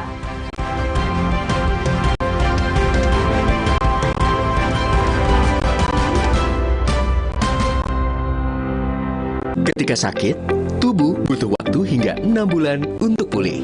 Minum Ensure Go dengan HMB dan triple protein dukung kekuatan dan bantu jaga daya tahan tubuh lebih cepat agar hidup makin berkualitas. Minum 2 kali sehari. Wukong, bagus buat kesehatan. Baru, sudah muncul natural Sari Kunyit Plus dengan zat aktif kurkumin dan black pepper. Diproses dengan suhu rendah agar zat aktifnya terjaga. Lebih cepat atasi masalah lambung, daya tahan tubuh kuat. Sudah muncul natural Sari Kunyit Plus. Good. Sekarang badan gampang pegal dan lelah. Itu bisa jadi masalah di otot, tulang, dan jantung. Minum Entrasol dengan ekstrak buah zaitun bantu jaga kesehatan otot, tulang, dan jantung. Jadi bisa tetap aktif. Entrasol. Wah, makan. Udah nggak takut kolesterol naik nih. Kan habis makan langsung Benecol. Lanstan esternya hajar kolesterol dari makanan yang habis kita makan. Nutri Benecol.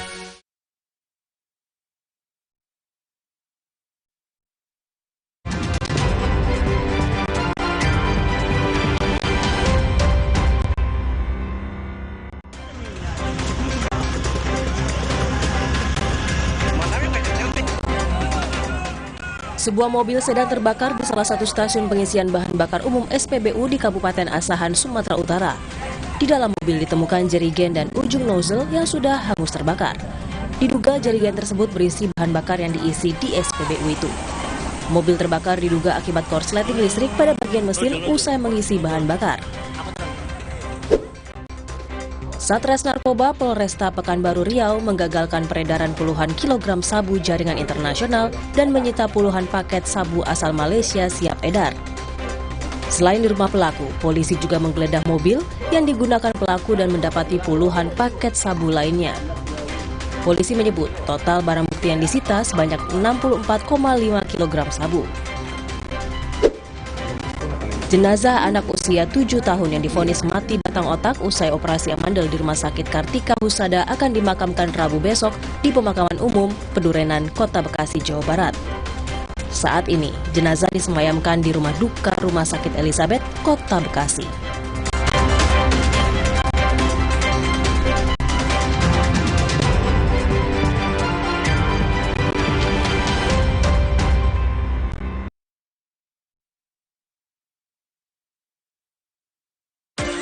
Duh, badan suka gampang pegal dan lelah. Bisa jadi ada masalah di otot, tulang, dan jantung, Mak. Nah, minum Entrasol dengan ekstrak buah zaitun. Bantu jaga kesehatan otot, tulang, dan jantung. Bisa tetap aktif berdua. Entrasol. Wah, makan. Udah nggak takut kolesterol naik nih. Kan habis makan langsung Benecol. Lanstan esternya hajar kolesterol dari makanan yang habis kita makan. Nutri Benecol. Tabungan BTN Bisnis menawarkan solusi perbankan tanpa batas untuk pertumbuhan bisnismu kini dan nanti. BTN Bisnis, dukungan lengkap untuk bisnis tumbuh besar. Buka tabungan BTN Bisnis sekarang. Prenagen kaya akan protein, omega 3, dan kalsium. Penting untuk pemberian pembentukan organ tubuh bayi. Minum selama hamil 9 bulan. Prenagen.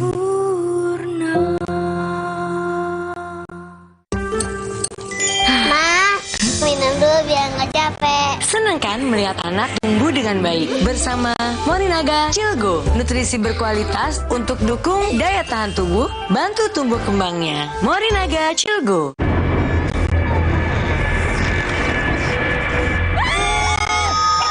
Baru misiram rawit dingin ayam jerit. Satu-satunya di Indonesia dengan rawit asli. Pedasnya auto jerit. Menyebut bakal ada pengerahan alutsista besar-besaran dalam peringatan HUT TNI. Jadi dalam kegiatan HUT TNI ke-78 ini dilaksanakan secara besar-besaran. Salah satunya adalah pengerahan alutsista, di mana alutsista udara yang dikerahkan adalah 91 pesawat dari ketiga angkatan. Dari ketiga angkatan ini tentunya kita akan memberikan suatu surprise pada masyarakat bahwa apa yang telah diberikan masyarakat pada TNI tentunya akan kita tampilkan all out, yang mana 2 tahun sebelumnya kita peringatan HUT TNI ini terkendala dengan adanya COVID. Panglima TNI Laksamada Yudo Margono ikut memantau jalannya gladi bersih HUT TNI. Bukan hanya pesawat, deretan tank, kendaraan amfibi dan rudal milik TNI juga dipertunjukkan. Marsdia Arif Widianto menyebut peringatan HUT TNI tahun ini akan memiliki perbedaan dibandingkan sebelumnya. Tentunya salah satu keunikan adalah kita tampilkan berbagai macam demo, yang satunya adalah Kolonel 8 yang terdiri dari 678, yang ini adalah salah satu kegiatan memecahkan rekor muri, karena memang Kolonel 8 ini dilaksanakan dari 3 matra dengan jumlah 678 prajurit TNI. Tema peringatan HUT ke-78 TNI adalah TNI Patriot NKRI, pengawal demokrasi untuk Indonesia Maju. Tim Liputan Kompas TV. KPK masih mengembangkan kasus korupsi yang terjadi di Kementerian Pertanian. Dan benarkah Mentan Syahrul Yassin Limpo sudah jadi tersangka? Informasinya usai jeda di Sapa Indonesia Malam.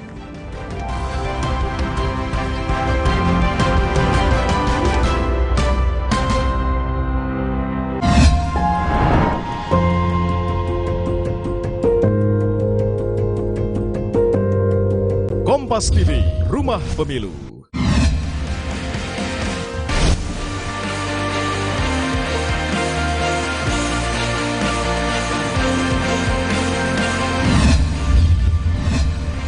Kompas TV, Rumah Pemilu. Kompas Update dipersembahkan oleh Prenagen, nutrisi lengkap ibu dan buah hati. Anda menyaksikan Kompas Update pukul 19 waktu Indonesia Barat, saya Cindy Sistiarani. Saudara, sebuah truk terguling dan masuk sungai sedalam 15 meter. Diduga sopir mengantuk. Truk mengalami kecelakaan di Jalan Penghubung Karawang dan Purwakarta, Jawa Barat, tepatnya di jembatan Desa Curug, Kecamatan Kelari, Karawang. Saat mengemudi, sopir mengaku mengantuk berat sehingga saat akan melintasi jembatan, kendaraan oleng menabrak pembatas dan terjun ke sungai. Sopir truk selamat tapi mengalami luka cukup serius di bagian punggung.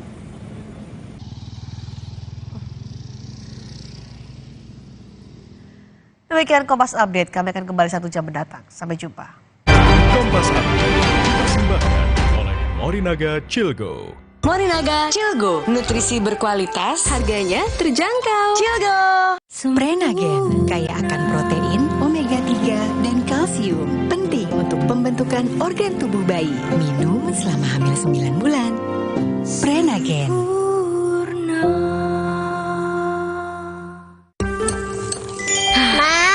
Minum dulu biar nggak capek. Senang kan melihat anak tumbuh dengan baik bersama Morinaga Chilgo, nutrisi berkualitas untuk dukung daya tahan tubuh, bantu tumbuh kembangnya. Morinaga Chilgo. Mau mie. Tenang, kan ada mie oven, pilihan lebih sehat. Produksinya di oven, bukan digoreng. Mie-nya kenyal, rasanya lebih enak. Enak. Oven sehat, enak lagi. Yuk, sarapan Energen sereal. Aku yang buat ya, Bu. Aku mau vanila. Aku mau yang coklat. Energen, sereal nomor 1 di Indonesia. Terbuat dari gandum Australia, bernutrisi dan mengenyangkan. Enak, kenyang. Aqua percaya akan keajaiban alam. Maka, kami tidak menggunakan galon sekali pakai. Galon kami disanitasi dengan seksama sebelum diisi ulang. Aqua 100% murni. Torabika Cappuccino nomor 1 di dunia. Biji kopinya pilihan dengan susu New Zealand. Choco granulnya coklat habis, tapi kopinya masih beras. Perfect, balikin mood. Torabika Cappuccino nomor 1 di dunia. Alah, lapar sih. Aha, Roma Makis Abon aja. Ekstra abon, ekstra abon, ekstra energi. Roma Makis, banyak rasa, siap asik lagi. Sekarang isi 3 lebih banyak. Rasa lapar akan kemenangan dan adrenalin yang menggelora demi satu tujuan, menjadi juara. Serap semua semangatnya dalam berita olahraga terkini. Kami akan menyajikan sejumlah informasi olahraga lain dari dalam negeri maupun mancanegara. Akan kami hadirkan untuk Anda. Kompas Sport pada jam-jam berikut live di Kompas TV.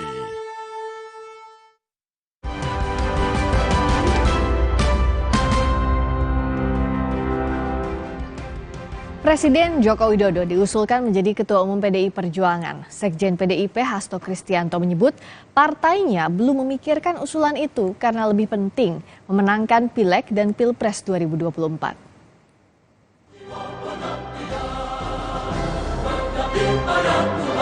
Wacana Presiden Joko Widodo menjadi Ketua Umum PDI Perjuangan menggantikan Megawati Soekarno Putri diusulkan putra sulung Presiden Soekarno yang juga kakak kandung Megawati, Guntur Soekarno Putra.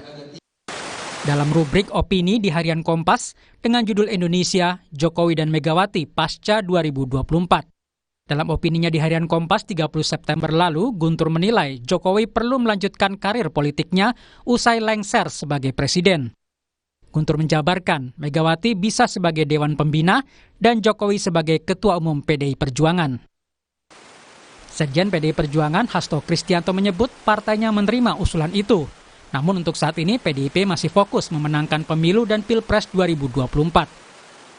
Terkait dengan Ketua Umum partai itu sepenuhnya berada di tangan Kongres, di mana dari bacaan yang kami lakukan setelah rapat kerja nasional memang menempatkan Ibu Megawati Soekarno Putri sebagai sentral.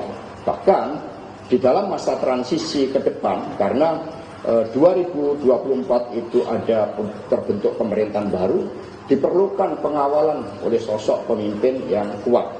Pemimpin yang emotional bondingnya itu melekat dengan anak ranting dan PAC partai, yakni Ibu Megawati Soekarno Putri. Ini dari bacaan arus bawah yang saya lakukan sebagai Sekretaris Jenderal DPP PDI Perjuangan yang menempatkan Ibu Mega pada suatu posisi yang di dalam sejarah partai itu memang menjadi pengikat, menjadi bonded. Usulan ini disambut baik Ketua DPC PDIP Solo Jawa Tengah FX Hadi Rudiatmo. Menurut Rudi, Jokowi punya potensi dan sudah punya pengalaman memimpin masyarakat Indonesia. Setuju kan, ini pokoknya sing kader PDI Perjuangan diusulkan oleh siapapun berarti punya potensi. Pak Jokowi diusulkan untuk menjadi Ketua Umum PDI Perjuangan kan? Iya. Ya ora masalah toh, berarti aku ya mohon maaf. Aku ya katut untuk kesinggung-singgung karena dulu bareng Rudi kan ngono. Memanage 270 juta lebih. Itu aja merdeka nyaman kok. Anak PDI Perjuangan hanya 140 juta gitu aja. Kan ya lebih nyaman loh. Tapi semua keputusan itu ada di Kongres. Wali Kota Solo yang juga putra Presiden Jokowi, Gibran Rakabuming Raka tidak mau mengomentari usulan itu karena bukan wewenangnya. Menurut Gibran, pemilihan ketua umum merupakan ranah para elit partai, bukan dirinya yang hanya di tingkat kota. Kemarin udah ditanyakan ya, jangan ditanyakan lagi ya. Saya juga nggak akan menjawab itu, bukan ranah saya. PDI Perjuangan baru akan membahas soal pergantian ketua umum setelah gelaran pemilu 2024 usai. Forum menggantikan ketua umum akan digelar lewat Kongres ke-6 partai pada tahun 2025. Tim Liputan Kompas TV. KPK terus mengusut dugaan korupsi di Kementerian Pertanian setelah penyidik KPK menggeledah rumah dinas Menteri Pertanian. Meskipun hingga kini KPK belum resmi mengumumkan status hukum Mentan Syahrul Yassin Limpo.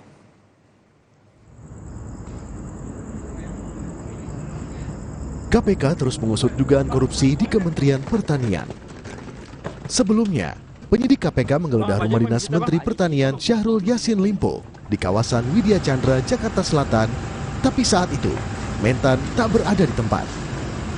KPK juga memeriksa pengacara Febri Diansyah dan Rasamala Aritonang sebagai saksi di kasus dugaan korupsi Kementan selama 6,5 jam. KPK menyebut keterangan para saksi ini untuk memperjelas dokumen yang ditemukan dalam penggeledahan di rumah dinas Menteri Pertanian Syahrul Yassin Limpo hingga kantor Kementan. Febri Diansyah, kemudian Rasamala Aritonang dan juga Donald Faris. Yang ketiganya berprofesi sebagai pengacara, ya, begitu. Itu yang kemudian kami panggil. Jadi bukan statusnya sebagai pengacara seseorang, gitu ya. Tapi memang pekerjaannya yang kami tahu dalam surat panggilan adalah seorang pengacara. Sekali lagi bukan kapasitasnya sebagai advokat, sebagai pengacara, begitu ya. Usai diperiksa KPK pada Senin malam, Febri Diansyah dan Rasamala menyebut bahwa mereka dikonfirmasi terkait draft pandangan hukum yang diminta Syahrul Yassin Limpo tertanggal 31 Agustus. Menurutnya, saat itu kasus di Kementan belum masuk penyidikan, baru sebatas tahap penyelidikan. Draft itu tertanggal 31 Agustus 2023. Jadi draft itulah tadi yang ditanya oleh penyidik. Draft pada tanggal 31 Agustus 2023. Artinya apa? Pada tanggal tersebut penyidikan belum dilakukan. Kita kan tahu penyidikan dilakukan di akhir-akhir September ya, ada beberapa pemberitaan di media tentang penggeledahan rumah dinas dan lain-lain begitu. 31 Agustus itu masih proses pendampingan hukum dalam tahap penyelidikan. Itulah tadi yang ditanya, dikonfirmasi. Jadi nggak ada pertanyaan kaitannya dengan penggeledahan di Kementan atau pernyataan ada pengrusakan dan segala macam. Tidak ada pertanyaan terkait dengan ini draft itu yang dimusnahin katanya dihilangkan. Well, draft itu tadi mungkin gini, sekali lagi kalau soal apa yang diinformasikan hilangnya barang bukti, kami tidak mengetahui soal itu, bagaimana kebenarannya. Yang kedua, sekali lagi kami garis bawahi, kami sama sekali tidak terkait dengan hal tersebut. Dan itu sudah dikonfirmasi dalam pemeriksaan ini, tidak ada pertanyaan terkait hal tersebut. Kemudian yang ketiga, pada saat proses penggeledahan tersebut, saya sendiri berada di Bandung. Jadi kita tidak tahu ada informasi penggeledahan, baru ketika kejadian itu baru diinfokan. Berita, ya? Betul. Sebelumnya, KPK menyebut ada dugaan perintangan penyidikan saat penggeledahan di Kementerian Pertanian. Tim penyidik KPK mendapati adanya dugaan dokumen tertentu yang dikondisikan dan diduga akan dimusnahkan. Proses penggeledahan di Kementerian Pertanian, di Gedung A, di beberapa ruang, termasuk ruang Sekjen, ruang Menteri, kan kemudian kami memperoleh informasi ada dugaan barang bukti yang sengaja oleh pihak-pihak tertentu dihancurkan, tentu dalam rangka untuk menghilangkan jejak, kan begitu ya. Tentu nanti berikutnya kami pasti akan telusuri lebih jauh terkait hal itu, karena bagaimanapun juga ini merupakan tindakan-tindakan yang dapat dikategorikan merintangi proses penyidikan yang sedang dilakukan oleh penegak hukum, termasuk KPK. Dan itu dilarang oleh undang-undang. Ada ancaman hukumannya. KPK menyebut ada 3 dugaan kasus pidana dan korupsi yang diselidiki terkait Kementerian Pertanian, mulai dari gratifikasi dugaan pemerasan terkait jabatan hingga tindak pidana pencucian uang atau TPPU. Dari penggeledahan KPK di kantor Kementerian Pertanian dan rumah dinas Mentan Kamis dan Jumat lalu, KPK menyita uang tunai sekitar 30 miliar rupiah dalam mata uang rupiah dan mata uang asing. KPK juga menyita sejumlah catatan keuangan, dokumen pembelian aset, dan dokumen lain yang terkait perkara. Bahkan, tim penyidik juga menemukan 12 pucuk senjata api di rumah dinas Syahrul Yassin Limpo. Hingga kini, KPK belum resmi mengumumkan status hukum Mentan Syahrul Yassin Limpo.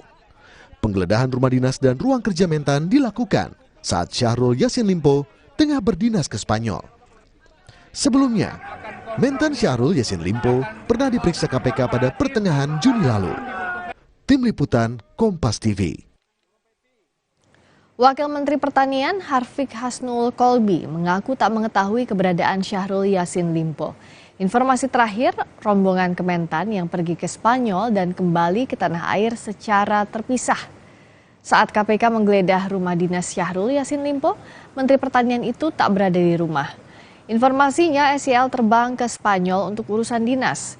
Dari surat yang diterbitkan oleh Angkasa Pura, pesawat yang membawa Syahrul Yassin Limpo terjadwal turun di Terminal VIP Soekarno-Hatta.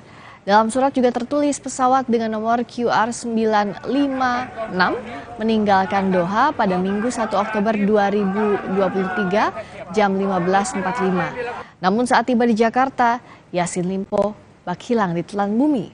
Yassin tak terlihat turun bersama rombongan Kementerian Pertanian yang juga berangkat ke Spanyol. Wakil Menteri Pertanian Harfiq Hasnul Kolbi juga mengaku tak tahu di mana keberadaan menterinya. Ini ya kita terus mencari keberadaan Pak Menteri karena memang sampai detik ini kita belum ada kabar mengenai keberadaan Pak Menteri sampai hari ini. Tapi waktu itu pas kembali ke Indonesia memang posisinya nggak bareng sama rombongan atau gimana Pak? Kenapa bisa? Kalau dari Spanyol informasi terakhir yang kami terima itu memang berbarengan dengan beberapa pejabat eselon kami. Eselon 1 ada yang ikut 3 orang, juga ada eselon 2 yang ikut kunjungan kerja Pak Menteri, juga beberapa staf. Kembali ke tanah airnya ini memang masing-masing karena mungkin tiket juga terbatas akhirnya terpisah. Begitu. Pak, ada indikasi kabur dari kasus KPK yang sedang berjalan? Wah, insya Allah sih enggak ya. Mudah-mudahan kita doakan sama-sama agar bisa selesai. Insya Allah. Lebih dari 100.000 pengungsi telah tiba di Armenia sejak militer Azerbaijan berusaha mengambil alih wilayah Nagorno-Karabakh. Selengkapnya usai jeda.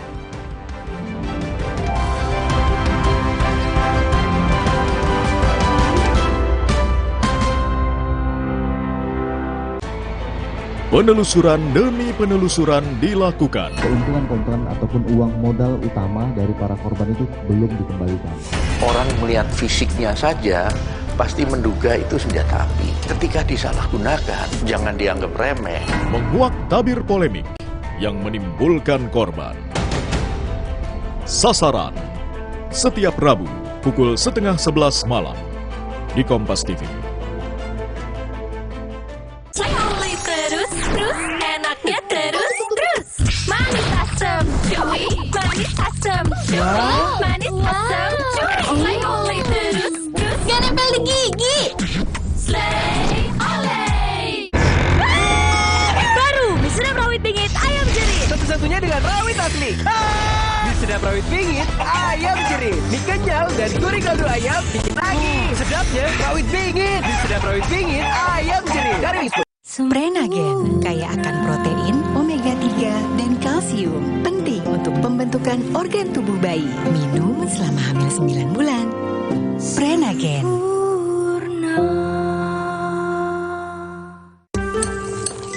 Ma, minum dulu biar nggak capek. Senang kan melihat anak tumbuh dengan baik bersama Morinaga Cilgo, nutrisi berkualitas untuk dukung daya tahan tubuh, bantu tumbuh kembangnya. Morinaga Cilgo. 1999, pemilu pertama Indonesia di alam reformasi diikuti oleh 48 partai politik. Setelah sebelumnya di masa Orde Baru, kita hanya mengenal 2 partai politik dan 1 golongan karya. Tahun 2004 menandai diawalinya pemilihan presiden dan wakil presiden secara langsung yang diselenggarakan beberapa waktu setelah pemilihan anggota legislatif. Pada pemilu kali ini, untuk pertama kalinya, para pencoblos diharuskan mencelupkan ujung jari di tinta khusus sebagai tanda telah memilih. Di era reformasi ini, jumlah partai politik peserta pemilu dari periode ke periode mengalami perubahan secara dinamis. Kompas TV, Rumah Pemilu, Rumah Indonesia.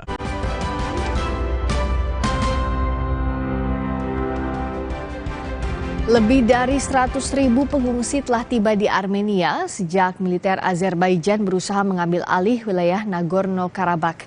Sebagian besar penduduk adalah etnis Armenia yang sejak 3 dekade lalu memisahkan diri dari Azerbaijan dan mendirikan Republik Artsakh. Pengungsi sebagian besar tiba di wilayah Syunik di Armenia Selatan. Badan Pengungsi PBB UNHCR bersama sejumlah lembaga tengah berupaya menangani gelombang pengungsi. Lebih dari separuh penduduk telah melarikan diri dari Nagorno-Karabakh sejak Azerbaijan melancarkan serangan pekan lalu.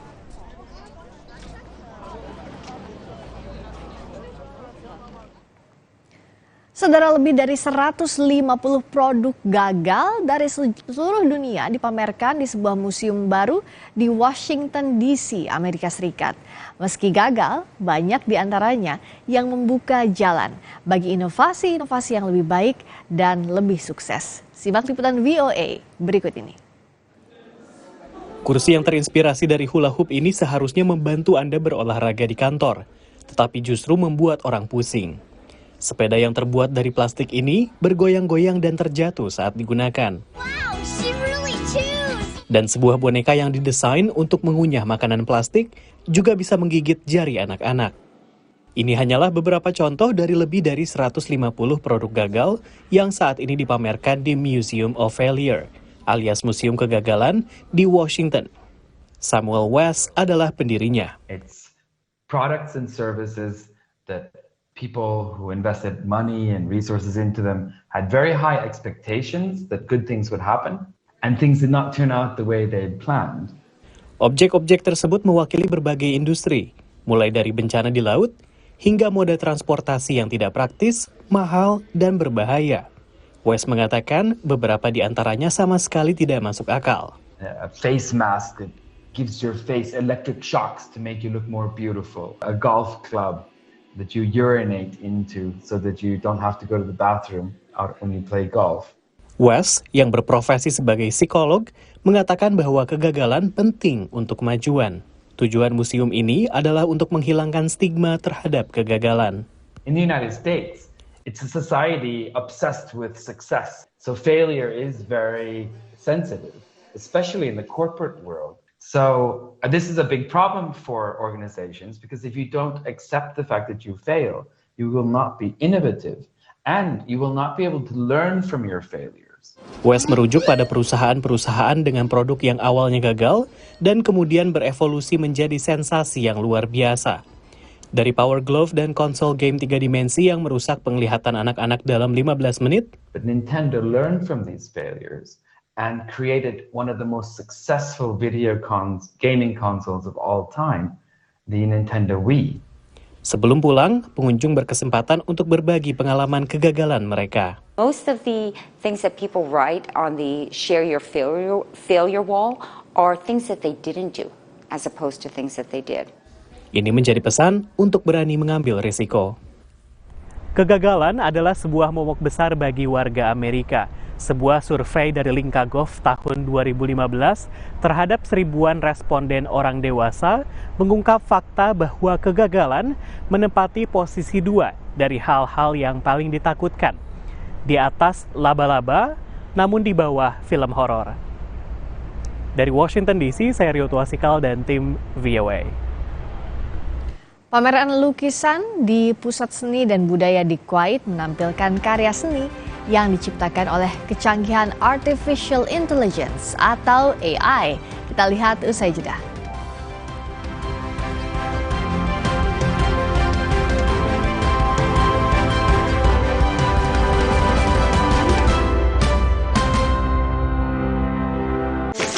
Sedia payung sebelum hujan.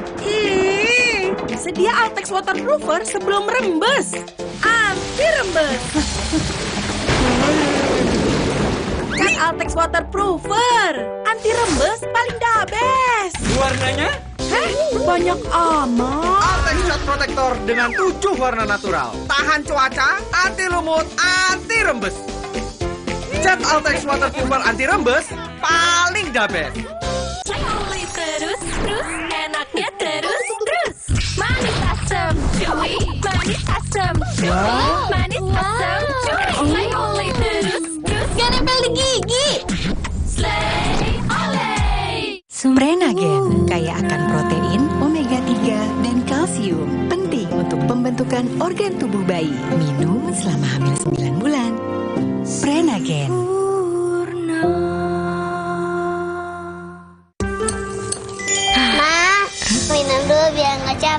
Senang kan melihat anak tumbuh dengan baik? Bersama Morinaga Cilgo, nutrisi berkualitas untuk dukung daya tahan tubuh, bantu tumbuh kembangnya. Morinaga Cilgo. Cat besi dan kayu yang biasa dong. Jangan yang biasa-biasa. Maksud? Pilih cat kayu dan besi kualitas Jawara. Cat Altex kaleng merah, Altex sintetik warna mengkilap, pilihannya lengkap. Cat Altex sintetik, keringnya cepat, tahan lama. Wow. Cat Altex sintetik kaleng merah, kualitas Jawara. Berani. Menjadi berani butuh langkah yang pasti. Berani tetap berjalan di jalan yang benar. Berani hijrah secara finansial. Berani hijrah secara syariah. Saatnya beranikan diri berubah menjadi yang lebih baik. Dimulai dari Dana Syariah yang bisa jadi partner pendanaan yang amanah. Untuk bantu kamu raih banyak impian. Berani hijrah, temukan jalan. Ayo hijrah finansial.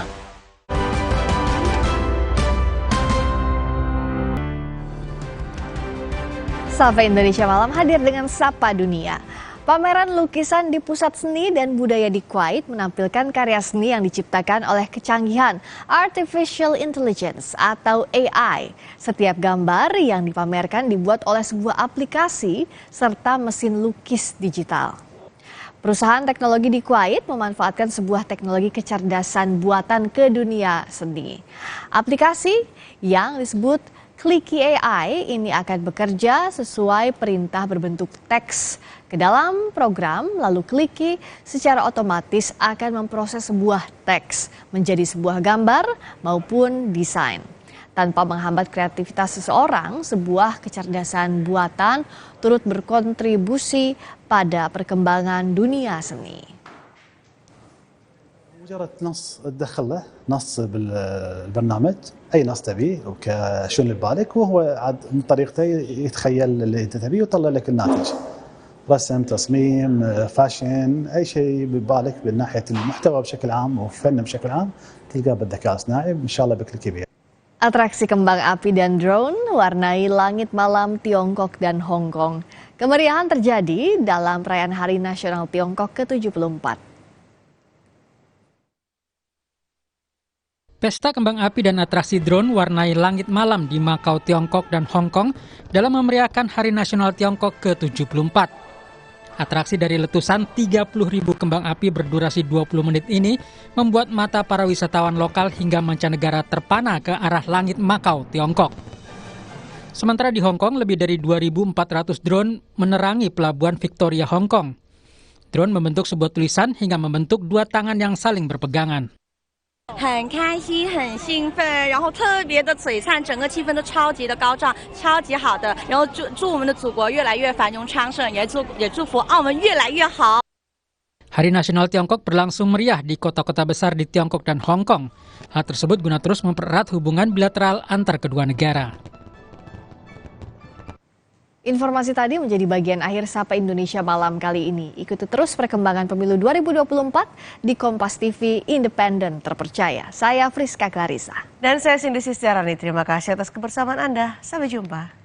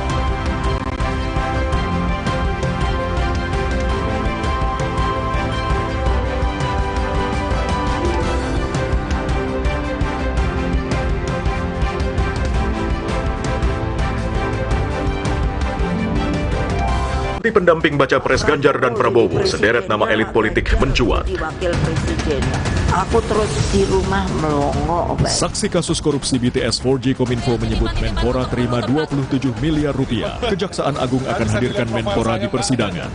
Komisi Pemberantasan Korupsi memeriksa sejumlah saksi kasus dugaan korupsi di Kementan, menyeret Menteri Pertanian Syahrul Yassin Limpo. Selengkapnya dalam laporan khusus malam ini pukul 9:30 di Kompas TV.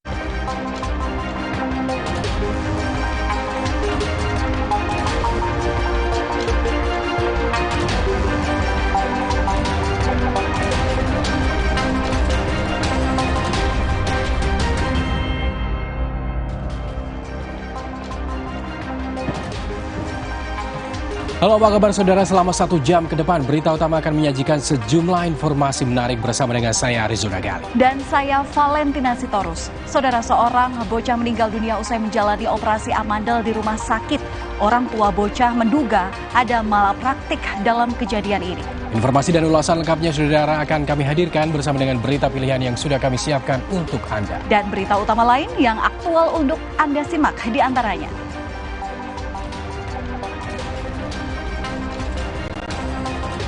Putra sulung Soekarno, Guntur Soekarno Putra, melemparkan wacana Jokowi sangat layak menduduki kursi Ketua Umum PDIP menggantikan Megawati Soekarno Putri.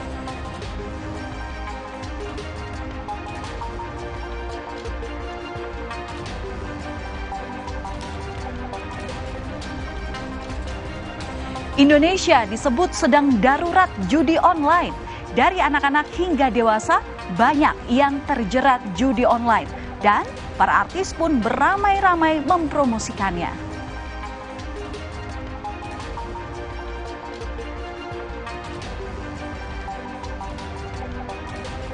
Di akhir acara kami juga memiliki video pilihan. Ada 2 ekor kerbau yang berlari mengejar pemotor.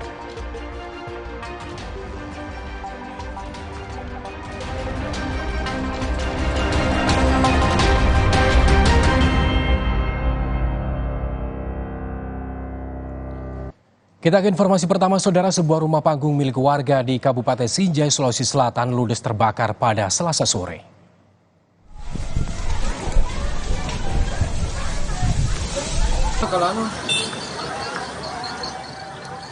Banyaknya bahan yang mudah terbakar membuat petugas sempat kesulitan memadamkan api. Di tengah kebakaran, istri pemilik rumah yang tengah bersama anaknya berhasil diselamatkan oleh warga. Api dapat dipadamkan sekitar 1 jam lebih setelah 4 unit mobil damkar diterjunkan. Dugaan sementara penyebab kebakaran akibat arus pendek listrik. Sementara itu kerugian ditaksir mencapai ratusan juta rupiah.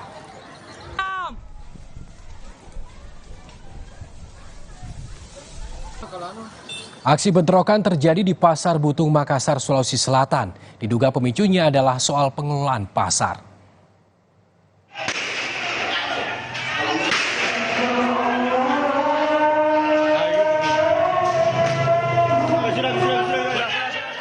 Bentrokan yang terjadi pada Selasa pagi ini, saudara, membuat suasana kian mencekam. Belum diketahui pasti apa pemicunya, namun bentrokan terjadi usai pengelolaan Pasar Butuh dialihkan ke pihak PD Pasar Raya. 700 personel gabungan polisi dan juga Satpol PP berupaya mengamankan situasi. Dan kondisi terkini sudah kondusif dengan pengawasan ketat di beberapa titik rawan.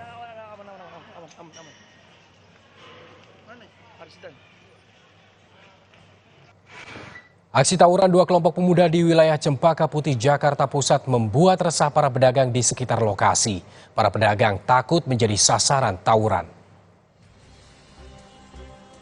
Sambil berlarian, saudara, para pelaku tawuran ini memasuki area taman di wilayah Cempaka Putih, Jakarta Pusat, Senin sore. Sambil membawa senjata tajam, para pelaku terlibat aksi saling serang yang membuat warga sekitar resah. Para pedagang yang berada di lokasi juga takut menjadi sasaran tawuran.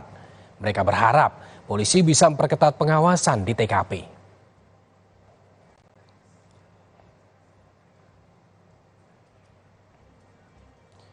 Kita ke informasi selanjutnya, saudara. Ganjar Pranowo menanggapi hasil survei dirinya yang menurun jika head to head dengan Prabowo. Menurut Ganjar, pergerakan survei hingga saat ini masih dinamis. Hasil survei yang menunjukkan bahwa Ganjar menurun sebelumnya dirilis oleh LSI Denny JA lewat akun YouTube-nya. Nama Ganjar Pranowo berada di bawah Prabowo Subianto dalam survei elektabilitas Capres 2024. Atas hasil ini, Ganjar pun merespon biasa saja. Pasalnya menurut Ganjar, pergerakan survei hingga saat ini masih dinamis. Di beberapa survei nama Bapak meningkat, tapi kalau head to head dengan Pak Prabowo ini masih turun sedikit. Bapak tanggapannya seperti apa? Biasa aja, semua masih dinamis. Ada strategi-strategi khusus kah, Pak? Masa strategi saya omongin? Nanti ditiru orang lain dong. Tapi persiapannya terus ada berarti ya Pak untuk... Kan saya sudah rebound terus tuh. Lingkaran Survei Indonesia Denny JA merilis hasil survei elektabilitas 3 Baca Pres 2024. Hasilnya, Baca Pres Prabowo memperoleh 39,8% suara, sedangkan Ganjar mendapat 37,9% suara. Sementara itu Baca Pres Anies Baswedan masih stabil di urutan 3 dengan 14,5% suara. Sementara itu ada sekitar 7,8% responden yang tidak memilih ataupun tidak tahu. Survei LSI Denny JA dilakukan selama periode 4 sampai 12 September 2023 melibatkan 1.200 responden dengan metode multistage, random sampling, dan teknik pengumpulan data melalui wawancara tatap muka serta menggunakan kuesioner.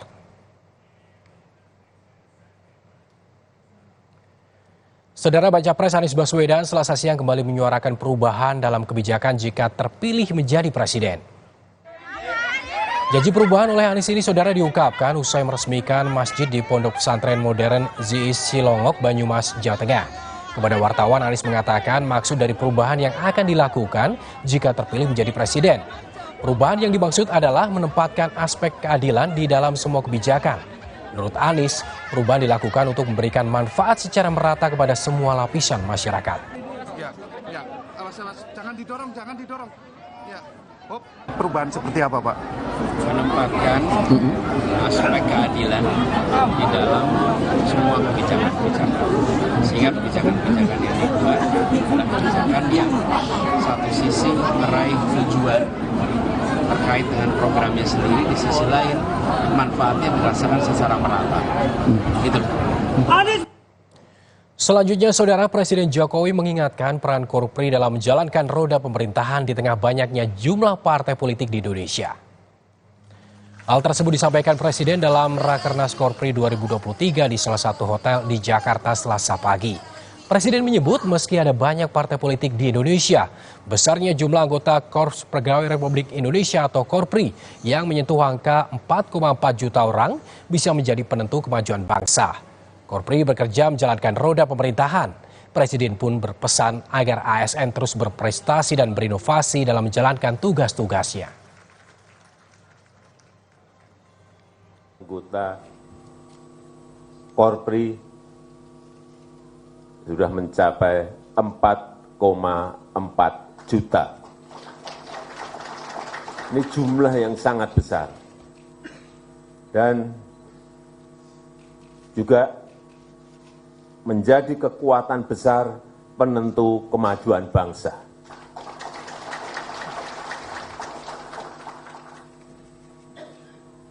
Partai boleh banyak, tapi yang melaksanakan, yang menentukan tetap Korpri.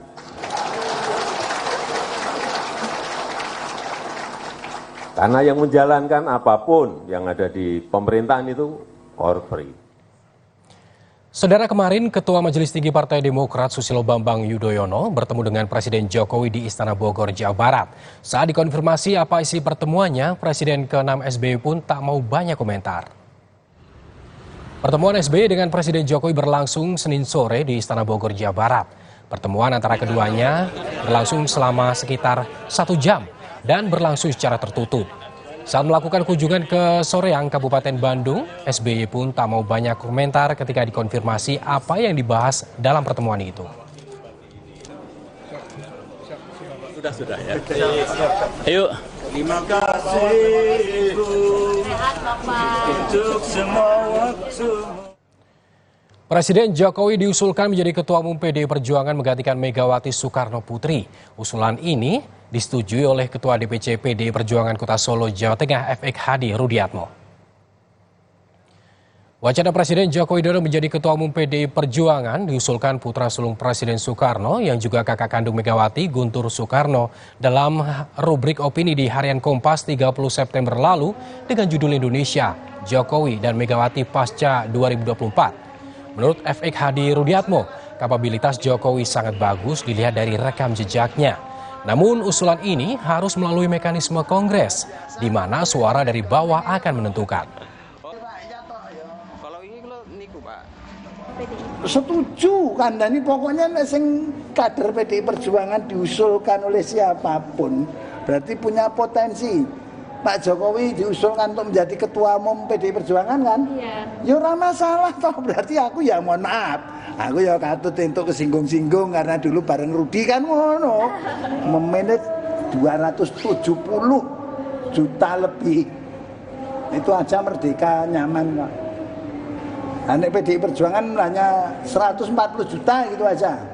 Kan ya lebih nyaman loh. Tapi semua keputusan itu ada di Kongres. Sementara itu, Saudara Wali Kota Solo yang juga merupakan putra Presiden, Gibran Rakabuming Raka, enggan berkomentar terkait usulan Jokowi menjadi Ketua Umum PDIP. Gibran menyebut hal itu bukan menjadi kewenangannya. Usulan ini datang dari Guntur Soekarno Putra yang menulis di salah satu media cetak nasional. Menurut Gibran, pemilihan Ketua Umum merupakan ranah para elit partai, bukan dirinya yang hanya di tingkat kota.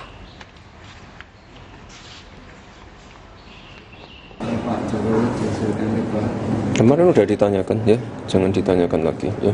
Saya juga nggak akan menjawab itu, bukan ranah saya. Saudara, sejumlah nama artis terkenal terseret kasus promosi judi online. Mengapa Indonesia sulit memberantas judi online? Ulasannya sesaat lagi.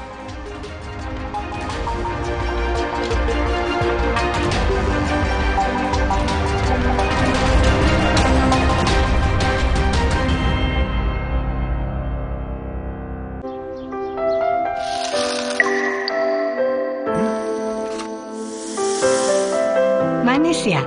Pakai ini kok. Manisnya pas. Kayak kamu, manisnya nggak bikin diabetes. Tropicana Slim. Tabungan BTN Bisnis menawarkan solusi perbankan tanpa batas untuk pertumbuhan bisnismu kini dan nanti. BTN Bisnis, dukungan lengkap untuk bisnis tumbuh besar. Buka tabungan BTN Bisnis sekarang. Alergi jontor nih. Aku biduran, obatnya yang depannya Indal CTN bisa dibeli tanpa resep dokter. Indal CTN, komposisi anti alerginya redakan alergi. Indal CTN. Luka, memar di kulit. Sakit. Bagalino nyeri sendi, butuh dipijit. Sakit. Gak usah ngeluh kalau sakit. Pakai Herba Wahid. Herba Wahid, minyak herbal berkhasiat. Herba Wahid, minyak gosok, urut dan pijit. Wahid. Nggak enak? Iya, kayak ada manis-manisnya. Le Mineral memang berbeda. Setiap tetesnya mengandung mineral esensial seimbang yang penting untuk tubuh dan juga membuat rasa airnya lebih segar. Le Mineral. Coba yuk. Oh, batuk. OB Herbal aja. OB Herbal. Cara herbal meredakan batuk. Pilih yang herbal, jangan yang asal. OB Herbal. Di tanganmu, botol plastik bekas bisa jadi baru lagi. Seperti tas, baju, hingga sepatu ini. Bersama Gerakan Ekonomi Sirkular Nasional Le Mineral, mari mulai kebiasaan baru memilah sampah plastik dari rumah, menyalurkan lewat aplikasi, pemulung, ataupun bank sampah. Sampah plastikmu memberi nilai tambah untukmu dan juga untuk mereka. Dengan langkah sederhana, pisahkan sampah sesuai jenisnya, sampah organik, plastik termasuk PET, kertas, dan kaleng, lalu salurkan. Sampah plastik yang terpilah bisa didaur ulang. Mulai kebiasaan baru dan buat botol plastik bekasmu jadi baru lagi.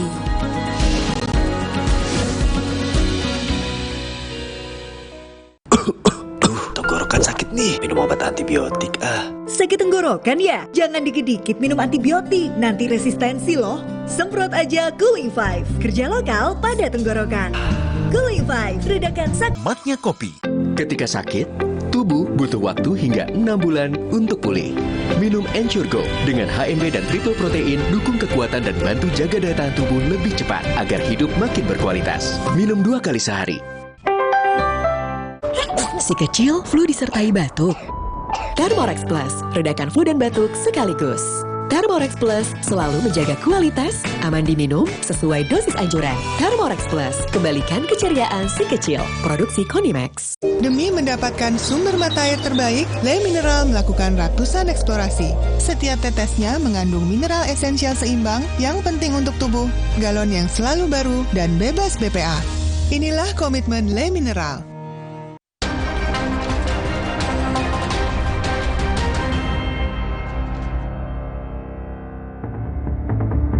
Senang banget dikasih ruang untuk klarifikasi dan pasti aku berterima kasih banget dengan tim penyidik dari Bareskrim Cyber. Sebenarnya kayak saya lagi kurang sehat, tapi saya senang udah bisa klarifikasi, udah bisa datang ke sini, alhamdulillah. Ikut campur dan saya tidak tahu menahu tentang ada namanya judi online. Jadi ini hanya kesalahpahaman saja yang terjadi.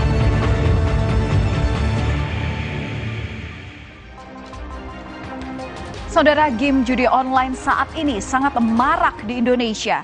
Bahkan Indonesia menduduki peringkat pertama pemain judi slot dan gacor terbanyak di dunia. Tingginya tingkat peminat judi online yang ingin kaya secara instan ini juga tak lepas dari promo gila-gilaan yang dilakukan. Bahkan promosi judi online juga menyeret artis papan atas hingga selebgram. Dan inilah saudara, video artis Wulan Guritno yang diduga mempromosikan judi online. Dalam video ini, Wulan Guritno mengenalkan sebuah game online yang sudah terakreditasi sebagai website resmi dan bersertifikat. Dari iklan promosi game inilah, Wulan Guritno diperiksa polisi. Artis Wulan Guritno diperiksa hampir 7 jam. Setelah diperiksa, ia tak banyak memberi komentar dan hanya mengapresiasi terhadap kinerja penyidik yang dinilai profesional dalam melakukan tugas penyidikan. Wulan tak berkomentar sama sekali terkait materi penyidikan dan situs judi online yang diduga dipromosikannya di media sosial. Aku hari ini senang banget bisa bertanggung jawab memenuhi panggilan untuk klarifikasi. Dan aku senang banget dikasih ruang untuk klarifikasi dan pasti aku berterima kasih banget dengan tim penyidik dari Bareskrim Cyber, sangat profesional. Dan aku juga terima kasih buat teman-teman media yang setia menunggu aku. Sekarang aku udah harus ke pekerjaan berikutnya. Artis lainnya yang diperiksa polisi terkait promosi judi online ini yakni Yuki Kato. Yuki Kato diam-diam diperiksa di Bareskrim Polri pada Sabtu 23 September 2023. Bintang film Operation Wedding ini diperiksa lebih kurang 4 jam dan mendapat 23 pertanyaan dari tim penyidik. Pemeriksaan polisi tak hanya sampai dengan Wulan Guritno dan juga Yuki Kato, saudara. Kini giliran pedangdut Cupi Cupita yang diperiksa penyidik atas dugaan kasus promosi judi online. Meski dalam kondisi yang kurang enak badan, Cupi Cupita senang bisa memberikan klarifikasi ke polisi. Pedangdut asal Bandung ini dicecar sebanyak 20 lebih pertanyaan oleh polisi. Saya senang udah bisa klarifikasi, udah bisa datang ke sini, alhamdulillah. Saya selanjutnya percayakan ke lawyer saya aja, takutnya karena saya juga dalam keadaan lagi drop rehabilitasi. Dan yang baru-baru ini, saudara, artis Amanda Manopo juga diperiksa polisi dalam kasus yang sama, yakni promosi judi online. Senin 2 Oktober 2023 atau kemarin, bintang sinetron Ikatan Cinta ini bilang tak tahu jika ada unsur judi online dan hanya sebatas game online saja. Ia bilang ini hanya kesalahpahaman dan Amanda Manopo kemarin telah diperiksa selama 10 jam oleh penyidik. Memenuhi panggilan saja, saya disuruh datang dan saya tidak ada niatan yang aneh-aneh. Saya memang ingin menjelaskan dengan secara secara detail kalau semuanya baik-baik aja, saya tidak ikut campur dan saya tidak tahu menau tentang ada namanya judi online. Jadi ini hanya kesalahpahaman saja yang terjadi. Tapi yang saya tahu itu memang itu hanya game, sebatas game saja, tidak ada judi dan itu kan berinteraksi lewat dari manajer saya. Saudara, judi online ini sangat marak di Indonesia. Bahkan perputaran uangnya ini saudara cukup fantastis. Pusat Pelaporan dan Analisis Transaksi Keuangan atau PPATK mencatat dari tahun 2017 hingga tahun 2022 transaksi judi online di Indonesia ini mencapai 157 juta dan total perputaran uangnya mencapai 190 triliun rupiah. Wah, besar juga ternyata perputaran uangnya ya. Nah, pantas perputaran uangnya ini sangat besar. Ternyata usut punya usut, Indonesia ini menduduki peringkat pertama pemain judi slot di dunia. Total sebanyak 201.122 pemain. Bahkan Indonesia mengalahkan Kamboja, Filipina, hingga Rusia. Pantas saja kalau perputaran dan transaksinya besar. Bahkan sampai tak segan-segan mengendorse artis-artis papan atas. Judi online ini bisa membuat orang ketagihan dan nekat melakukan apapun untuk bermain, saudara. Bahkan karena ketagihan sampai-sampai membuat seorang guru sekolah SMP mencuri puluhan komputer milik sekolah buat modal judi online. Bahkan pihak sekolah sampai geleng-geleng kepala karena tak menyangka guru seni dan budaya yang dikenal baik ini nekat mencuri barang sekolah. Tak hanya guru yang ketagihan bermain judi online, saudara, bahkan ibu rumah tangga pun sampai menjadi bandar judi online. Ia ditangkap polisi saat sedang santai di rumah dan sedang mengoperasikan situs judi menggunakan HP-nya. Ibu rumah tangga ini ternyata merupakan seorang residivis dengan kasus yang sama loh. Pertanyaannya, kok ia nggak kapok ya? Wah, berarti bisa dibilang kalau keuntungan pekerjaan bandar ini sangat menggiurkan. Sehingga dia atau si ibu ini rela melakukannya lagi. Tak hanya artis papan atas saja yang diduga di-endorse untuk mempromosikan judi online ini, saudara. Ternyata selebgram di berbagai daerah di Indonesia ini juga banyak yang kemudian mempromosikan judi online. Namun bedanya, selebgram di daerah langsung ditetapkan sebagai tersangka dan harus dipenjara. Sedangkan saat ini, artis-artis yang mempromosikan judi online masih dijadikan saksi. Waduh, ada sedikit perbedaan perlakuan ya ini kelihatannya. Nah, ini dia contohnya saudara, kami berikan untuk Anda. SN, seorang selebgram perempuan asal Bale Endah, Kabupaten Bandung, Jawa Barat ditangkap polisi karena menjadi duta merek atau brand ambassador sebuah situs judi online. Ia mempromosikan judi online melalui akun Instagramnya dengan mengenakan pakaian yang tak pantas. Selain menangkap SN, polisi juga menangkap 2 orang admin situs judi. Tak hanya di Bandung, saudara, ada juga di Padang, Sumatera Barat. Ini juga mengenai selebgram yang ditangkap polisi. Ada 2 selebgram yang merupakan adik kakak yang ditangkap polisi setelah mempromosikan judi online di media sosial selama 3 bulan. Mereka mendapat imbalan uang sebesar jutaan rupiah. Namun, kini mereka terancam hukuman maksimal 6 tahun penjara. Melihat dari jumlah pemain judi online di Indonesia tadi saja, saudara, membuat kewalahan pemerintah. Kementerian Komunikasi dan Informatika saja mengaku kesulitan untuk memberantas judi online ini. Bahkan Menkominfo sampai bilang kalau melawan sindikat judi online ini seperti melawan hantu lantaran sulit diketahui siapa yang mengendalikan. Ia meminta bantuan masyarakat Indonesia utamanya untuk melaporkan jika menemukan penyebaran tautan atau praktek judi online. Kami meminta kepada masyarakat untuk melaporkan karena ini kan ruangannya besar sekali ya. Kita juga meminta aduan, partisipasi masyarakat memberikan informasi dan pengaduan bila mana ada situs-situs yang mengandung unsur perjudian. Langsung kita akan eksekusi kok, ya. Begitu Mas ya, komitmen nggak usah diragukan, tinggal eksekusi. Saudara, kalau boleh melihat dampak judi online sebenarnya banyak buruknya daripada keuntungannya bagi kita semua. Terkadang kecanduan judi membuat kita gelap mata dan melakukan apa saja demi memenuhi hasrat untuk bermain judi ini. Para artis hingga selebgram yang merupakan public figure setidaknya bisa lebih bijak dalam memilih produk atau jasa yang akan mereka promosikan agar tak semakin menggiring orang atau penggemar mereka terjebak dalam dunia perjudian.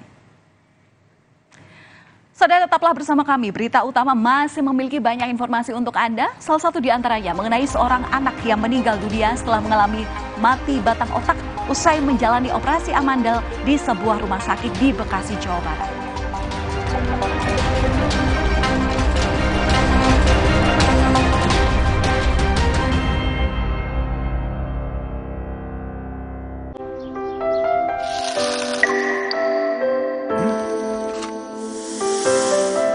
Manis ya? Pakai ini kok. Manisnya pas. Kayak kamu, manisnya nggak bikin diabetes. Tropicana Slim. Siapkan diri untuk pencapaian luar biasa dan lewati batasmu. Stargazer X, unleash the X in you. Kompas Update dipersembahkan oleh Entrasol. Minum Entrasol 2 kali sehari. Entrasol. Saya bersama Anda di Kompas Update pukul 8 malam waktu Indonesia Barat. Saudara, rumah 2 lantai yang berada di kawasan padat penduduk Kecamatan Cilandak, Jakarta Selatan, Selasa sore hangus terbakar. Kobaran api dengan cepat menghanguskan rumah berlantai 2 di Cilandak, Jakarta Selatan, Selasa sore. Diduga korsleting menjadi pemicu kejadian ini. Petugas damkar sempat kesulitan menuju TKP lantaran akses yang berada di permukiman padat penduduk. Sebanyak 15 unit damkar dikerahkan untuk memadamkan api dan tak ada korban jiwa dalam peristiwa ini.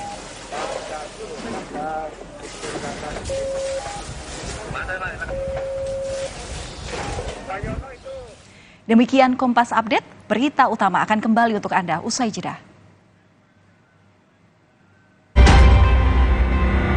Kompas Update dipersembahkan oleh Nutrif Benecol.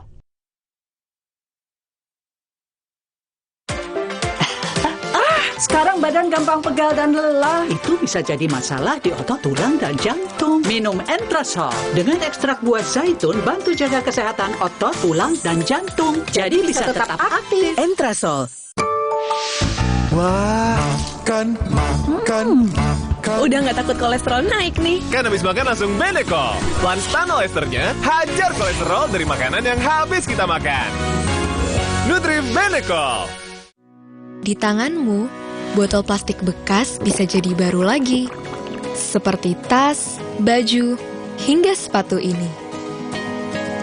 Bersama Gerakan Ekonomi Sirkular Nasional Le Mineral, mari mulai kebiasaan baru memilah sampah plastik dari rumah, menyalurkan lewat aplikasi, pemulung, ataupun bank sampah.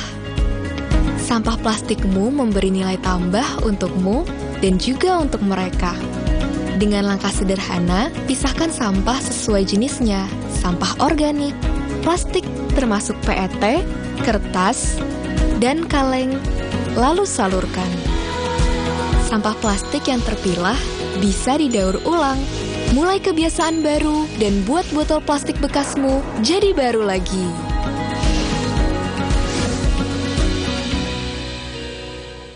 Tabungan BTN Bisnis menawarkan solusi perbankan tanpa batas untuk pertumbuhan bisnismu kini dan nanti.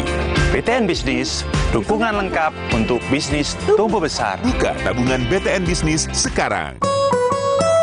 Aku pikir semua air mineral itu sama. Le mineral itu beda. Le mineral memang berbeda. Setiap tetesnya mengandung mineral esensial seimbang yang penting untuk tubuh dan juga membuat rasa airnya lebih segar. Segernya. Le mineral. Kalau bocor, gunakan No Drop, cat pelapis anti bocor. Mulai perlindungan dari luar untuk keceriaan dan rasa aman di dalam rumah. No Drop, no bocor-bocor. Percaya Avian Brands. Tengah malam gak bisa tidur. Kurang tidur. Sedares, kandungan dipenidramin 25 mg bisa bantu tidur. Tidur yang cukup bikin aktivitas kembali lancar. Sedares bikin tidur. Mineral.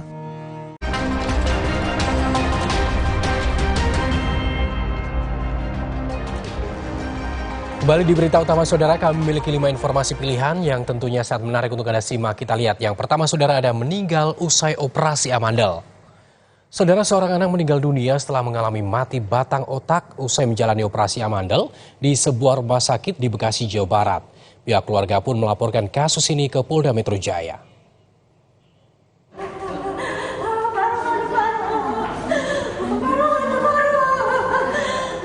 Duka mendalam dirasakan Ibunda Benedictus Alvaro Deren setelah sang anak dinyatakan meninggal dunia di ruang ICU Rumah Sakit Kartika Husada Jati Asih pada Senin malam. Bocah berusia 7 tahun itu berpulang lantaran henti jantung dalam kondisi mengalami mati batang otak usai menjalani operasi amandel pada 18 September lalu. Pihak keluarga pun menduga Alvaro menjadi korban tindakan malapraktik. Bukan apa bisa sama saya. Saya menuntut hak aja. Bukan apa bisa sama saya. Ketika dinyatakan mengalami mati batang otak, orang tua korban sempat meminta rekam medis anak mereka kepada pihak rumah sakit. Pihak keluarga kemudian melaporkan beberapa dokter dan direktur rumah sakit yang menangani Alvaro ke Mapolda Metro Jaya. PKB ini kami ada melaporkan sekitar 8 orang terlapor ya. Itu sudah meliputi dokter-dokter yang terkait yang melakukan tindakan.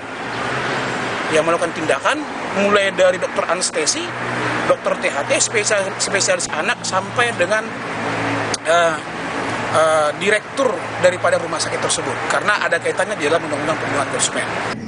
Jenazah Alvaro kini disemayamkan di rumah duka Rumah Sakit Elizabeth.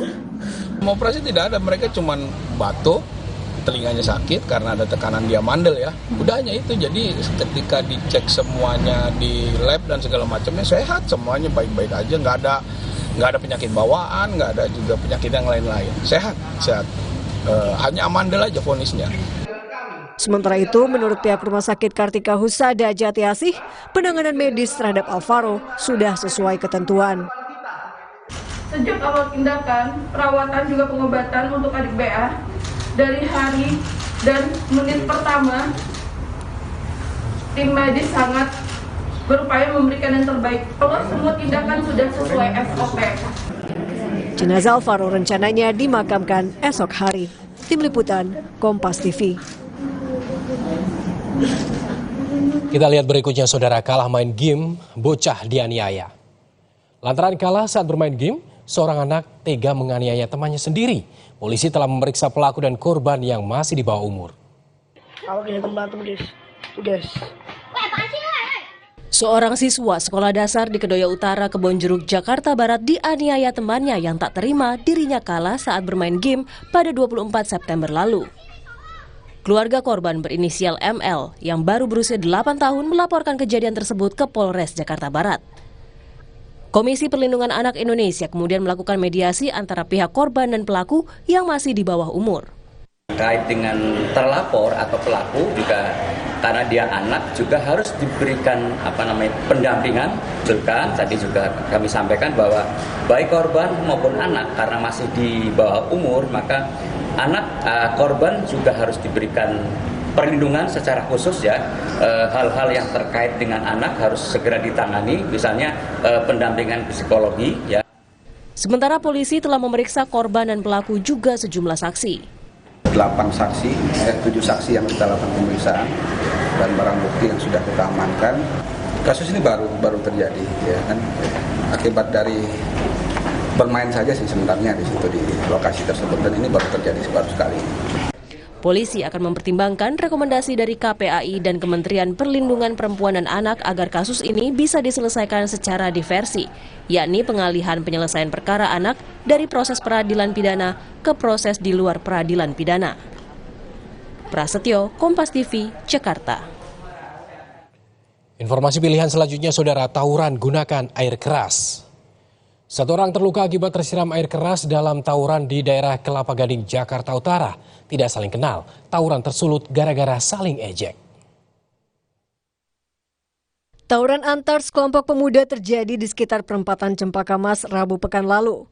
Dari rekaman CCTV, 2 kelompok pelajar terlihat kejar-kejaran memakai sepeda motor. Mereka berkelahi meski berada di tengah kepadatan kendaraan. 1 pemuda terluka dalam tawuran. Korban tersiram air keras saat saling kejar hingga Jalan Perintis Kemerdekaan. Akibat terluka di bagian wajah, korban harus dioperasi di RSUD Koja. Polisi telah memeriksa 4 terduga pelaku penyiraman air keras serta 1 saksi. Tidak saling kenal. Tawuran tersulut gara-gara saling ejek. Sekitar pukul 3 sore, para pelaku ini keluar dari sekolah.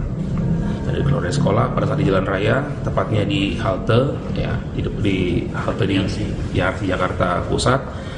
Dia bertemu dengan korban ya, yang pada saat itu sedang nongkrong-nongkrong di halte. Nah, pada saat itu terjadi akhirnya saling ejek, ya, sehingga saling kejar-kejaran, ya, sampai bertemu di lampu merah Cempaka Mas, di Cempaka Mas. Di situ mereka sempat terjadi baku pukul.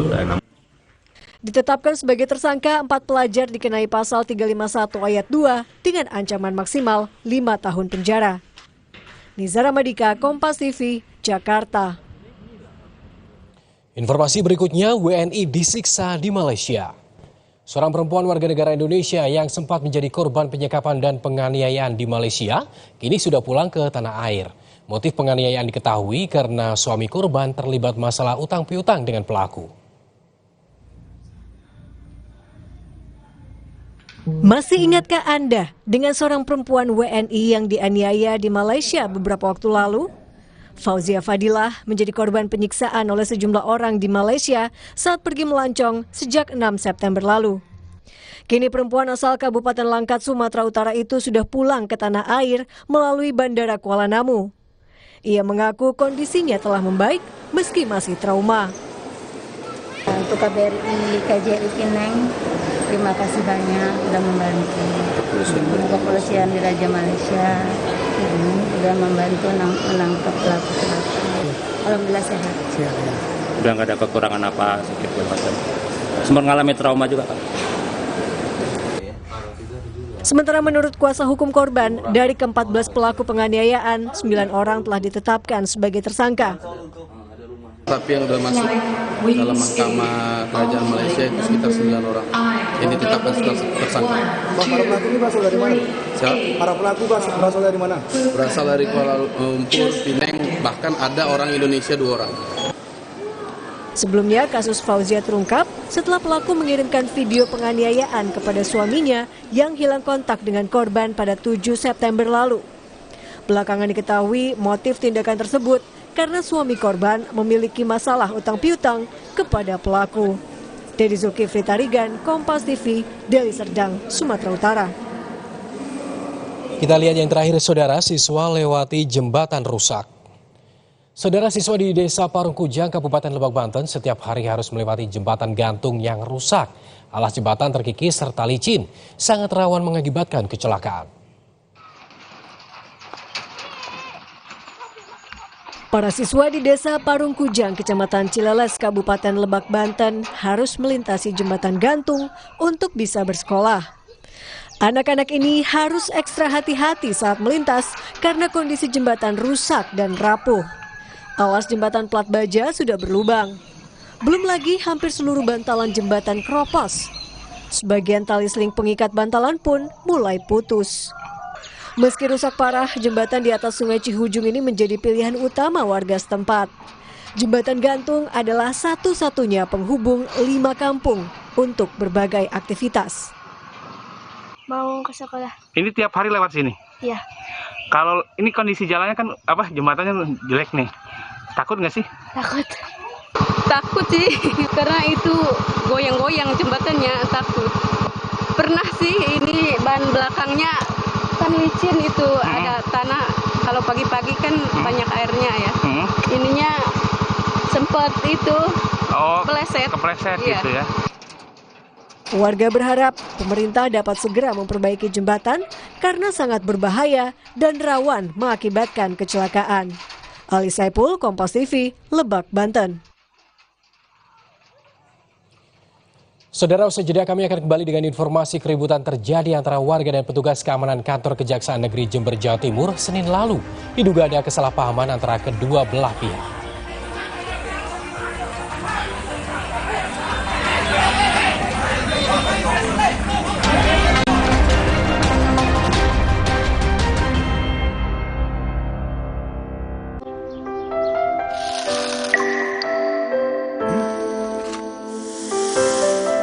Manis ya? Pakai ini kok. Manisnya pas. Kayak kamu, manisnya nggak bikin diabetes. Tropicana Slim.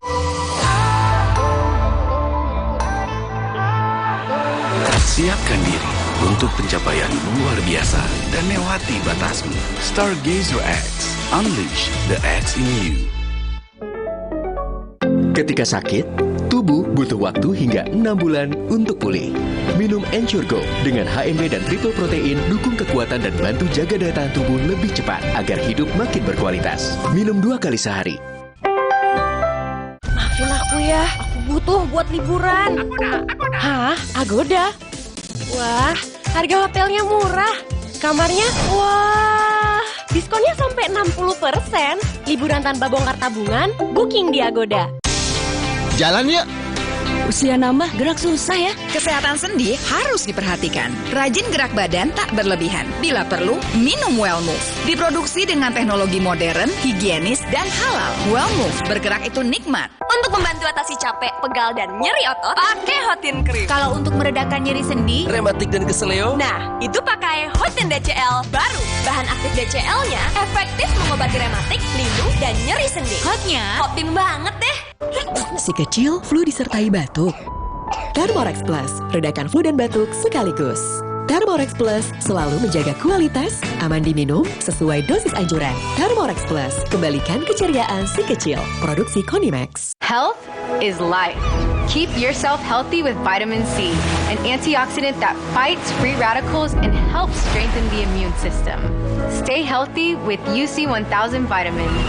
Healthy inside, fresh outside. Dunia terus berputar. Begitu banyak hal yang berakhir, namun banyak juga yang kembali dalam bentuk baru, memberi harapan baru. Seperti botol plastikmu yang dapat menjadi barang baru lagi melalui gerakan ekonomi sirkular nasional Le Mineral. Kini, plastik tidak lagi menjadi sampah, namun terus berputar dengan dipilah dan didaur ulang menjadi baru. Semua bisa mengambil peran penting dalam perputaran itu dari hulu ke hilir.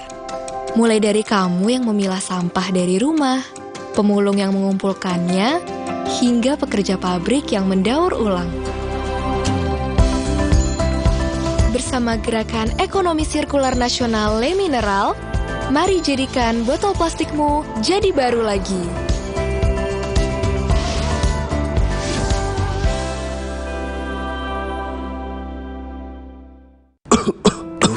Sakit nih, minum obat antibiotik Sakit tenggorokan ya? Jangan dikit-dikit minum antibiotik, nanti resistensi loh. Semprot aja Cooling 5, kerja lokal pada tenggorokan. Cooling 5, redakan sakit. Health is life. Keep yourself healthy with vitamin C, an antioxidant that fights free radicals and helps strengthen the immune system. Stay healthy with UC 1000 vitamin. Healthy inside, fresh outside. Le Mineral beda banget, lebih smooth, lebih segar. Le Mineral memang berbeda. Setiap tetesnya mengandung mineral esensial seimbang yang penting untuk tubuh dan juga membuat rasa airnya lebih segar. Dan lebih enteng. Le Mineral. Siapkan diri untuk pencapaian luar biasa dan lewati batasmu. Stargazer X, unleash the X in you. Tengah malam gak bisa tidur. Kurang tidur, minum Sedares. Kandungan dibenidramin 25 mg bisa bantu tidur. Tidur yang cukup bikin aktivitas kembali lancar. Sedares bikin tidur. Demi mendapatkan sumber mata air terbaik, Le Mineral melakukan ratusan eksplorasi. Setiap tetesnya mengandung mineral esensial seimbang yang penting untuk tubuh, galon yang selalu baru, dan bebas BPA. Inilah komitmen Le Mineral.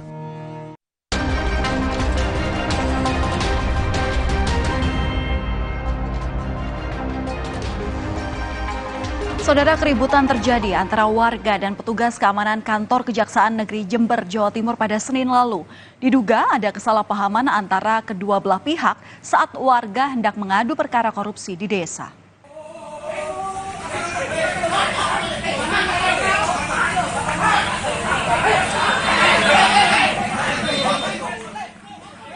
Saling dorong serta adu mulut tak terelakkan antara sejumlah warga dan petugas keamanan di kantor Kejaksaan Negeri Jember, Jawa Timur pada Senin lalu.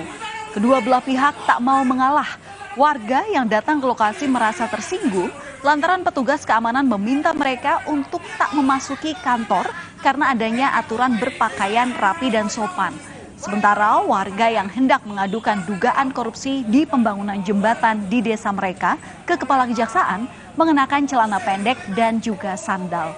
Keributan ini berakhir dengan kesepakatan damai dan warga berhasil berdialog dengan pihak Kejari Jember.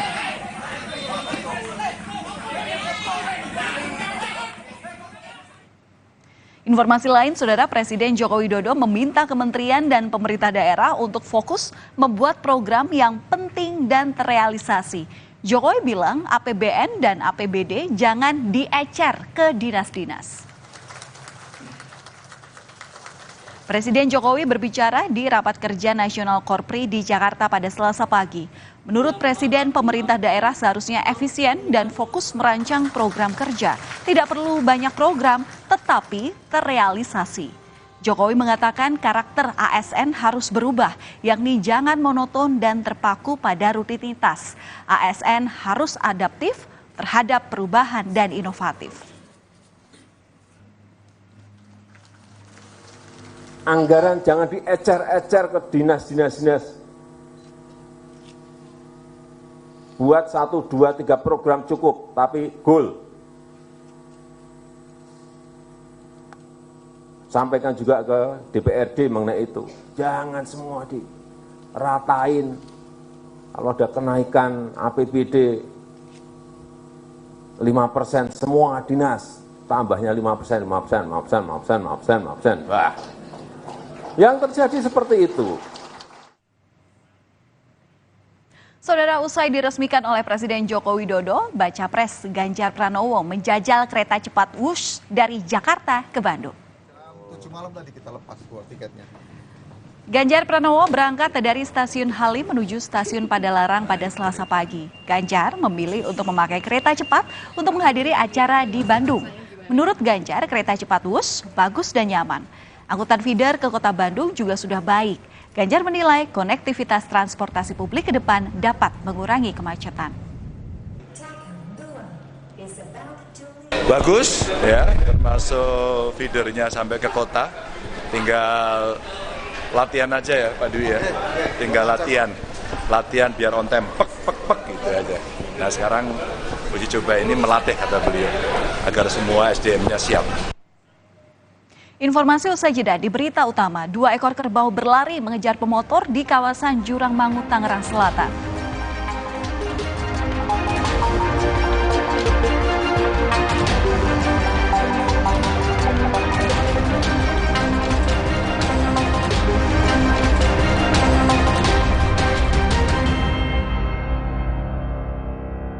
Pikir semua air mineral itu sama.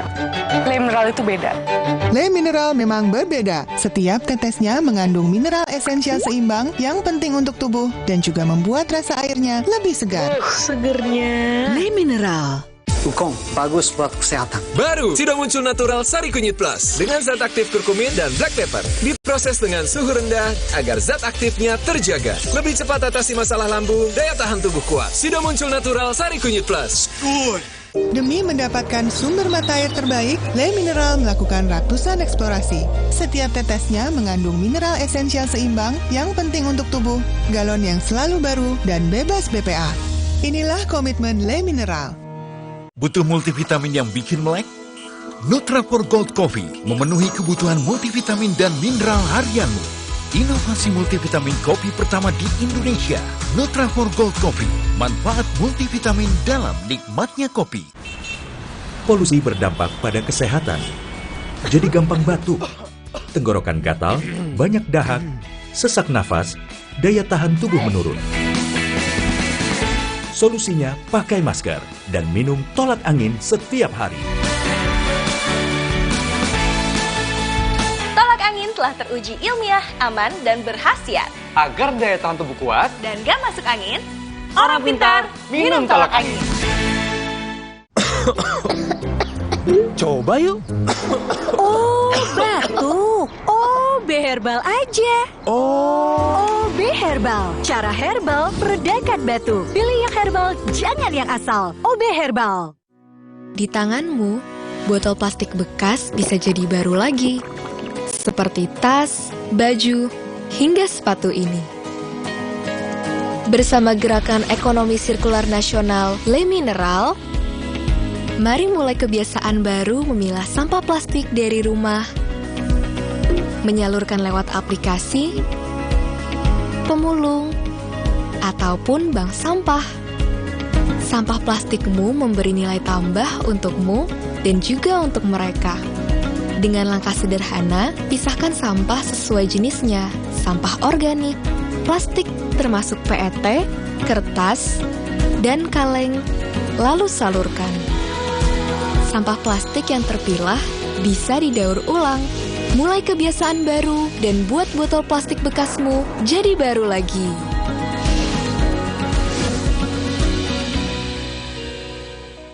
Hey, ada madu teja sase, madu teja sase, sehat berstamina. Banyak manfaatnya. Madu teja saset, enak sehatnya. Niatku madu TJ hitam pahit dengan kualitas madu TJ plus manfaat ekstrak herbal. Niatku demi anakku. Niatku demi istriku. Madu TJ hitam pahit. Niatku jaga kesehatan. Sakit kepala? Minum Paramex. Gue andalan nih. Paramex cepat kerjanya, gak pakai lama. Cepat redakan sakit kepala, aman sesuai dosis anjuran untuk redakan nyeri. Sakit kepala, Paramex obatnya. Produksi Konimex. Kalau sakit hati, aduh, nyeri otot. Segera minum Paramex nyeri otot. Redakan nyeri otot, sendi, dan pegal linu. nyeri otot, Paramex nyeri otot. Produksi Konimex.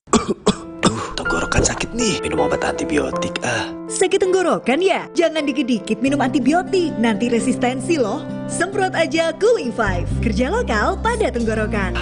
Cooling 5, redakan sakit tenggorokan.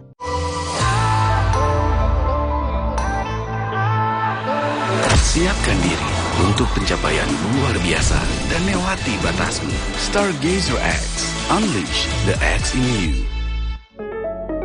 Wow, kirain po, taunya Fresh Care Smash yang lagi viral. Fresh Care Smash 4-in-1. Tren baru, double inhalernya unik, nonjok segernya. Bisa buat ngerok, sampai pijit. Keren dan stylish. Fresh Care Smash, ekspresikan gayamu.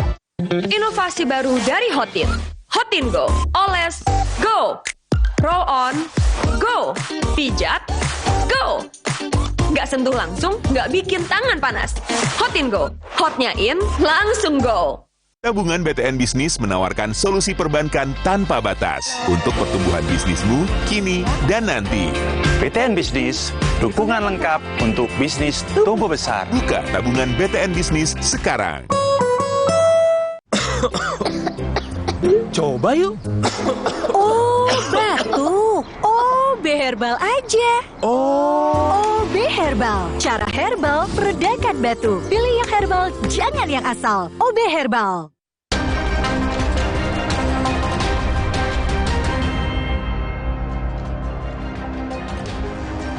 Saudara, sebuah rumah tak berpenghuni di Komplek Rumbia Mas Banjar, Kalimantan Selatan ambruk.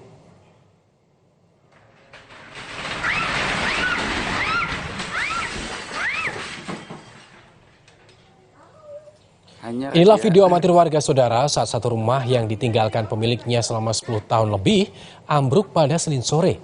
Diketahui rumah ini sudah ditinggalkan pemiliknya yang menetap di Turki. Tidak ada korban dalam peristiwa ini, namun warga berharap rumah yang ambruk ini dirobohkan agar tidak berdampak pada rumah lainnya.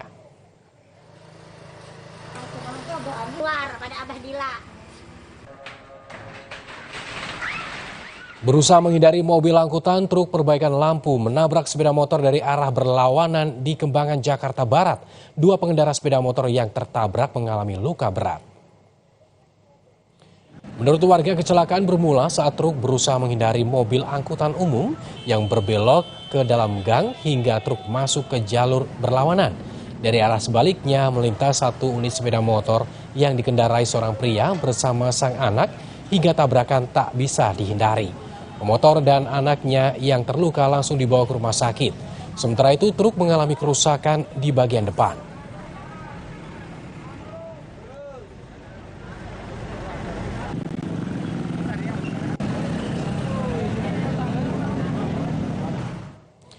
Saudara, viral di media sosial, 2 ekor kerbau yang diduga kelaparan berlarian mengejar seorang pemotor di wilayah Pondokaren, Tangerang Selatan pada Kamis pekan lalu.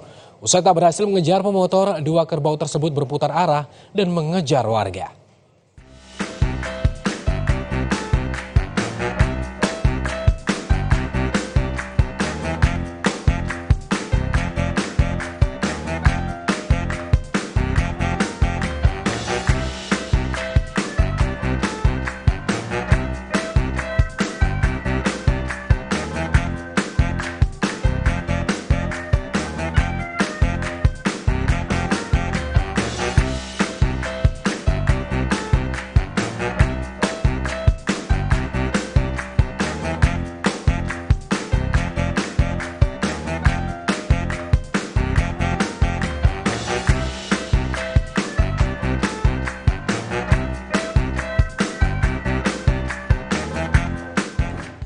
Terima kasih telah menyaksikan berita utama hari ini, saudara. Saya Arizona Gali. Dan saya Valentina Sitorus. Sukseskan pemilu 2024 dan pastikan Anda tetap bersama kami di Kompas TV Independen terpercaya untuk mengikuti perkembangannya. Kami berdua pamit, terima kasih.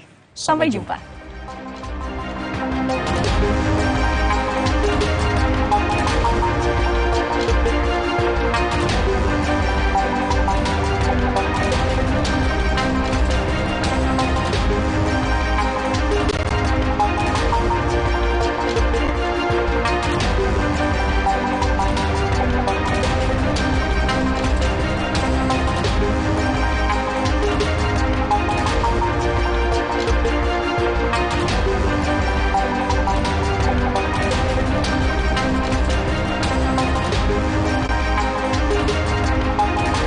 Oleh keluarga pasien akibat dugaan malpraktik operasi amandel akan Alvaro Darin. Pihak rumah sakit akan patuh terhadap hukum yang berlaku.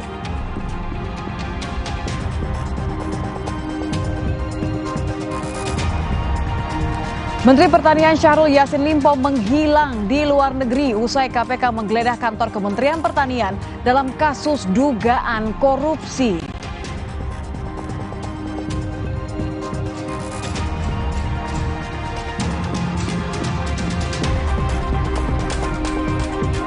Presiden Joko Widodo diusulkan menjadi Ketua Umum PDIP menggantikan Megawati Soekarno Putri. Usulan ini muncul dari kakak Megawati, Guntur Soekarno Putra.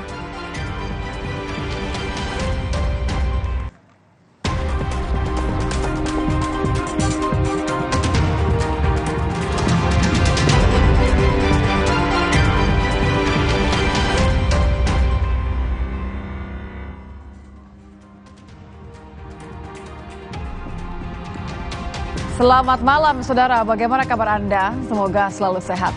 Selain 3 informasi utama tadi, Kompas Malam telah menyiapkan sejumlah sorotan pilihan khusus untuk Anda. Selengkapnya hanya di Kompas TV, Independen, terpercaya, bersama saya Nitya Anissa. Informasi pertama di Kompas Malam saudara. Bangunan yang difungsikan untuk gudang rosok di Solo, Jawa Tengah terbakar. Api dengan cepat meluas hingga ke permukiman warga.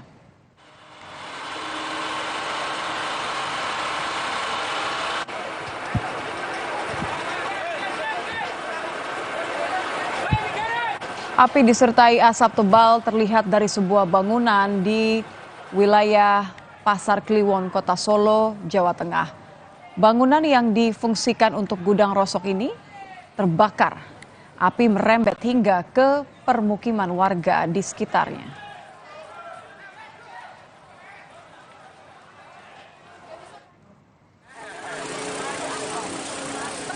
Akses yang sulit membuat pemadaman berlangsung cukup lama. Mobil pemadam tidak bisa menjangkau seluruh area gudang yang terbakar yang justru dekat dengan pemukiman warga.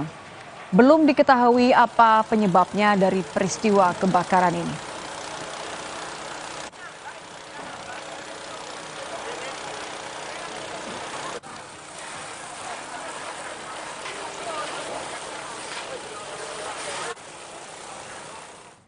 Kita ke sorotan lain, saudara.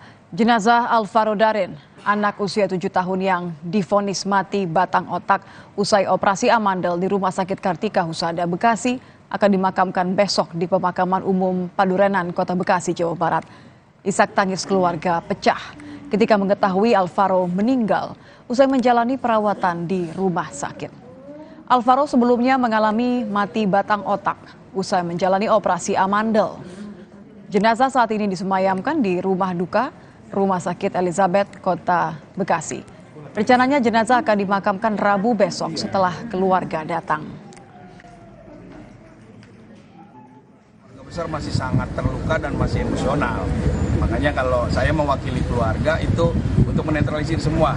Kita belum bisa mau menyalahkan siapapun bahwa ini ada kesalahan, ada dugaan malpraktik mungkin ya. Tapi saya belum bisa menyampaikan apapun. Intinya adalah kami mau fokus untuk merapikan dulu anak kami dan mengantarkannya ke pemakamannya terakhir nanti besok, rencananya besok di Padurenan pemakaman. Manajemen Rumah Sakit Kartika Husada, Jati Asih, Kota Bekasi, Jawa Barat menepis dugaan malapraktik dan mengaku semua penanganan korban sudah sesuai dengan SOP. Terkait dipolisikannya 8 orang dokter Rumah Sakit Kartika Husada oleh keluarga pasien akibat dugaan malpraktik, pihak rumah sakit akan patuh terhadap hukum yang berlaku. Kami dari pihak manajemen Rumah Sakit Kartika Husada sudah berusaha semaksimal mungkin dalam proses penyembuhan adik BA yang didiagnosis mengalami pada penyakit batang. Jadi terkait dengan proses hukumnya kita ikuti sesuai dengan aturan ataupun kata hukum yang berlaku di Indonesia.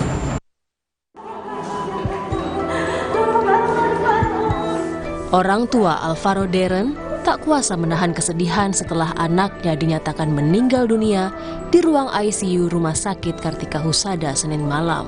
Alvaro meninggal dunia setelah mengalami koma usai divonis dokter mengalami mati batang otak pasca menjalani operasi amandel.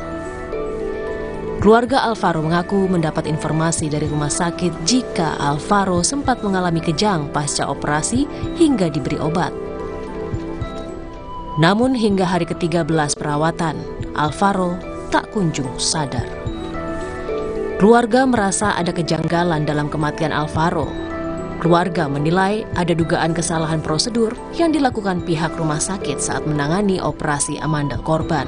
Atas dugaan malapraktik, keluarga telah melaporkan 8 orang pihak rumah sakit, mulai dari dokter anestesi, dokter THT, spesialis anak, hingga direktur rumah sakit ke Polda Metro Jaya. Kami ada melaporkan sekitar 8 orang terlapor ya. Itu sudah meliputi dokter-dokter yang terkait yang melakukan tindakan. Yang melakukan tindakan mulai dari dokter anestesi, dokter THT, spesialis anak sampai dengan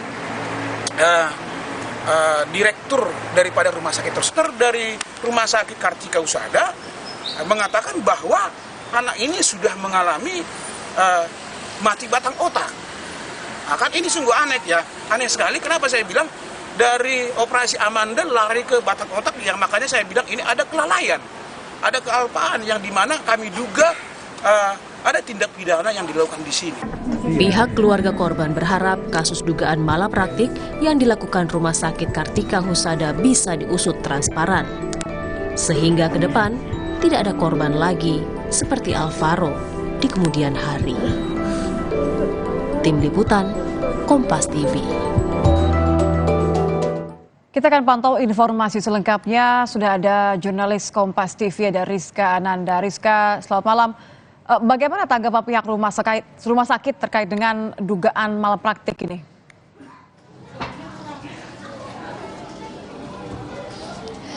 Ya, selamat malam Nitya dan juga saudara. Kalau misalkan tadi sore kita mengikuti bahwa memang dari Rumah Sakit Kartika Husada ini melakukan konferensi pers pertemuan dengan media, begitu ya. Mereka menerangkan bahwa mereka telah melakukan semua prosedur berdasarkan SOP. Inilah yang tadi dikatakan ataupun disampaikan oleh pihak rumah sakit kepada kami awak-awak media. Namun kalau misalkan kita melihat kasus yang terjadi yang menimpa adik kita Alvaro ini, di mana kemudian yang tadinya didiagnosis dengan sakit amandel, kemudian melakukan tindakan operasi, dan kemudian setelah operasi tidak kunjung terbangun dari biusnya, dan juga kemudian tidak bangun-bangun, bahkan hingga ia didiagnosis mengalami mati batang otak. Nah, kemudian dari pihak keluarga inilah kemudian meminta penjelasan sebetulnya apa keterkaitan penyakit amandel yang kemudian berhubungan dengan penyakit ataupun diagnosis yang dikatakan bahwa mati batang otak. Nah, inilah menjadi harapan ataupun tuntutan sebenarnya dari pihak keluarga, apa keterkaitan antara dua diagnosis ini. Dan kemudian kalaupun kita mengacu begitu ya pada pasal 52 Undang-Undang Nomor 29 Tahun 2024 tentang praktik kedokteran yang mengatakan bahwa pasien berhak mendapatkan penjelasan secara lengkap tentang tindakan medis, meminta pendapat dokter, mendapatkan pelayanan sesuai kebutuhan medis, menolak tindakan medis, dan mendapatkan isi rekam medis. Nah, inilah juga sebetulnya yang diminta ataupun dituntut oleh pihak keluarga kepada pihak rumah sakit selama Alvaro ini menjalani perawatan di Rumah Sakit Kartika Husada. Karena kalau misalkan tadi kami sempat berbincang dengan pihak keluarga begitu ya, ada sejumlah kejanggalan yang dicatat oleh pihak keluarga, yakni yang pertama, ketika Alvaro dibawa dari ruang rawat menuju ke ruang operasi, ini tidak didampingi oleh ibunya yakni Wali begitu ya, dimana kita ketahui Alvaro masih berusia 7 tahun, masih di bawah umur begitu, jadi masih memerlukan pendampingan walinya. Dan kemudian ketika menandatangani tindakan medis ini, orang tua ataupun pihak keluarga dari Alvaro ini tidak mendapatkan penjelasan dari pihak rumah sakit ataupun dari dokter yang menjelaskan apa sebetulnya yang akan menjadi resiko-risiko ataupun komplikasi yang akan disebabkan akibat operasi amandel ini. Nah, ini yang diungkapkan oleh pihak keluarga, bahwa mereka tidak mendapatkan keterangan, tidak mendapatkan penjelasan dari pihak rumah sakit, sehingga memang kemudian peristiwa ini terjadi. Tentu ini menjadi pertanyaan bagi pihak keluarga, bagaimana kemudian Alvaro ini juga menjalani operasi amandel ini bersama dengan kakaknya yakni Vincent yang berusia 10 tahun. Bagaimana kemudian Vincent ini bangun setelah menjalani operasi amandel, namun Alvaro setelah 3 hari tak kunjung juga bangun, bahkan kemudian didiagnosis mengalami mati batang otak. Nah, inilah yang menjadi pertanyaan pihak keluarga, apa sebetulnya keterkaitan komplikasi ataupun imbas dari operasi ini kemudian mengakibatkan Alvaro mengalami mati batang otak, Nitya. Oke, ini kan kemudian dilaporkan ke polisi, ada 8 dokter yang dipolisikan oleh pihak keluarga. Bagaimana penanganan dari polisi?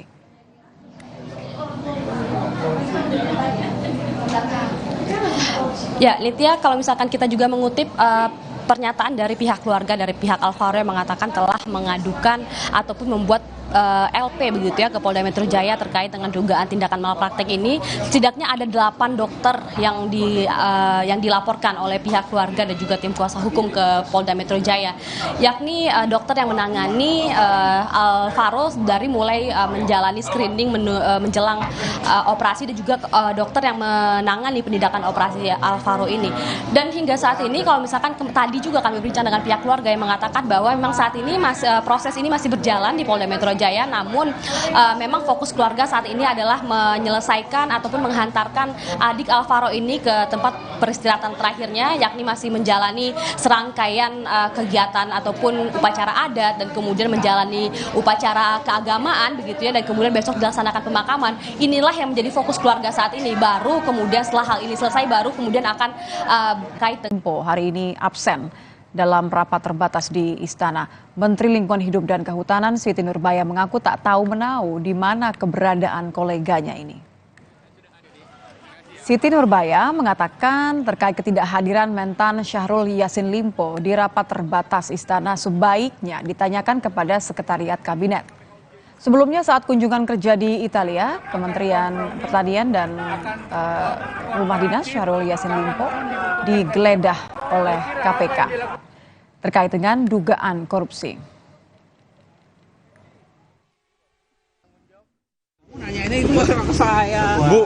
Bu, tapi kan harusnya Pak Mentan datang, Bu ya. Sebenarnya lokasinya di mana Pak Mentan, Bu? Enggak, tapi kan diwakilkan sama Pak Wamentan. Tapi kan pasti ada koordinasi, Bu Siti. Koordinasi apa coba? Kehadiran mungkin, Bu. Kan kehadirannya lapornya ke PSSK, bukan ke kita. Ya? Ya, makasih, Bu. Ya, terkait keberadaan Menteri Pertanian Syahrul Yassin Limpo, Dirjen Imigrasi Silmi Karim menyatakan pesawat yang dinaiki Syahrul Yassin Limpo terjadwal masuk ke Indonesia tanggal 1 Oktober. Namun ketika ditelusuri, Yassin Limpo tak terlihat masuk ke tanah air. Hingga kini pihak imigrasi juga belum menerima surat permintaan dari KPK untuk mencari Yassin Limpo. Nama Yassin Limpo juga belum masuk daftar pencarian orang. Itu direncanakan itu kan tinggal 30 sampai tanggal di Indonesia tanggal 1. Tapi di situ kita sudah cek, belum termonitor di sistem bahwa yang bersangkutan sudah berada di Indonesia. Saya belum dapat surat dari KPK kaitan dengan usulan ataupun keputusan kaitan dengan kebutuhan dalam hal proses penyidikan di Komisi Pemberantasan Korupsi. Tapi udah ada tercatat belum sih Pak, beliau udah masuk Jakarta, masuk Indonesia atau belum? Kita terus mencari keberadaan Pak Menteri karena memang sampai detik ini kita belum ada kabar. Menghilang ditelan bumi, Menteri Pertanian Syahrul Yassin Limpo menghilang usai KPK menggeledah rumahnya. Bahkan wakil menterinya pun tak tahu di mana atasannya itu. Ditemui di istana hari ini, Wamentan bilang tak mengetahui keberadaan Syahrul Yassin Limpo dan terus mencari tahu keberadaannya. Harvey Kastul Kolbi juga menyatakan, informasi terakhir, rombongan Kementan yang pergi ke Spanyol sudah kembali ke tanah air secara terpisah. Hari ini ya kita terus mencari keberadaan Pak Menteri karena memang sampai detik ini kita belum ada kabar mengenai keberadaan Pak Menteri sampai hari ini. Kalau dari Spanyol, informasi terakhir yang kami terima itu memang berbarengan dengan beberapa pejabat eselon kami. Eselon 1 ada yang ikut 3 orang, juga ada eselon 2 yang ikut kunjungan kerja Pak Menteri, juga beberapa staf. Kembali ke tanah airnya ini memang masing-masing karena mungkin tiket juga terbatas, akhirnya terpisah. Sementara itu, Menkumham Yasona Lawli menyebut Menteri Syahrul Yassin Limpo belum kembali ke Indonesia. Yasona mengaku belum melakukan koordinasi dengan pihak Interpol atau polisi Spanyol terkait keberadaan Menteri Pertanian Syahrul Yassin Limpo karena belum terima surat permintaan dari KPK ataupun kepolisian. Kalau kita nggak bisa cari, polisi ya KPK yang cari. Kalau kita akan kerjalah dengan negara-negara lain. Ya. Tapi berarti udah ada upaya untuk bersama dengan negara lain untuk mencari beliau. Belum ada terima surat dari KPK ya? Belum. Tapi udah ada tercatat belum Pak, beliau udah masuk Jakarta, masuk Indonesia atau belum? Belum masuk. Saat KPK menggeledah rumah dinas Syahrul Yassin Limpo, Menteri Pertanian itu tak berada di rumah. Informasinya terbang ke Spanyol untuk urusan dinas. Penggeledahan ini terkait dengan dugaan korupsi yang terjadi di Kementerian Pertanian. Tim Liputan Kompas TV. Wali Kota Solo yang juga merupakan putra Presiden, Gibran Rakabuming Raka, enggan berkomentar terkait usulan Jokowi menjadi Ketua Umum PDIP. Usulan Jokowi ini diusulkan untuk menggantikan Megawati jadi Ketum PDIP. Selengkapnya usai jeda di Kompas Malam.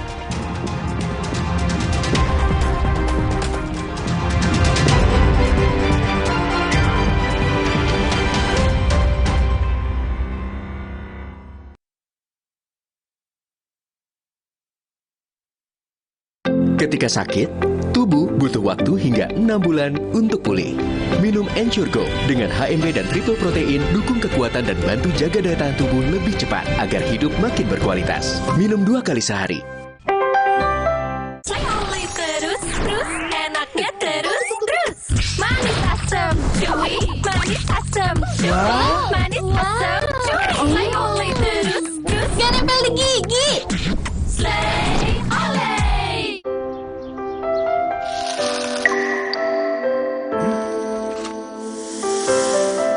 Manis ya? Pakai ini kok. Manisnya pas. kayak kamu. Manisnya nggak bikin diabetes. Tropicana Slim. Tiap hari keluargaku kena panas yang bikin gerah, keringetan, dan bau badan. Mereka perlu yang seger. Mandi pakai Dettol. Segarnya mint dan jeruk yuzu. Berikan sensasi 5 derajat lebih dingin. Dan lindungi dari kuman penyebab bau badan. Dettol, perlindungan dengan sensasi 5 derajat lebih dingin. Mau mie. Tenang, kan ada mie oven. Pilihan lebih sehat. Produksinya di oven, bukan digoreng. Mie-nya kenyal, rasanya lebih enak. Enak. Mie oven, sehat, enak lagi. Aqua percaya akan kebijaksanaan dan keajaiban alam. Aqua berasal dari 19 gunung terpilih. Sumber airnya disaring alami oleh berlapis-lapis bebatuan pelindung yang kaya kandungan mineral alami. Sehingga Aqua terasa dingin tanpa didinginkan. Jelaskan kalau tak semua air itu Aqua 100% murni. Alah, lapar sih. Aha, Roma Makis Abon aja. Ekstra abon, ekstra abon, ekstra energi. Roma Makis, banyak rasa, siap asik lagi. Sekarang isi 3 lebih banyak.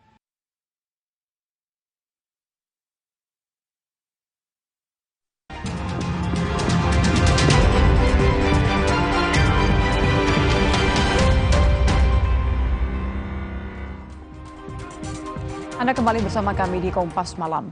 Saudara, Partai Demokrat menyambut baik pertemuan SBY dengan Joko Widodo di Istana Bogor. Pertemuan tersebut diharapkan dapat menyelesaikan masalah yang dihadapi saat ini. Wakil Ketua Umum Partai Demokrat, Beni K. Harman, menyatakan pertemuan tersebut merupakan inisiatif dari Presiden Joko Widodo mengundang Presiden ke-6 Republik Indonesia di Istana Bogor Senin kemarin. Beni menilai pertemuan tersebut merupakan hal yang positif untuk menyelesaikan masalah negara yang sedang terjadi saat ini. Para tokoh bangsa saling bertemu untuk mendiskusikan masalah-masalah yang dihadapi oleh bangsa dan negara kita pada saat ini. Tapi jelas pertemuan itu adalah inisiatif Bapak Presiden Jokowi, sehingga common sense saja. Tentu ada masalah-masalah yang mungkin dianggap penting oleh Bapak Presiden Jokowi untuk didiskusikan.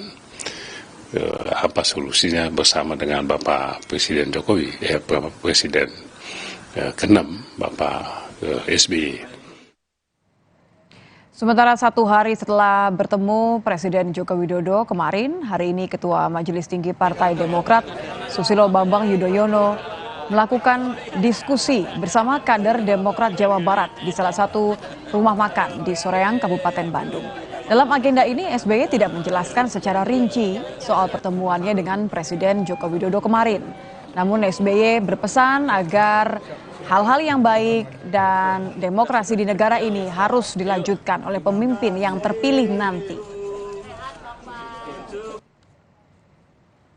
Hal-hal yang baik yang telah dilakukan, diwariskan mulai dari Presiden Soekarno, Presiden Soeharto, Presiden Habibie, Presiden Abdurrahman Wahid, Presiden Megawati Soekarno Putri, saya sendiri, dan Presiden Jokowi nanti yang sudah baik dilanjutkan. Sampai kapanpun Indonesia harus menjalankan nilai dan pilar-pilar kehidupan berbangsa.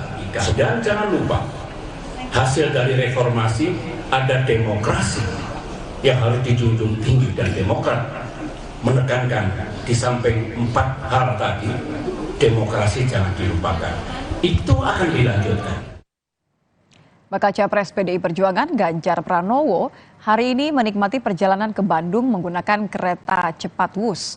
Menurut Ganjar, kereta cepat yang siap difungsikan ini nyaman dan tidak terasa getarannya.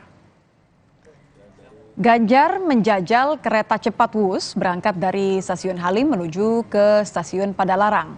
kemudian meneruskan perjalanan ke stasiun Bandung menggunakan kereta feeder.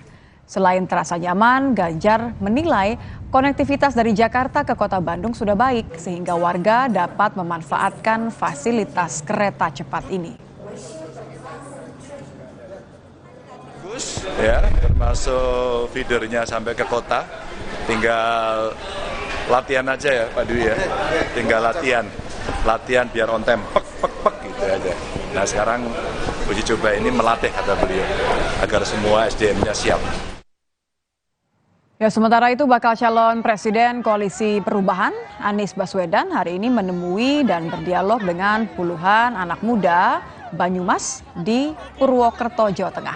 Dalam kesempatan itu Anies selain menyerap aspirasi dari anak-anak muda juga menanggapi sejumlah pertanyaan terkait beberapa hal, salah satunya terkait budaya K-pop atau kemajuan Korea Selatan.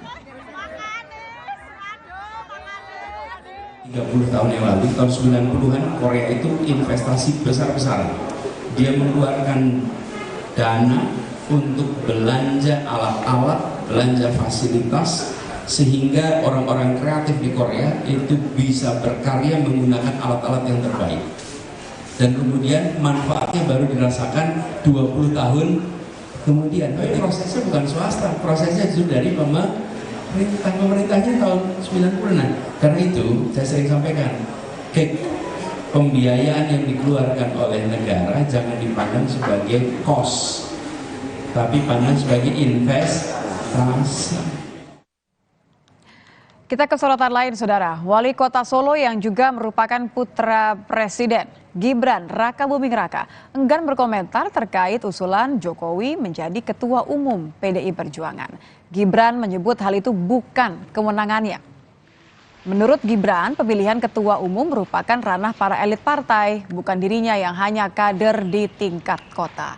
Gibran pun enggan mengomentari usulan yang datang dari Guntur Soekarnoputra di salah satu media cetak nasional. Guntur mengusulkan nama Jokowi jadi Ketua Umum PDIP.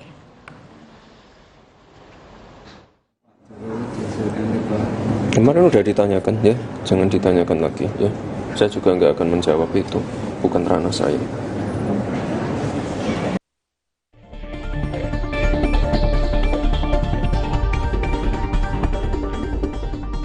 Saya pun kader, tidak mungkin orang lain itu tiba-tiba bisa jadi ketua umum. Karena terus siapa yang mau milih kalau tiba-tiba orang luar. Nama Presiden Joko Widodo diusulkan menjadi Ketua Umum PDI Perjuangan menggantikan Megawati Soekarno Putri. Usulan ini muncul dari putra sulung Presiden Soekarno sekaligus kakak Megawati, Guntur Soekarno Putra. Selain menjadikan Joko Widodo sebagai Ketua Umum PDI Perjuangan, Guntur juga mengusulkan agar Megawati menjadi Dewan Pembina. Menanggapi usulan ini, Sekjen PDI Perjuangan Hasto Kristianto menyebut aspirasi dari bawah tetap menginginkan Mega menjadi Ketua Umum. Adapun Jokowi sebagai petugas partai tetap memiliki peran penting untuk mengawal transisi pasca pemilu mendatang. Masukan, tetapi dari arus bawah PDI Perjuangan, kesadaran ideologisnya, kesadaran kulturalnya, memang menempatkan emotional bonding yang begitu kuat dengan Ibu Mega. Bisa dikontradiksikan apapun posisinya, kalau ketua umumnya Bu Mega sesuai dengan arus bawahnya, dan kemudian beliau menyiapkan masa transisi untuk 5 tahun dari 2025 ke 2030, di situ Bapak Jokowi memiliki peran-peran yang sangat penting di dalam melanjutkan tugas perjuangan dan dedikasinya. Di sisi lain, Ketua DPC PDIP Solo, F.X. Hadi Rutyatmo, menyebut akan mendukung sepenuhnya siapapun kader PDIP yang diusulkan jadi Ketua Umum termasuk Presiden Jokowi. Setuju kan, ini pokoknya sing kader PDI Perjuangan diusulkan oleh siapapun berarti punya potensi. Pak Jokowi diusulkan untuk menjadi Ketua Umum PDI Perjuangan kan? Iya. Ya ora masalah toh, berarti aku ya mohon maaf. Aku ya katut untuk kesinggung-singgung karena dulu bareng Rudi kan ngono. Kan gitu. PDI Perjuangan memang memiliki mekanisme sendiri dalam memilih ketua umum, yakni melalui forum penggantian ketum lewat Kongres ke-6 partai pada tahun 2025. Tim Liputan Kompas TV.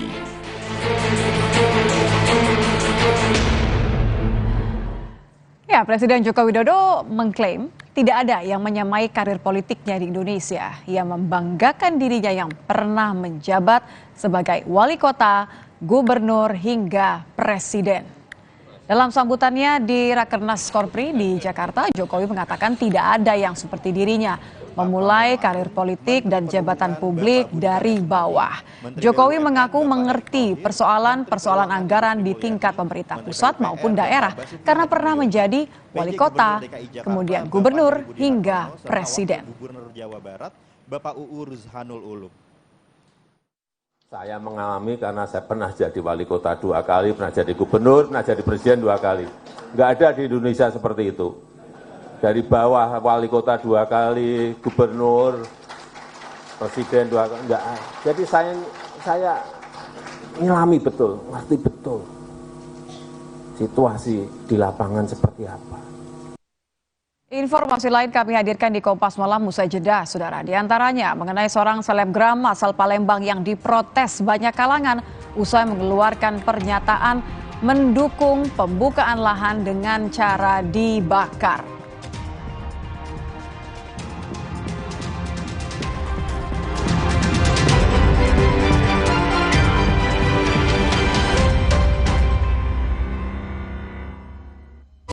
Siapkan diri untuk pencapaian luar biasa dan lewati batasmu. Stargazer X, unleash the X in you. Wukong, bagus buat kesehatan. Baru, sudah muncul Natural Sari Kunyit Plus dengan zat aktif kurkumin dan black pepper. Diproses dengan suhu rendah agar zat aktifnya terjaga. Lebih cepat atasi masalah lambung, daya tahan tubuh kuat. Sudah muncul Natural Sari Kunyit Plus. Good. Ketika sakit, tubuh butuh waktu hingga 6 bulan untuk pulih. Minum Ensure Go dengan HMB dan triple protein dukung kekuatan dan bantu jaga daya tahan tubuh lebih cepat agar hidup makin berkualitas. Minum 2 kali sehari.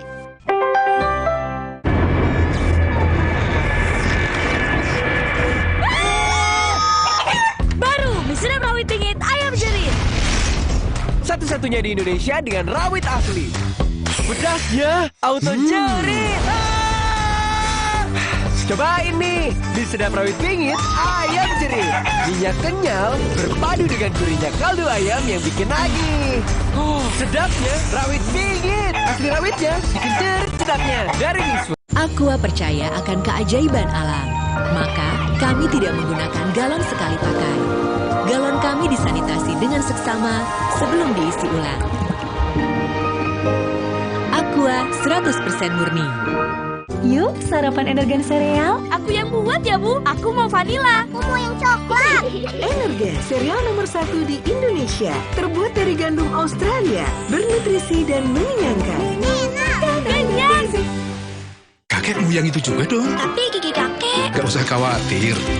Poliden adhesif membuat Anda bebas nikmati setiap gigitan dengan kuat dan cegah terperangkapnya sisa makanan. Poliden Cleanser, bunuh bakteri lebih kuat dari pasta gigi. Kalah. Lapar sih. Aha, Roma Makis Abon aja.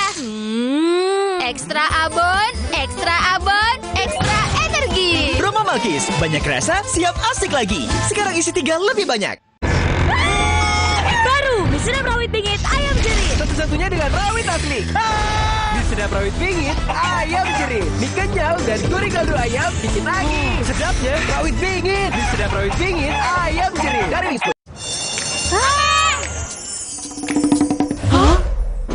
Kita udah pakai pemutih, tapi kok baju dia lebih putih? Oh, pemutih. Kami pakai Vanish White. Lupakan pemutih. Pakai Vanish White setiap kali cuci. Dengan inovasi Crystal White, nodanya hilang. Baju ekstra putih. Beneran putih. Keren, nodanya hilang, beneran putih. Lupakan pemutih, pilih Vanish White. Kompas Update dipersembahkan oleh Prenagen, nutrisi lengkap ibu dan buah hati. Anda kembali menyaksikan Kompas Update bersama dengan saya Arizona Gali. Saudara, kecelakaan melibatkan 5 kendaraan terjadi di Gerobokan, Jawa Tengah. Sempat terjadi adu mulut antara para pengemudi karena saling menyalahkan. Adu mulut terjadi antara para pengemudi yang terlibat kecelakaan beruntun di Jalan Raya Purwodadi, Semarang, Desa Ngelup, Kecamatan Penawangan, Gerobokan, Jawa Tengah. Polisi pun melerai supaya adu mulut tidak berkepanjangan. Kecelakaan melibatkan 5 kendaraan yakni 2 truk, 1 mobil, 1 pickup, dan 1 tronton.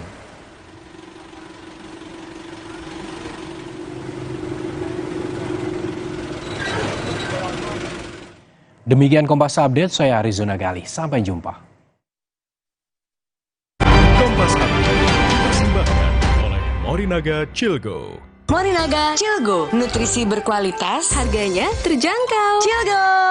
Prenagen, kaya akan protein, omega 3, dan kalsium. Penting untuk pembentukan organ tubuh bayi. Minum selama hamil 9 bulan.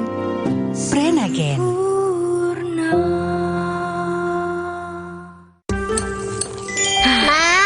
Minum dulu biar nggak capek. Senang kan melihat anak tumbuh dengan baik bersama Morinaga Cilgo, nutrisi berkualitas untuk dukung daya tahan tubuh, bantu tumbuh kembangnya. Morinaga Cilgo.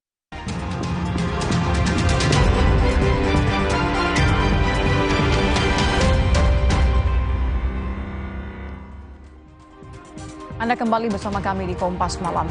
Saudara, seorang selebgram Palembang diprotes banyak orang setelah mendukung pembukaan lahan dengan cara dibakar. Misalnya kamu punya lahan 100 hektar. Nah, kamu atau aku nggak galak lah aku nyuruh uang nebangnya. Mending aku bakar sekali lewat sudah agak bayar mobil damkar supaya api itu reda. Yang penting di video yang berdurasi 1 menit 16 detik ini, selebgram Palembang bernama Yohan Sandra seolah membenarkan dan mendukung membuka lahan dengan cara dibakar. Yohan bahkan menyebut kabut asap yang timbul akibat kebakaran lahan sudah seharusnya dimaklumi. Ya sudahlah, mungkin lagi fase nyuci ini ya terima 100 hektar. Usai tanggapan kontroversialnya mengenai kebakaran hutan dan lahan di media sosial menuai hujatan, Yohan dipanggil diperiksa polisi. Usai diperiksa kurang lebih 3 jam, selebgram Palembang Yohan menyampaikan permintaan maaf. Ia beralasan membuat video itu hanya untuk mencurahkan isi hatinya. Saya meminta maaf sebesar-besarnya kepada warga negara Indonesia, khususnya Sumatera Selatan, atas video saya tentang kebakaran lahan menjadi kegaduhan di masyarakat. Saya tidak ada maksud apapun, melainkan hanya mencurahkan isi hati saya kepada anak saya yang awalnya sekolah tatap muka menjadi sekolah daring atau jarak jauh akibat asap tebal. Saya menyesali dan saya mengakui kesalahan saya. Saya berjanji tidak akan mengulangi kesalahan yang telah saya buat. Imbas kabut asap kebakaran hutan dan lahan di Kota Palembang, Sumatera Selatan kian mengkhawatirkan. Kualitas udara di Kota Palembang, Sumatera Selatan memburuk karena kabut asap. Akibatnya, angka kasus infeksi pernapasan akut atau ISPA meningkat tajam. Kasus ISPA per hari tercatat mencapai 700 orang. Hingga akhir September, total hampir 15.000 orang mengalami ISPA. Mayoritas warga yang terserang ISPA adalah kelompok usia rentan mulai dari 0 sampai 5 tahun. Untuk mengurangi risiko terkena ISPA, belajar online atau daring diterapkan di Palembang, Sumatera Selatan sejak kemarin. Orang tua siswa menilai, kebijakan itu baik untuk menjaga kesehatan siswa, tetapi keterbatasan fasilitas seperti ponsel dan kuota internet menjadi kendala belajar daring. Kendalanya cuma di kuota, terus juga belajar juga kan nggak efisien. Biasa kan pagi-pagi sudah ke sekolah, terus ini tiba-tiba jadi daring kan, ya kayak kaget lah, kan sudah lama nggak daring. Jadi kuotanya juga terbatas, terus juga kan ini kan kembar, jadi kelasnya juga beda-beda, jadi ya itu kendalanya, satu orang harus satu HP kan, paling tidak kan, ya HP-nya kan ada kuotanya. Akibat kabut asap dari kebakaran hutan dan lahan, Dinas Kesehatan Kota Palembang membuka posko kesehatan di tingkat kecamatan. Warga yang mengalami gejala ISPA seperti sesak napas, demam, dan batuk bisa langsung mendapatkan perawatan. Tim Liputan, Kompas TV. Kita beralih ke informasi lain, Saudara. Kejaksaan Agung akan menghadirkan Menteri Pemuda dan Olahraga Dito Aryo Tejo sebagai saksi di persidangan kasus korupsi BTS 4G. Direktur Penyidikan Jampitsus Kejaksaan Agung, Kuntadi, mengatakan Dito Aryo Tejo pernah diperiksa penyidik terkait aliran dana 27 miliar yang disebutkan oleh Komisaris PT Solitek Media Sinergi Irwan Hermawan. Namun Kuntadi tidak menjelaskan apakah itu hasil dari pemeriksaan Dito pada bulan Juli lalu atau ada pemanggilan ulang. Kejaksaan Agung akan menghadirkan Menpora Dito Aryo Tejo untuk mendalami peran dan aliran uang 27 miliar rupiah ini. Terkait dengan beliau, ya kita lihat dinamikanya, ya. Hari ini juga kami sedang memeriksa sejumlah saksi yang kami nilai ada urgensi dengan pembuktian terkait dengan uang 27 miliar telah kami sita dan nanti akan kita jadikan barang bukti di persidangan di kasus Windy. Ya, tunggu saja hasilnya. Terdakwa kasus korupsi BTS Irwan Hermawan yang dihadirkan sebagai saksi dalam kasus korupsi BTS 4G menyebut nama Dito Aryo Tejo yang mengaku telah menyerahkan uang kepada Dito sebanyak 27 miliar rupiah dengan mata uang dolar Amerika Serikat dan dolar Singapura. Uang tersebut diserahkan dalam 2 tahap. Yang pertama sebesar 20 miliar, kemudian ditambah kembali 500.000 dolar Amerika Serikat atau setara dengan 7 miliar rupiah. Irwan menyebut uang diserahkan ke pihak Dito atas arahan dari Anang Latif dan Galumbang Menak. Permintaan 20 miliar. Iya. Siapa yang minta 20 miliar? Di dalam pertemuan antara saya, Pak Galumbang dan Pak Resi. Saudara Galombang sama Resi. Iya. Resi itu anak buahnya Galombang. Iya. Nah, pembicaraan apa? Mengenai bantuan hukum untuk. Bantuan hukum. Iya. Bukan bantuan hukum namanya untuk menutup pendampingan. kasus. Ya. Iya. Sepengetahuan saya ada pendampingan hukum yang dilakukan. Pendampingan hukum. Iya. Siapa pengacaranya kalau pendampingan hukum? Saya kurang tahu, tapi pihak dari Pak Dito mungkin menyediakan pengacara. Oh.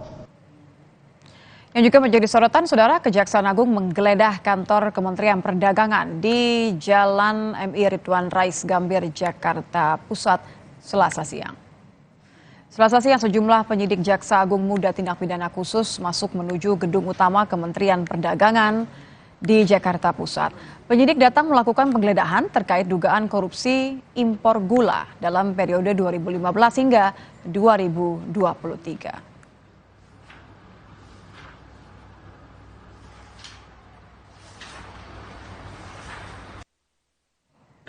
Saudara, besok adalah batas akhir waktu yang diberikan pemerintah Indonesia untuk menghentikan kegiatan berjualan di platform media sosial.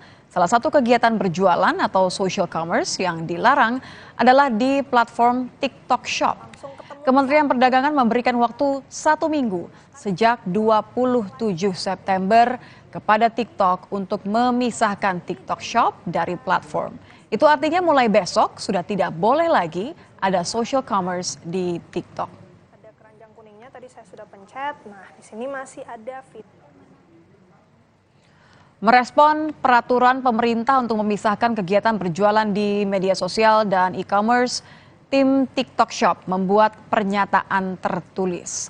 Prioritas kami adalah tetap mematuhi peraturan perundang-undangan yang berlaku. Oleh karena itu, kami tidak akan lagi memfasilitasi transaksi e-commerce di TikTok Shop Indonesia mulai tanggal 4 Oktober 2023 pukul 17 waktu Indonesia Barat.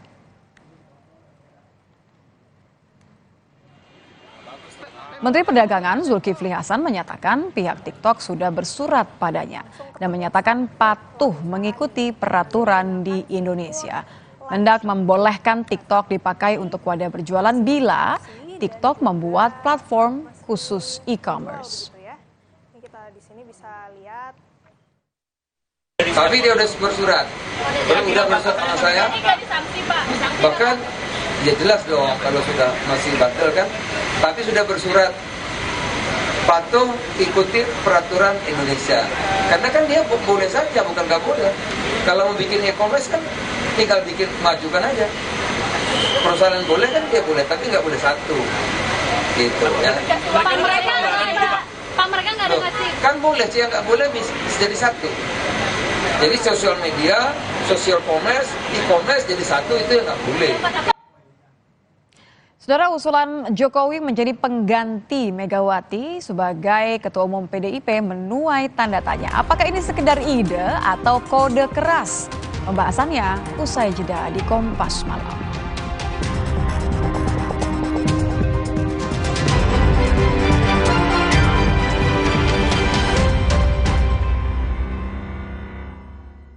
Ketika sakit, tubuh butuh waktu hingga 6 bulan untuk pulih. Minum Ensure Go dengan HMB dan triple protein dukung kekuatan dan bantu jaga daya tahan tubuh lebih cepat agar hidup makin berkualitas. Minum 2 kali sehari. Duh, badan suka gampang pegal dan lelah. Bisa jadi ada masalah di otot, tulang, dan jantung, mah. Nah, minum Entrasol dengan ekstrak buah zaitun, bantu jaga kesehatan otot, tulang, dan jantung. Bisa tetap aktif berdua. Entrasol. Makan. Udah nggak takut kolesterol naik nih. Kan habis makan langsung Benecol. One Stanol Esternya hajar kolesterol dari makanan yang habis kita makan. Nutrif Benecol. Mau mie. Tenang, kan ada mie oven. Pilihan lebih sehat. Produksinya di oven, bukan digoreng. Mie-nya kenyal, rasanya lebih enak. Enak. Mie oven, sehat, enak lagi. Aqua percaya akan kebijaksanaan dan keajaiban alam. Aqua berasal dari 19 gunung terpilih. Sumber airnya disaring alami oleh berlapis-lapis bebatuan pelindung yang kaya kandungan mineral alami. Sehingga Aqua terasa dingin tanpa didinginkan. Jelaskan kalau tak semua air itu Aqua 100% murni. Diceritakan saya, kenapa setiap minum dingin, saya merasa ngilu. Itu semua karena memang dia memiliki kondisi gigi sensitif. Jika dibiarkan lebih lama, ada kemungkinan untuk memburuk. Sensodyne teruji secara klinis untuk menenangkan gigi yang sedang ngilu dan memberikan perlindungan hingga 24 jam. Akhirnya mereka bisa bebas mengkonsumsi makanan tanpa harus takut lagi. Saya merekomendasikan Sensodyne untuk perawatan gigi ngilu.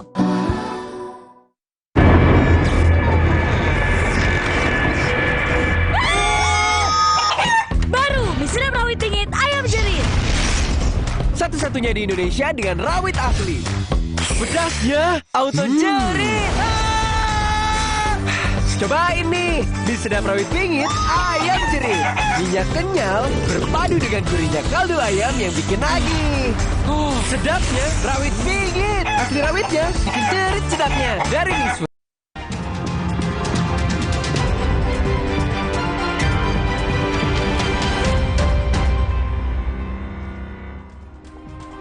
Terima kasih Anda kembali lagi bersama kami di Kompas Malam. Saudara, Wali Kota Solo yang juga merupakan putra Presiden, Gibran Rakabuming Raka, enggan berkomentar terkait usulan Jokowi menjadi Ketua Umum PDIP.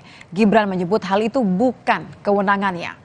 Menurut Gibran, pemilihan Ketua Umum merupakan ranah para elit partai, bukan dirinya yang hanya kader di tingkat kota.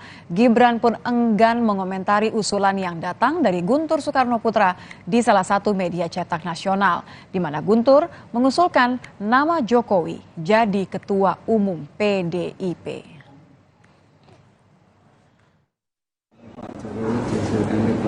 Kemarin udah ditanyakan ya, jangan ditanyakan lagi ya.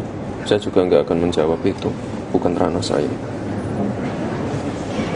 Ya, munculnya usulan Jokowi menjadi pengganti Megawati sebagai Ketua Umum PDIP menuai tanda tanya. Apakah ini sekedar ide atau merupakan kode keras? Kami akan bahas bersama Direktur Eksekutif Lembaga Survei Indonesia, Jayadi Hanan. Selamat malam, Mas Jayadi. Ya.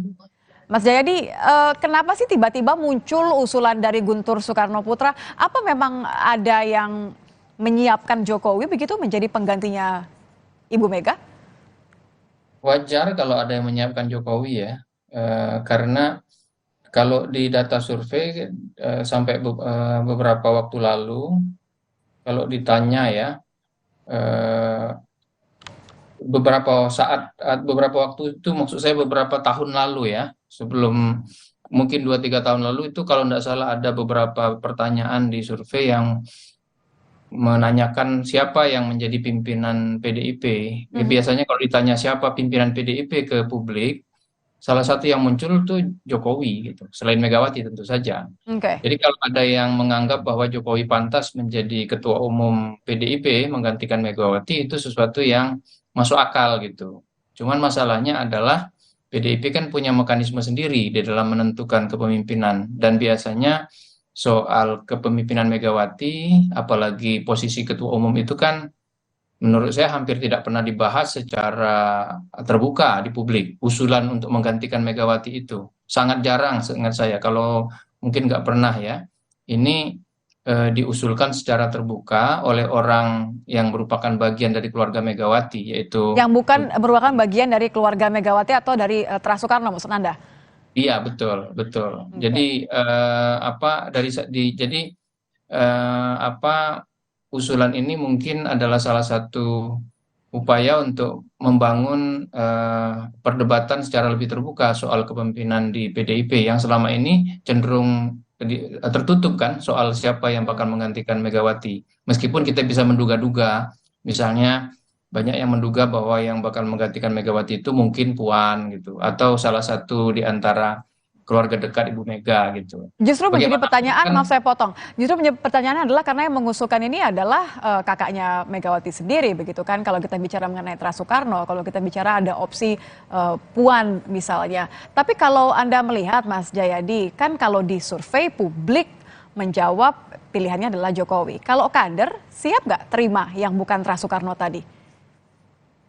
Yang saya sebut tadi itu kalau seingat saya beberapa tahun lalu ya, kalau kita tanyakan siapa pemimpin PDIP, salah satu yang dianggap pemimpin PDIP itu Jokowi karena posisi dia presiden kan gitu. Tentu saja yang masih dianggap pemimpin adalah Megawati. Jadi ada potensi Jokowi dianggap sebagai salah satu calon ketua umum gitu.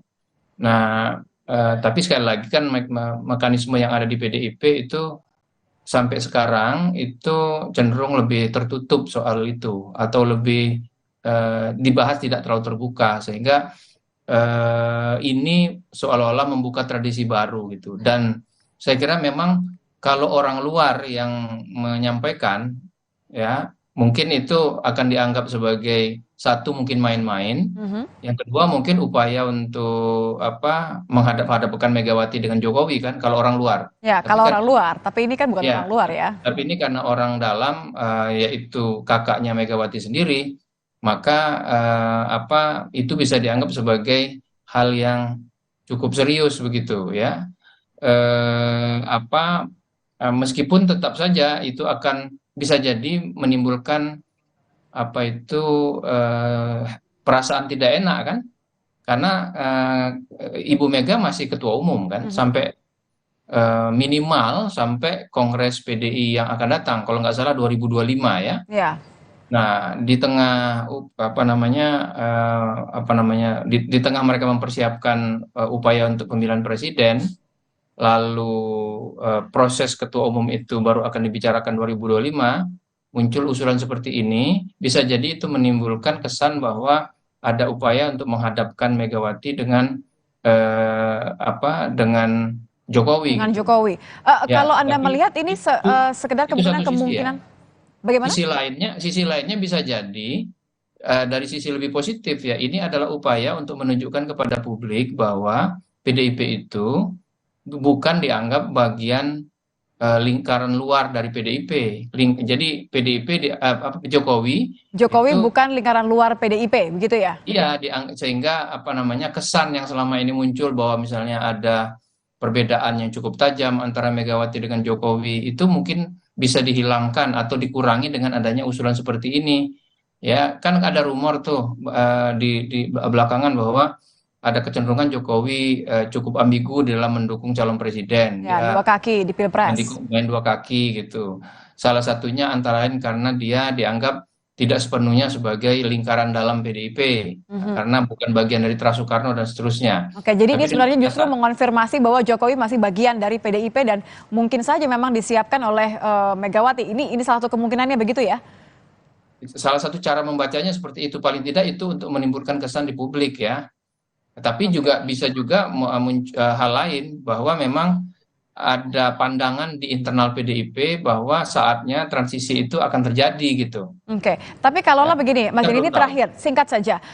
Karena Jokowi juga hari ini pamer karir politik gitu. Ini artinya kodenya Jokowi memang mau, siap, atau yakin karena didukung, punya loyalis di internal PDIP?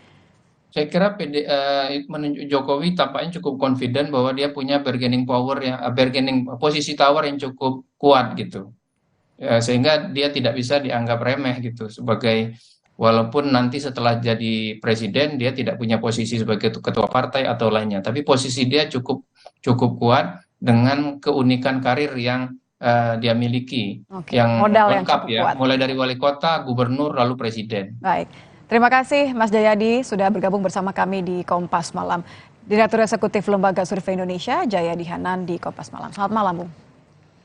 Informasi lain di Kompas Malam, Saudara, penembakan terjadi di sebuah mal di pusat kota Bangkok, Thailand. 3 orang tewas dalam penembakan ini.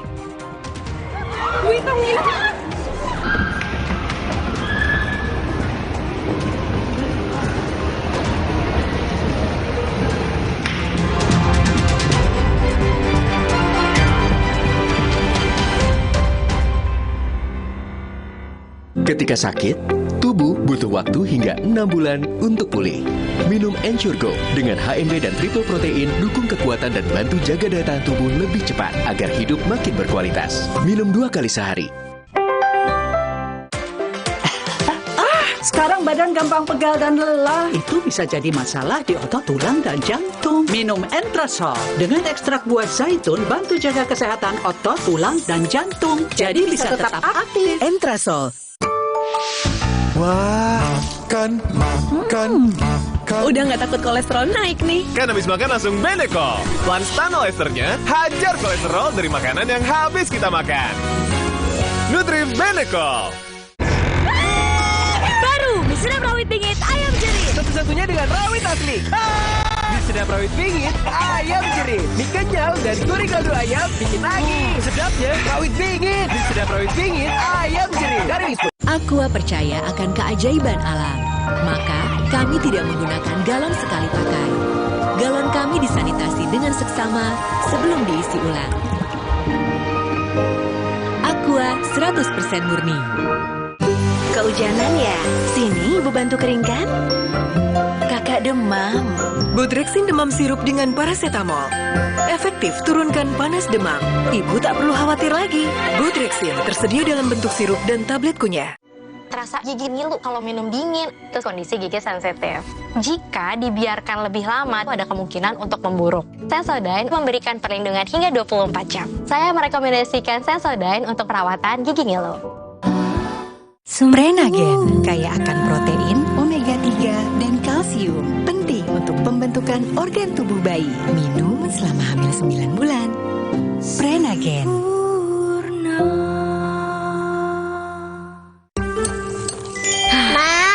Minum dulu biar nggak capek. Senang kan melihat anak tumbuh dengan baik bersama Morinaga Chilgo, nutrisi berkualitas untuk dukung daya tahan tubuh, bantu tumbuh kembangnya. Morinaga Chilgo. Baru isi perut udah kosong lagi. Dikit-dikit lapar.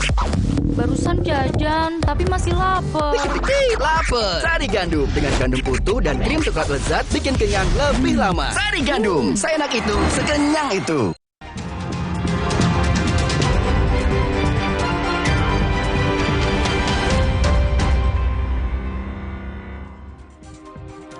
Anda kembali di Kompas Malam. Saudara, penembakan terjadi di sebuah mal di pusat kota Bangkok, Thailand. 3 orang tewas dalam penembakan ini.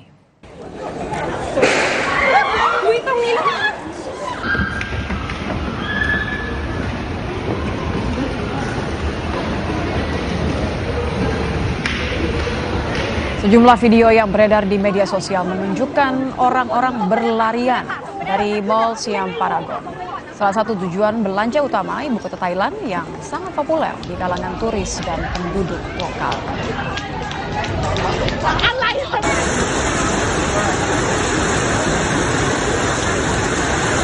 Seluruh pengunjung terlihat berhamburan ketika mendengar suara tembakan.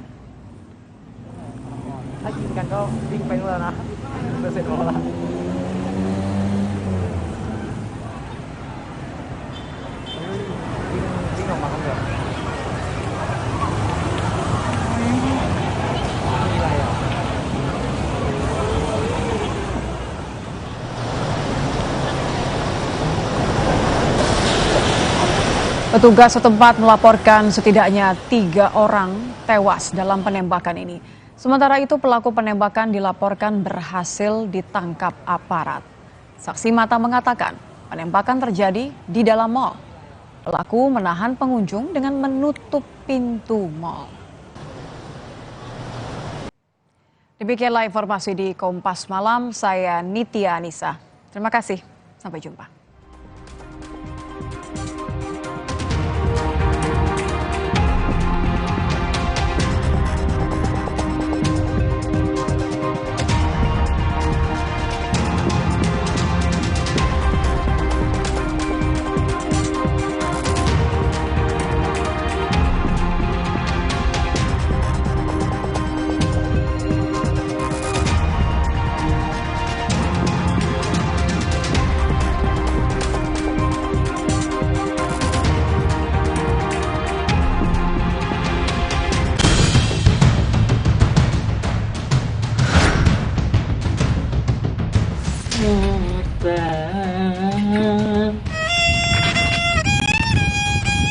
Kalau saya, kalau nggak ada job ya, saya pemulung, bawa karung. Salah satu alasan mengapa seni tradisi ini kemudian mulai meredup karena dia tidak bisa mendatangkan kesejahteraan. Berkas Kompas, Selasa 3 Oktober, pukul 11 malam di Kompas TV. Saya menghormati semua proses yang ada, jadi ya kita percayakan dengan proses yang sedang berjalan juga. Kalau yang titipan-titipan untuk menutup kasus, benar Pak? Titipan, kalian bisa dilihat profil saya, Mbak. Sampai detik ini kita belum ada kabar mengenai keberadaan Pak Menteri sampai hari ini.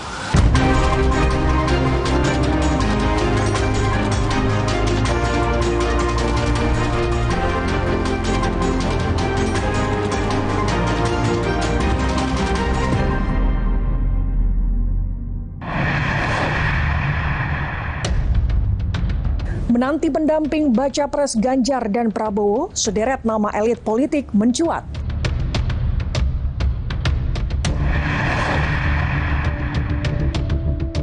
Saksi kasus korupsi BTS 4G Kominfo menyebut Menpora terima 27 miliar rupiah.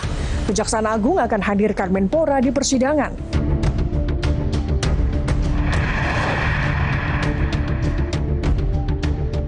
Komisi Pemberantasan Korupsi memeriksa sejumlah saksi kasus dugaan korupsi di Kementan yang menyeret Menteri Pertanian Syahrul Yassin Limpo.